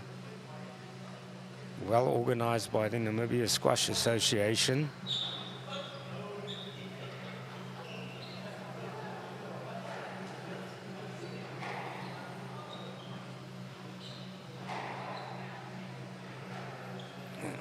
Scoreboard still to update. Just to explain, we're getting that from a separate feed. It's not our own.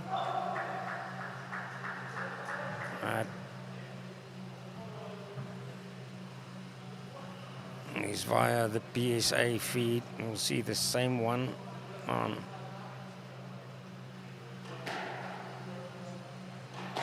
their website. You're already heading into the third and possibly final game of this match. Olivier back on court, warming up now. El Sharif steps onto the court. He looks confident, this Egyptian. He plays a couple of warm-up shots. Just a couple of seconds left before the start of the third game in this match.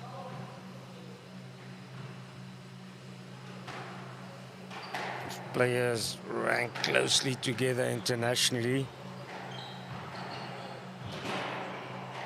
El Sharif, 7 places lower. Turning the tables here on Olivier.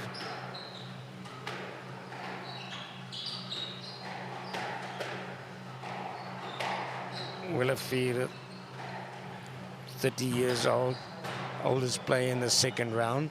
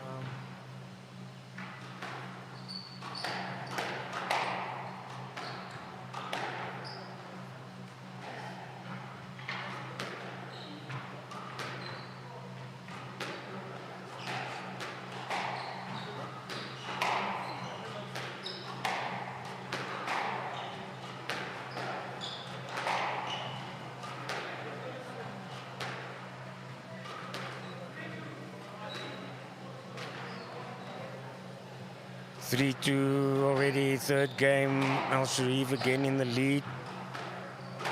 Olivier within that 1-point reach though. He has to go for it now if he wants to make a comeback. Working hard, the shorter player. El Sharif commanding the court, but then he makes the mistake. Surprised with himself. 3-all, all even. Olivier in the lead 4-3. He will want to make a break. Dropped into the corner. Big applause for that shot by Olivier. 5-3 gives him a 2-point lead.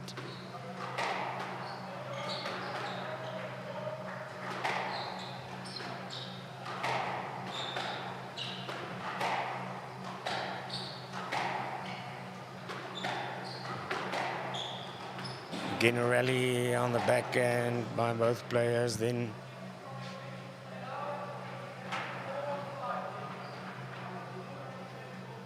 didn't hit there. 4-5. El Sharif.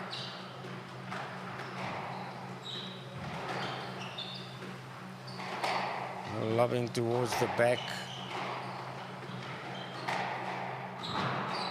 Now it's Olivier. Has to reach a long way, picks it up at the back of the court again. His reactions is quick, Olivier. We also saw that yesterday.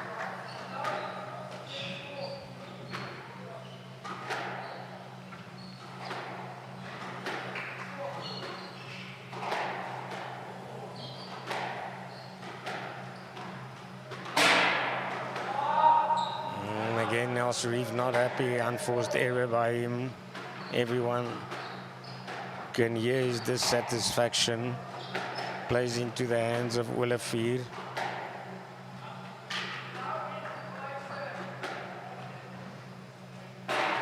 (5-7). That's the correct scoreboard now. Olivier with a 2-point lead.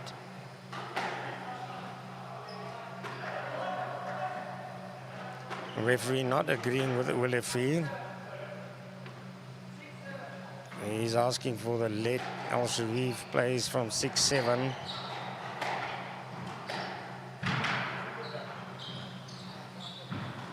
Dropped again, nicked into the corner, and then they come to the back of the court.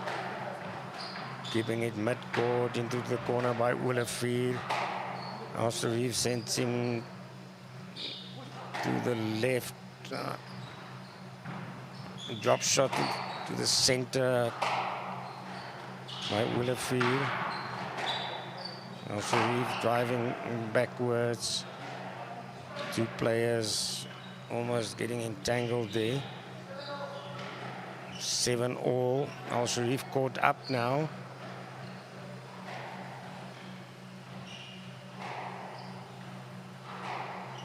Or is it 7-8?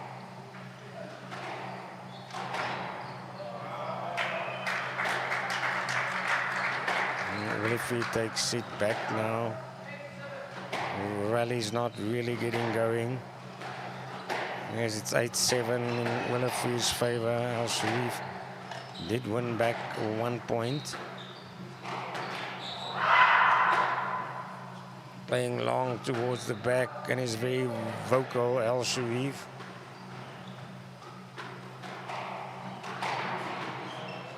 Eight all, it's all even.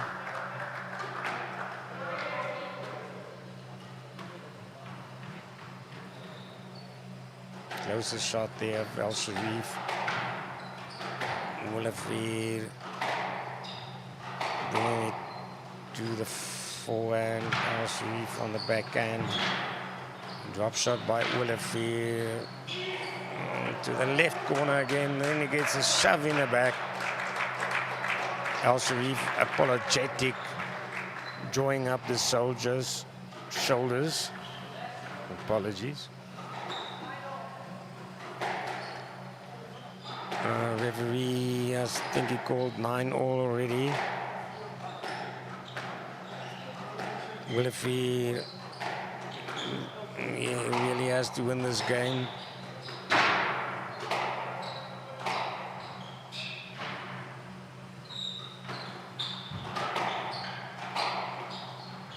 He's been going at it for more than half an hour already.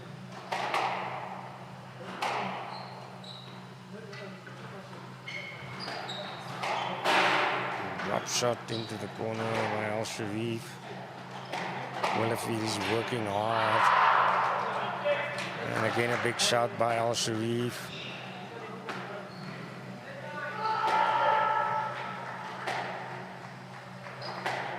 Someone in the stands mimicking him there.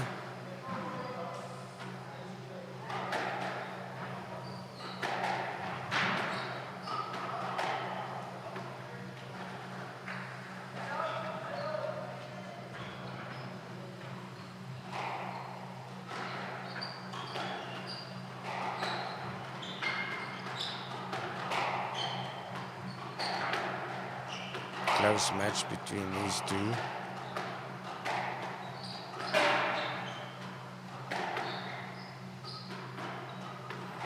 Keeping it on the backhand, then Al Sharif playing it out. Again taking it to the left wall, dropping it in the center. But Olivier is close enough. Olivier changing direction quickly. Again he's ran off the ball. Dampened applause now.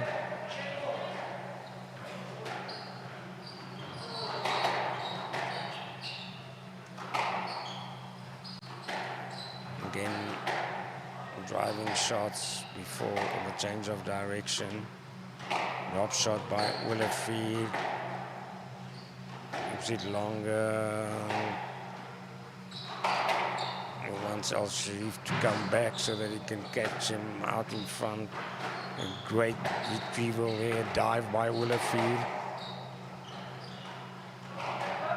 And into the corner. Olivier really working hard now.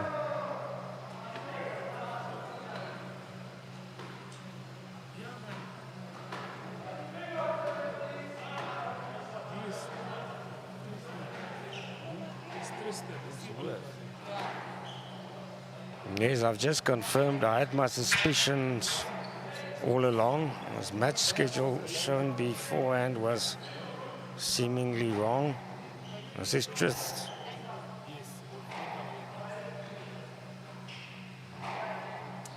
Don't know if there's a change. I think it's Tristan With on court, actually. Olivier had a bye yesterday.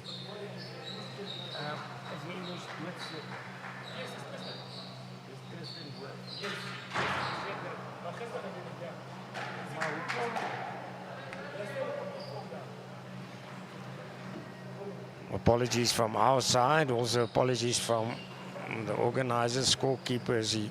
Yeah, it's indeed Tristan Worth.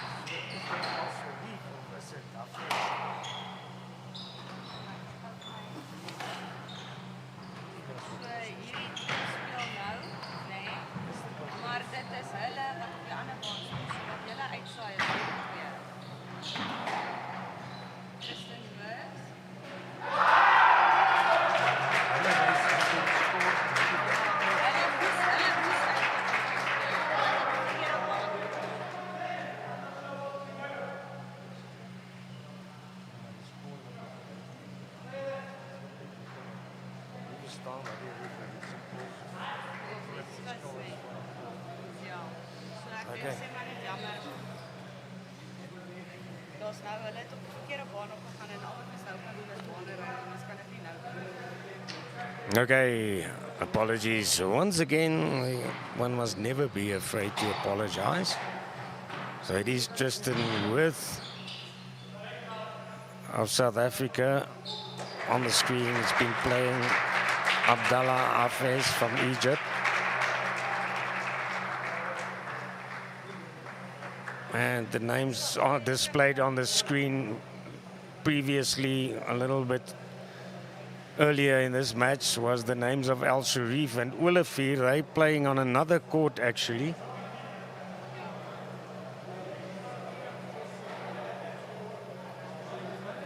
So just to update you, after the second game, Olivier 2 games down to Yusuf Al Sharif of Egypt. Al Sharif winning the first game 12-10 and then 11-8. Both of these matches 36 minutes into the action. And then the score in this match, Tristan Worth pulling 1 game back. First game won by Hafez, his 5th seed in this tournament. First one went all the way to 16-14. And then Hafez also won the second game 11-7. And then a hard fight back by Worth, winning 12-10 in that third game. There's nothing we can do. That's the live stream.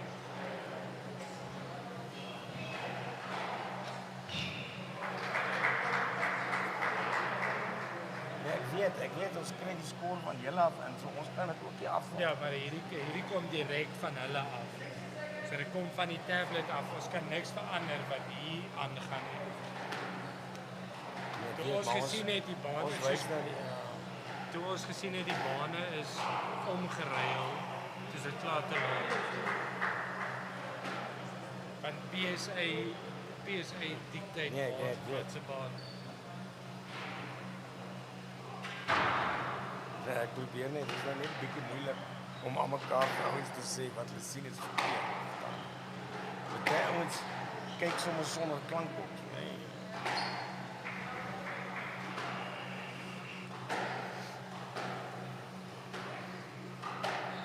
Please note on screen, it's not Al Sharif and Olivier. And that's an automated feed coming in from the PSA. that match changed to another court. On screen is Tristan Wirth in a blue shirt, the South African playing Abdallah Hafez from Egypt. They're into the fourth game now.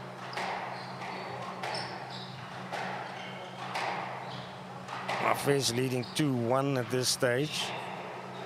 Might be a bit difficult, but please ask you to keep in mind that the scoreboard currently displays a match on the next court. They've changed courts as well. I must finish earlier. And we got a bit behind schedule today. Last match scheduled for 10 o'clock actually, but this one going into a fourth game. Hafez in a lead, 1 point up.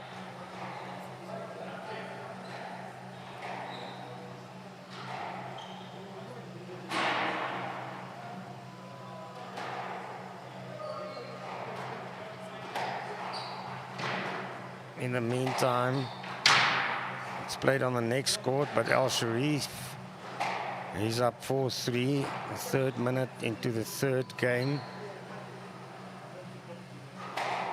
That match is on the adjoining court.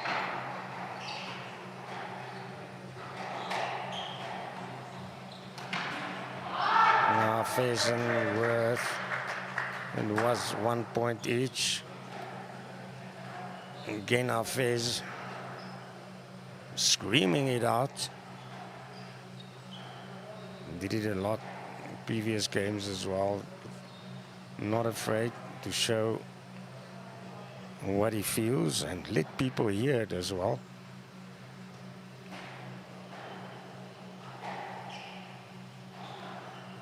Tying the shoelaces quickly. If Tristan Wirth pulls back another game, we'll go into the fifth and deciding game. Currently 2-1 up for the Egyptian. Taking a lot of time now.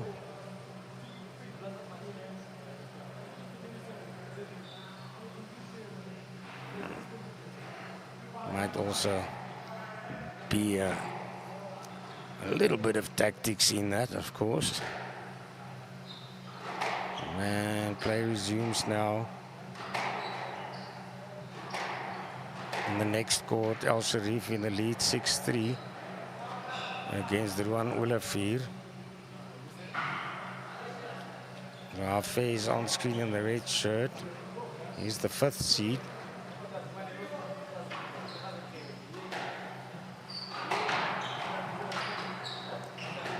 Sharif driving long, keeping at the back, and then a shorter shot. Olivier is there, but he can't finish off the return.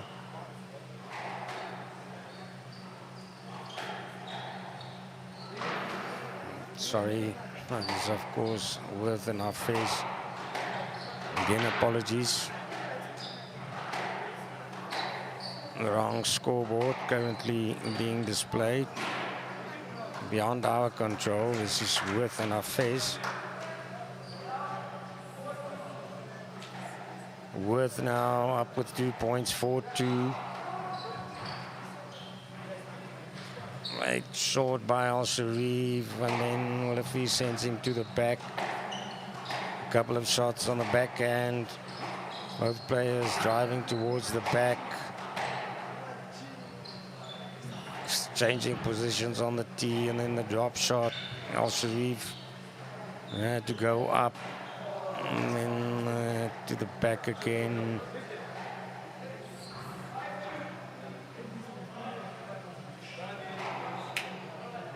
(5-2), the momentum stays with the South African Tristan Wirth. In the other match, 8-3, that's the score you see on screen. Egyptian Al Sharif there leading another South African, Olivier, in the third game of that match. Looks like he'll finish it off, Al Sharif. Three straight games, and this might go into a fifth.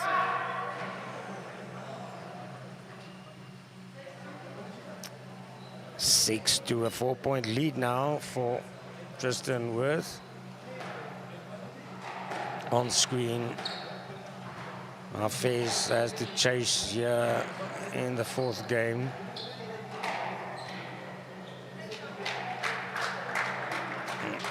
He was in control a lot of the time in the previous games, Al Sharif. And then Olivier started turning the tables. But even the first game going to the wire, 16-14, Wirth making Hafez work for every single point.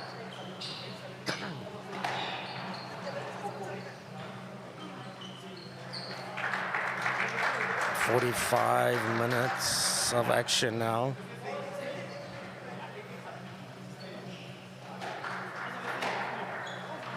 Al Sharif serving another drop shot into the corner with,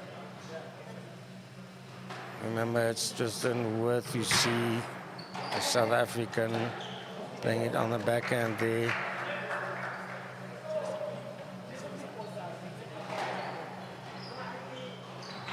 Six all, it's again even between Wirth and Hafez. On the other court, Al Sharif 8-5 in the lead.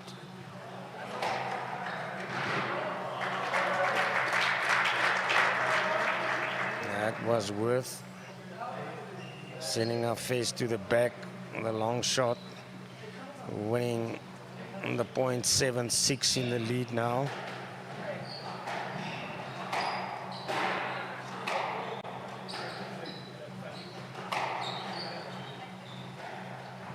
If Tristan Wirth can clinch this match, this game, sorry, will force this match into his deciding fifth game. Both players playing drop shots. Al Sharif got caught there wrong-footed. Now it looks like he's winded. He got an elbow in the stomach from the South African, Olivier. Sorry, of course, Wirth. Tristan Wirth apologizing, also looking towards the referee, shaking the head. Hafez is back on his feet. In the other game, on the next court, that's Al Sharif on match ball now. Post for a victory against Olivier, but we're looking at Wirth and Hafez. 2-point lead for Tristan Wirth, 8-6. And that loud screams you're hearing is from the next court. Two matches played at the same time. Yeah, players have to keep their heads.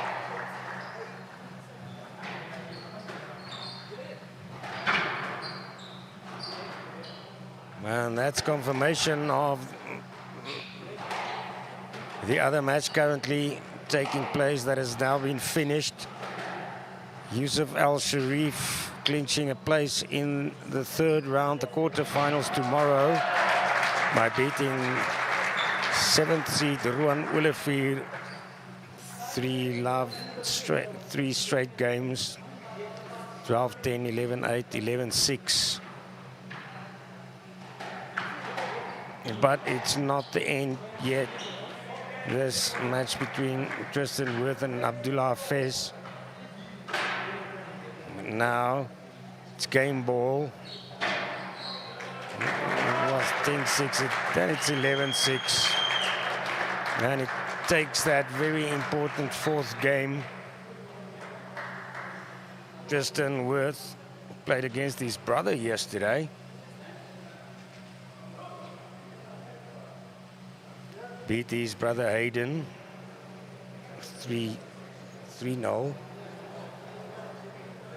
There's a summary of today's results.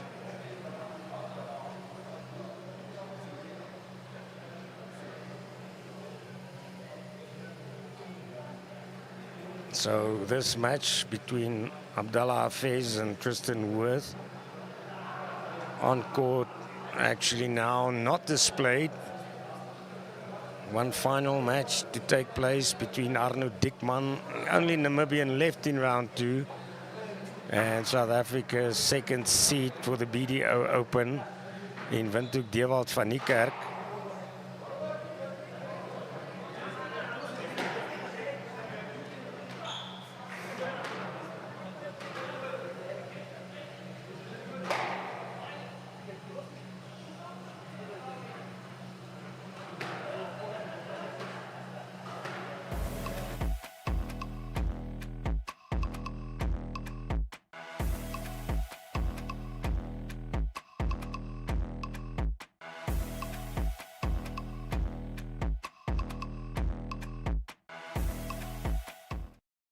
Maar hierdie game display nie eers die game.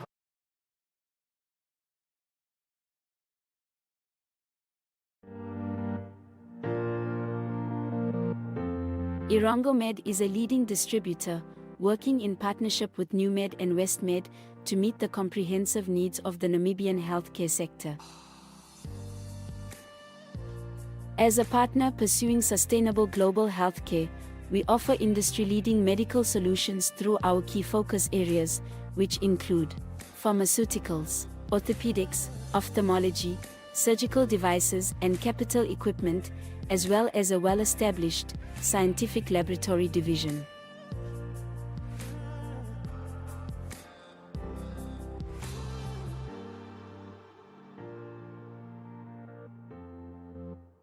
In healthcare, Irongomed is committed to making a difference. What about you? Experience the best of freedom and flexibility with Flex. Parata's Flex bundles now offer you even more freedom of choice so that you can enjoy quality internet on the go or at home. Choose between fiber with mobile LTE or Sky-Fi with mobile LTE packages, starting from as little as 650 Namibian dollars per month, excluding that.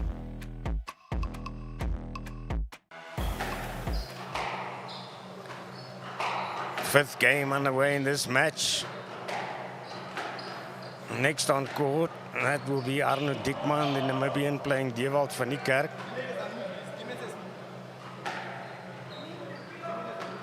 Nee, daar staan next on court.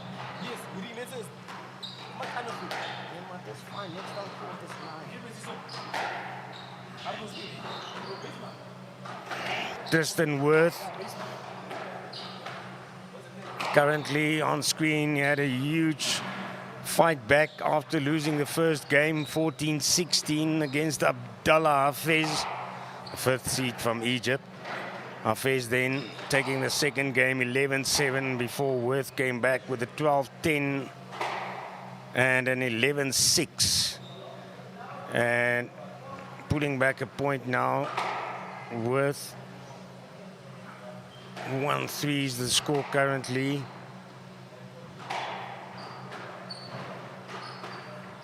Any of these two players can win this fifth game to progress to tomorrow's action. They've been testing each other on the backhand lots of the time. Worth sending Hafez to the back. A lot of decent rallies. We've seen some of them excellent in this match. And finally there, Hafez hitting the tin. Another point now, 2-3. Tristan Worth only trailing with that 1 point. Remember, next on court, Arno Diekmann of Namibia will play Dewald van Niekerk. Van Niekerk, the second seed for this week's action in the men's BDO Namibian Open PSA. This is a tour event.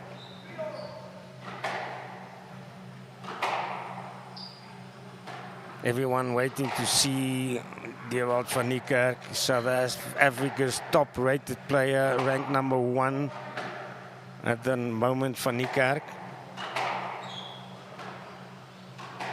Hafez with a 1-point lead now on screen, 4-3. Tristan Wirth, he won't give it away easily. Moves up to 5-3.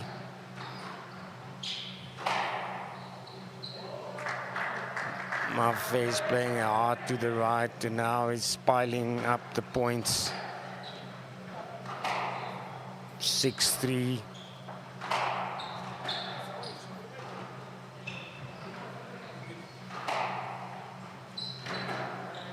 Hard work, maybe also catching up to Tristan Wirth.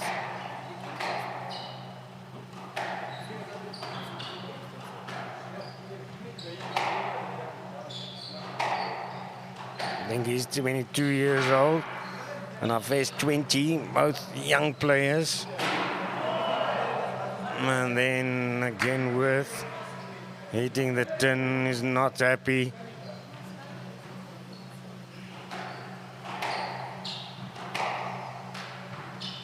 And it's Hafez just building on that lead. 8-3. Hafez in the lead.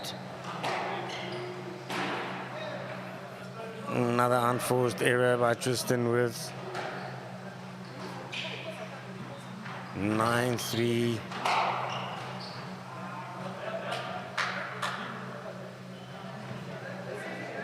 (10-3). It's also match ball for Hafez. And it's all over and done with. It took Abdallah Hafez 5 games, but he's done it in the end. 16-14, 11-7. Then 2 games went the way of Tristan Wirth. 12-10 in his favor, 11-6, and then finally Hafez coming back with an 11-3. Clearest win in all 5 these games.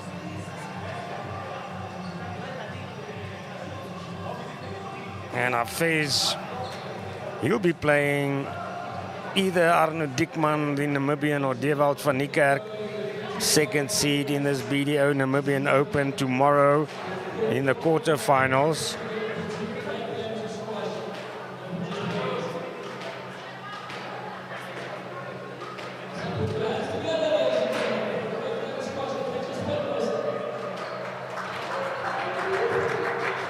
Announcer getting some applause from the crowd here. Everyone will be putting their weight behind the Namibian Arno Diekmann, ranked 401st by the PSA.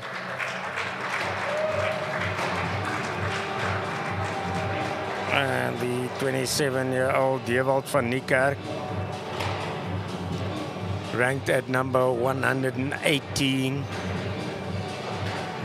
So, yes, we knew it'll be a tough ask for Diekmann. But many players say nothing is out of the question.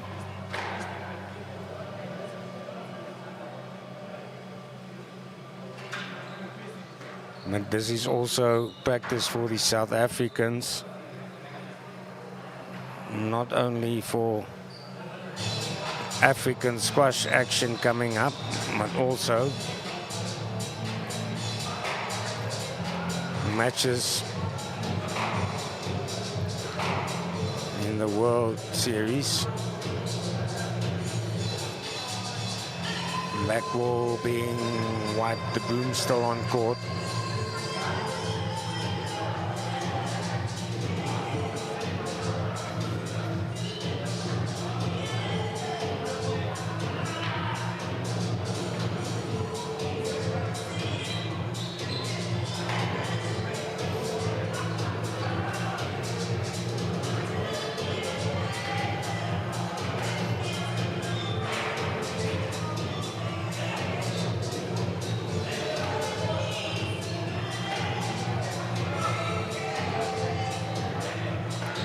Diekmann in Namibia is die blauw. Nee, kan opblijven.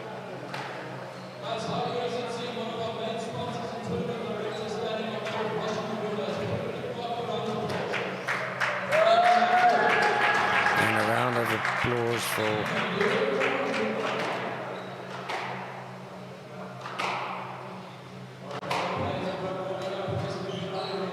Powerline Africa.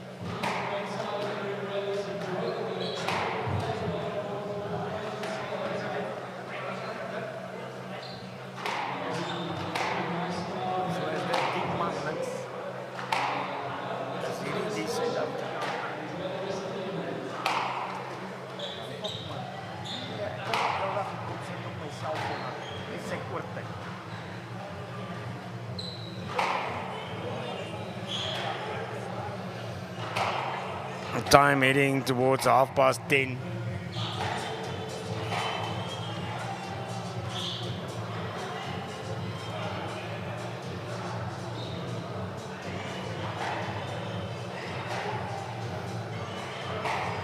Van Niekerk on your left, Arno Diekmann on your right.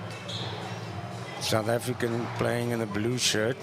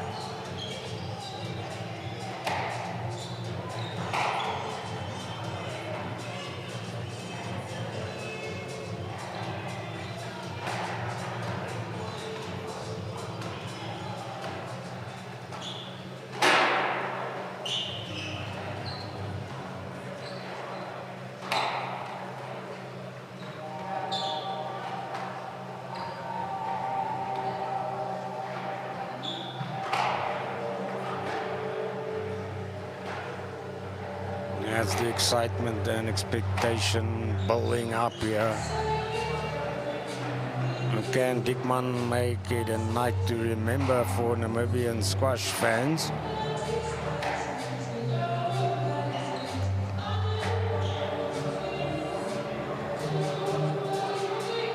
OneUp2.com and Network Media up on YouTube.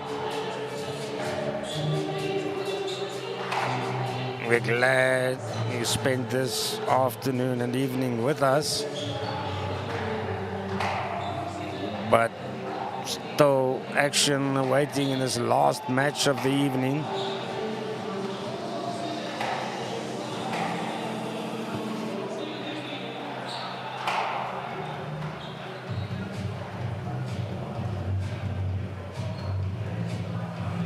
The winner of this match will in tomorrow's quarterfinals face Abdallah Hafez of Egypt. Van Niekerk, slight bit older, 27-year-old. Arno Diekmann, 23 years old. In the other quarterfinals, tomorrow first seed, it's also from Egypt. Mohamed Nasser, he will be taking on South Africa's Damian Groenewald. Also Blessing Muwati He progressed to the quarterfinals where he will face Gabriel Olufunmilayo.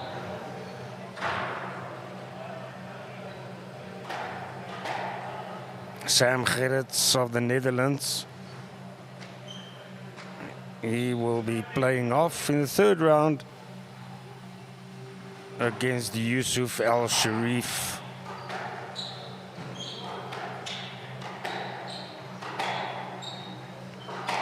Action underway now in this final match.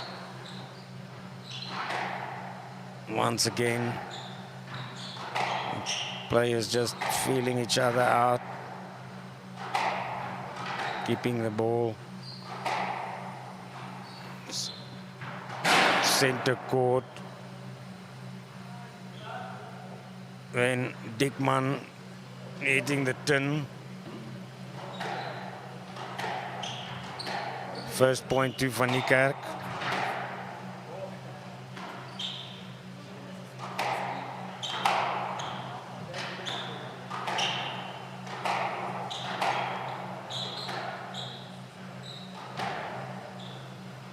They will be building up steam with every point.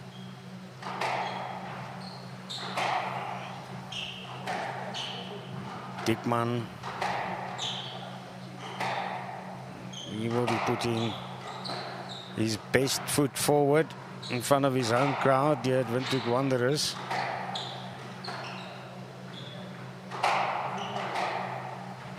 A good rally developing here.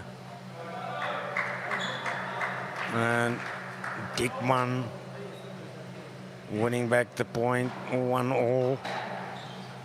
Diekmann with the serve.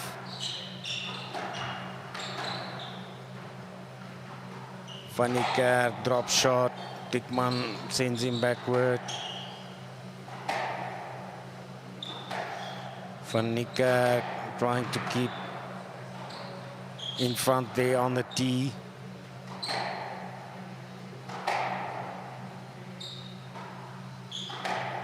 These players still testing the waters. Not at full speed yet. Testing the waters. Van Niekerk with a harder drive. And then drop shots by both of the players. Yeah, heard the bang of the tin there. Van Niekerk back in the lead with 2-1.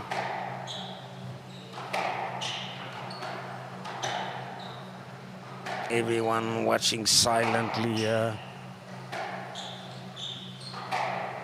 He'll be egging on the Namibian.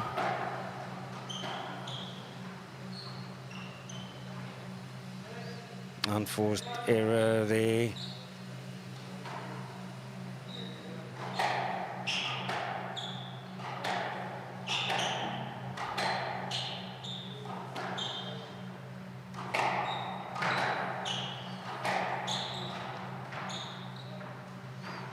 Diekmann dropping to the corner. Van Niekerk getting there in time.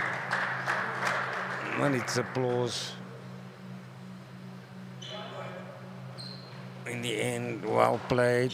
Van Niekerk getting the point. He's 3-1 in the lead now.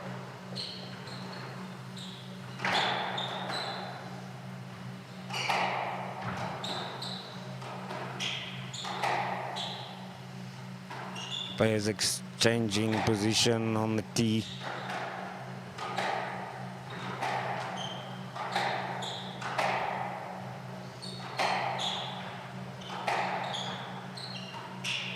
Niekerk quickly getting out of the way before returning.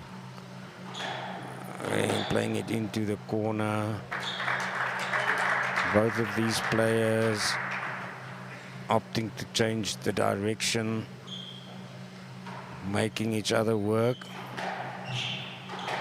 I want to sap the energy.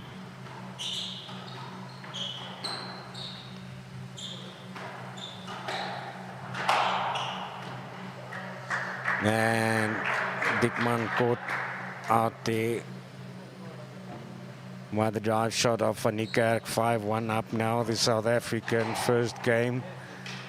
This last PSA game for this evening.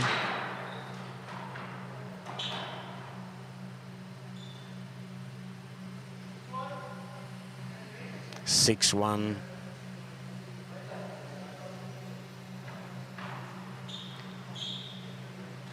Van Niekerk just making sure of the serve position, and then we're off. Van Niekerk is opening up the gap, a very clear gap. 6-1 is the lead.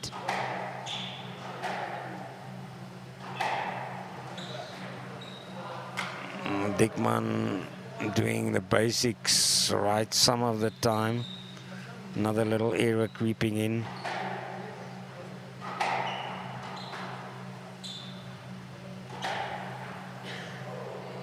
And he also has no answer for that. 8-1 in Van Niekerk's favor.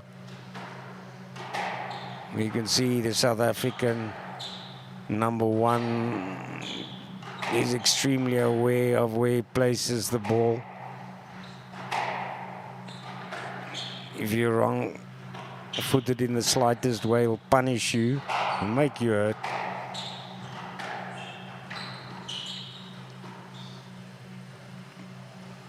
A longer stretch now by Diekmann.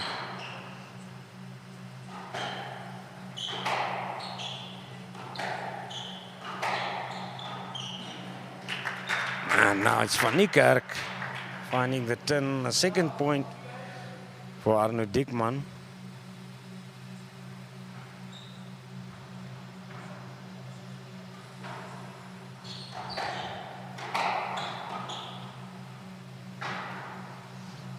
A good drop shot by Diekmann. Van Niekerk, no problem to reach it.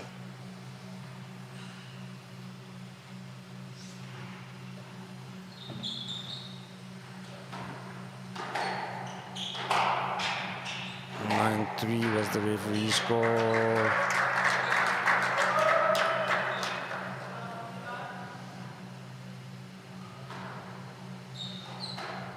Diekmann restarts play.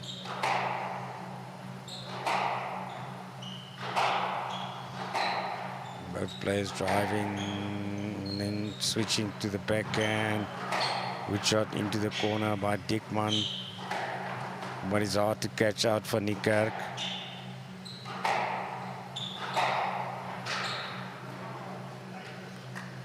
Finally, you can see also there, Diekmann is putting a lot in. Game ball for Van Niekerk in his first game. And the first game goes to South Africa's number one player, Van Niekerk. And Arno Diekmann, the Namibian, he'll have a bit of a chance, 2 minutes to think over things. It took Van Niekerk 7 minutes to put together 11 points. 1-0 up after the first game.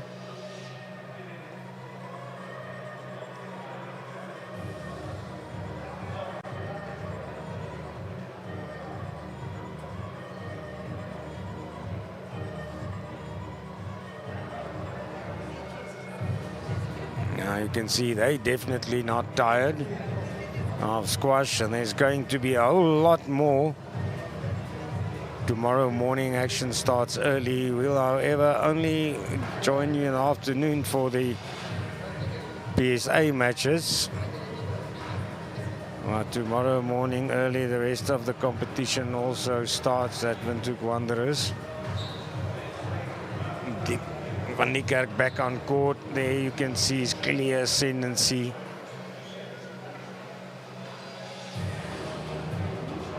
Initially in that first game, 1-1. And then the South African stringing together the points towards the end. Diekmann getting a couple back.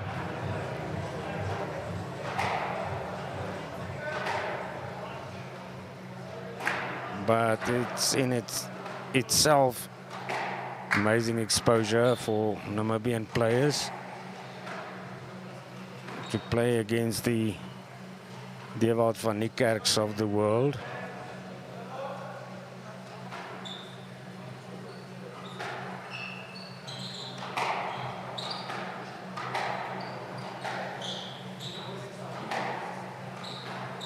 Into the second game now.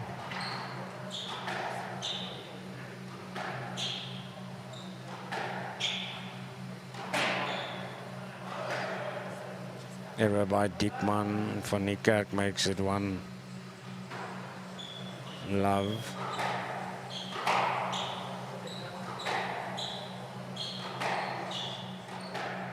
Looks like Van Niekerk is most of the time not really exerting himself, but Diekmann has made him work at times. 2 points up.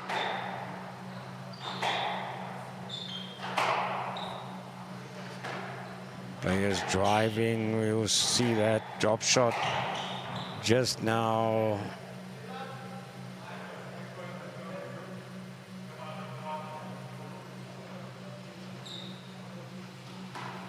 I think it's a late called by the referee. Van Niekerk restarting, and now it's 4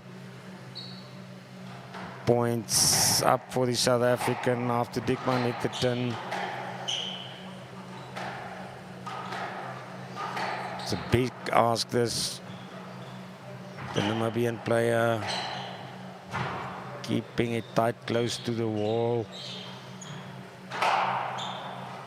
Way up into the air, Diekmann there. And then into the corner again. And Van Niekerk replies with another good drop shot of his own.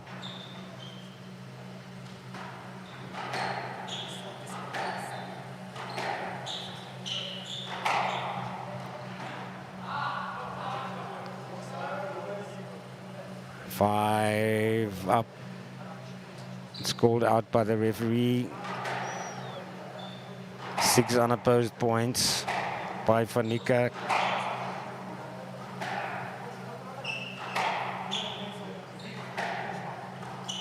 Diekmann will want to get a couple of points on the board in the second game.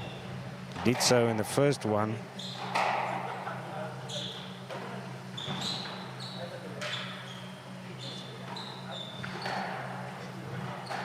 And backhand drop shot into the corner. I can see Diekmann loves that shot. But Van Niekerk reads it well, and that you won't see often. Ewald van Niekerk applauding Arno Diekmann there. Diekmann's first point in the second game. Volleyed back by the South African.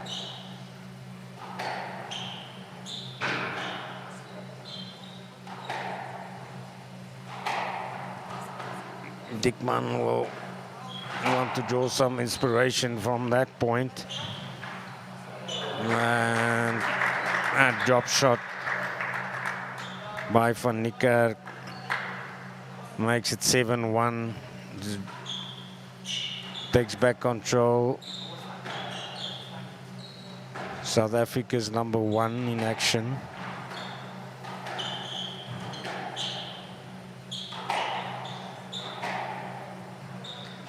Niekerk is also very quick back to the tee.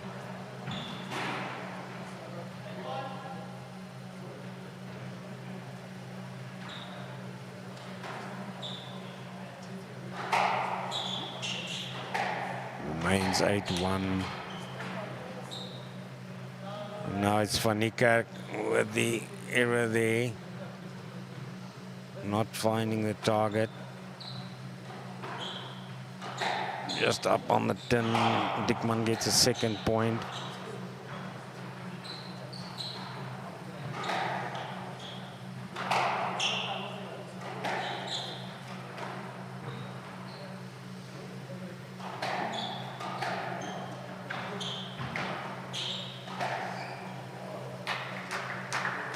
then applause for Van Niekerk. It's up to 9 points to 2.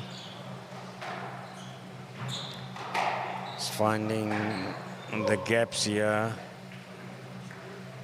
Reading play. Diekmann far away from the ball in that previous point. 10-2, it's game ball.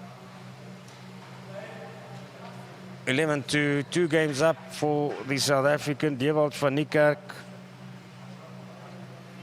One doesn't easily use the word impossible, but let's say at least it will be a mammoth task for Arno Diekmann to get back into this match. It took Van Niekerk only 15 minutes. Put those 2 games behind his name. PSA BDO Namibian Open Squash Action 2024.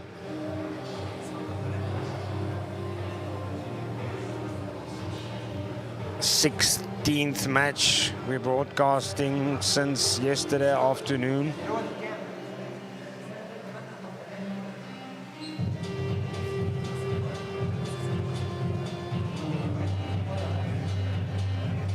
There you see Van Niekerk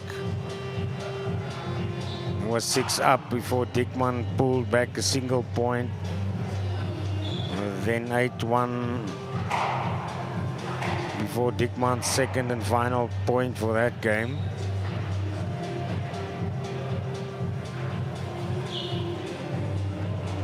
Van Niekerk is back on court. He looks eager to finish this off.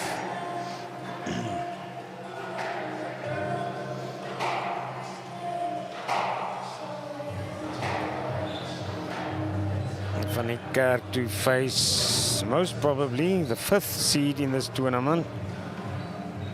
Van Niekerk seeded 2nd. He will face the 5th seed Abdallah Hafez of Egypt.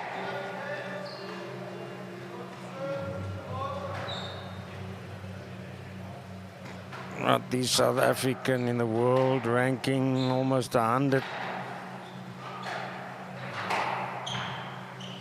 places ahead of Hafez.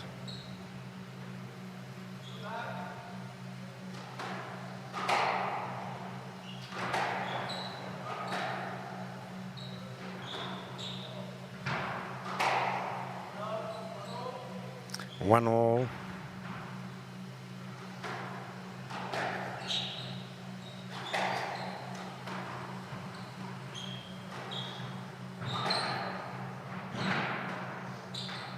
Van Niekerk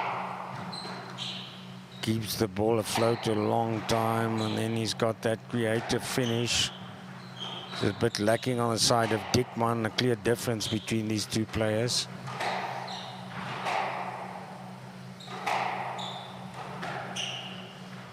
Diekmann also having to work harder. You see there, it just seems that Van Niekerk is walking around. Now he's to speed up a bit. Diekmann on the backhand. Van Niekerk returning it cross court.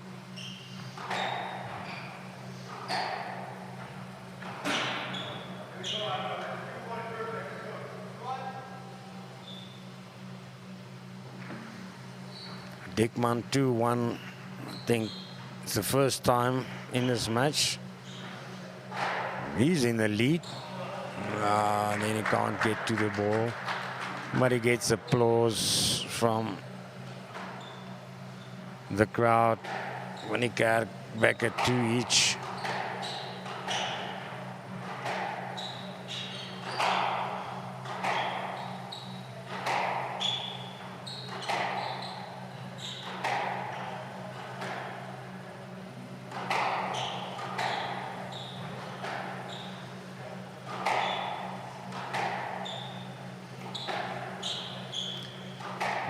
Neither of these players making a move. We'll definitely see it shortly.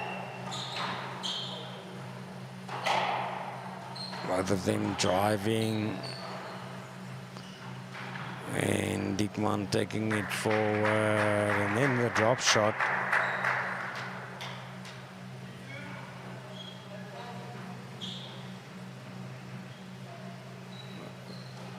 Remains 3-2 for Niekerk restarting.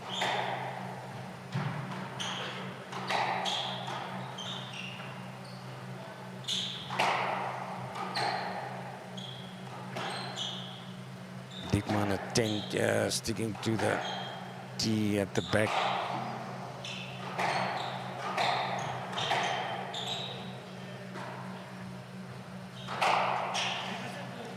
Van Niekerk happy to just drive it backwards. He's trying now pull Diekmann to the front.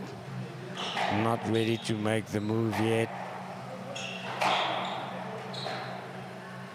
Puts Diekmann on his backhand again.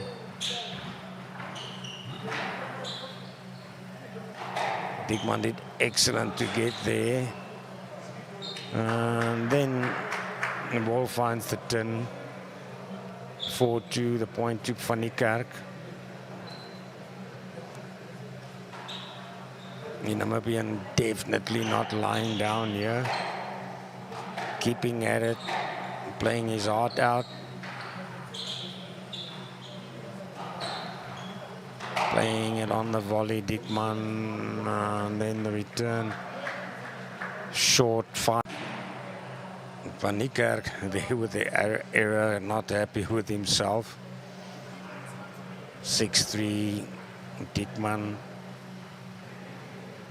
getting the chance to serve.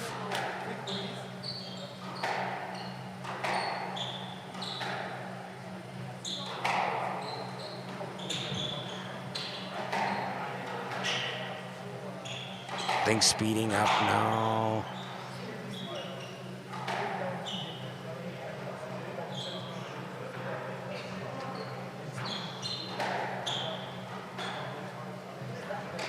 Ball really being spread well across the court by these two players. A loud applause then for Arno Diekmann. The Namibian with 4 points now, trailing with just the 2 points in the third game. Best account he's given of himself since the start of this match.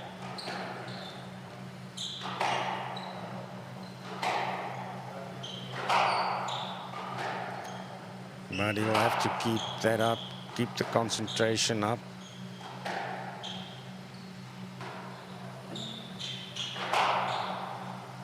And Van Niekerk, we've seen a couple of times, he's got the ability to very quickly change the pace and then hit it into the sweet spots on court.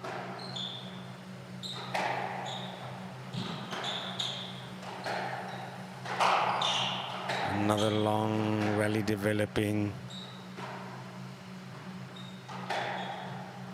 Diekmann is matching up to now for Niekerk, shot for shot.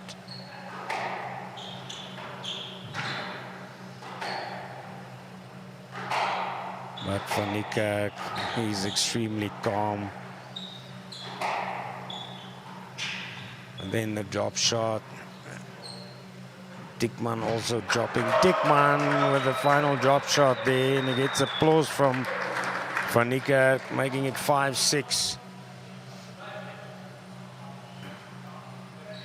Gerrits Van Niekerk not shy to acknowledge good play by Arno Diekmann, the Namibian. Another unforced error now by Van Niekerk, and all of a sudden it's all even in this third game. 6-all.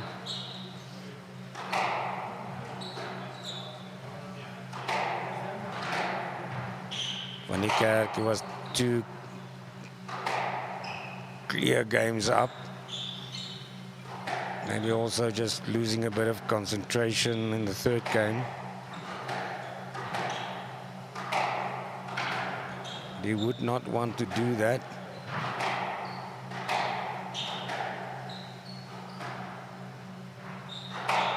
He wants to get back on track in this game already, because that's what he'll have to do from tomorrow onwards. Drop shot by Van Niekerk. And he retakes the lead, 7-6.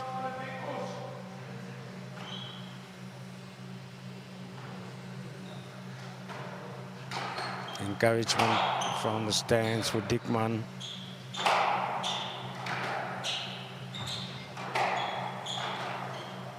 Niekerk driving hard, driving shots to the back.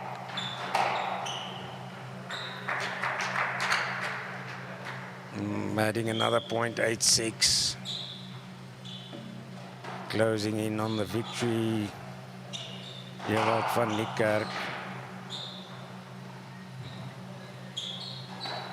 We've seen many times these players, one answering the other's drop shot with yet another drop close to the corner.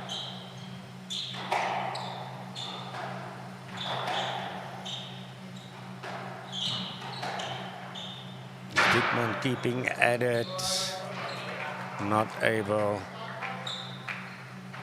to find it at the back. 9-6. South Africa's number one is 9-6 in the lead.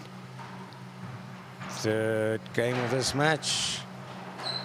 The way things are currently looking, probably the last one. And Diekmann fought valiantly at times, especially in this third game.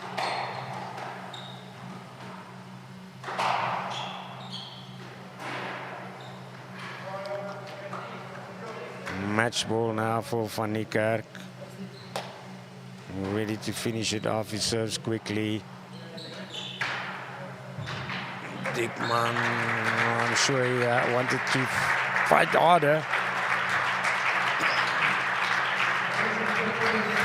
Arno Diekmann putting the hands up. Thanks the crowd here. And that's the confirmation of the score. 3-0 the score in favor of Gerrits van Niekerk. Second seed at the PSA BDO Namibian Open 2024. 11-3, 11-2, 11-6. Some fight back by the Namibian right at the end. And as the crowd starts to leave, we thank you for enjoying today's squash with us. We'll be back tomorrow. Join us after 5. All the same platforms. We wish you a lovely evening. Good night.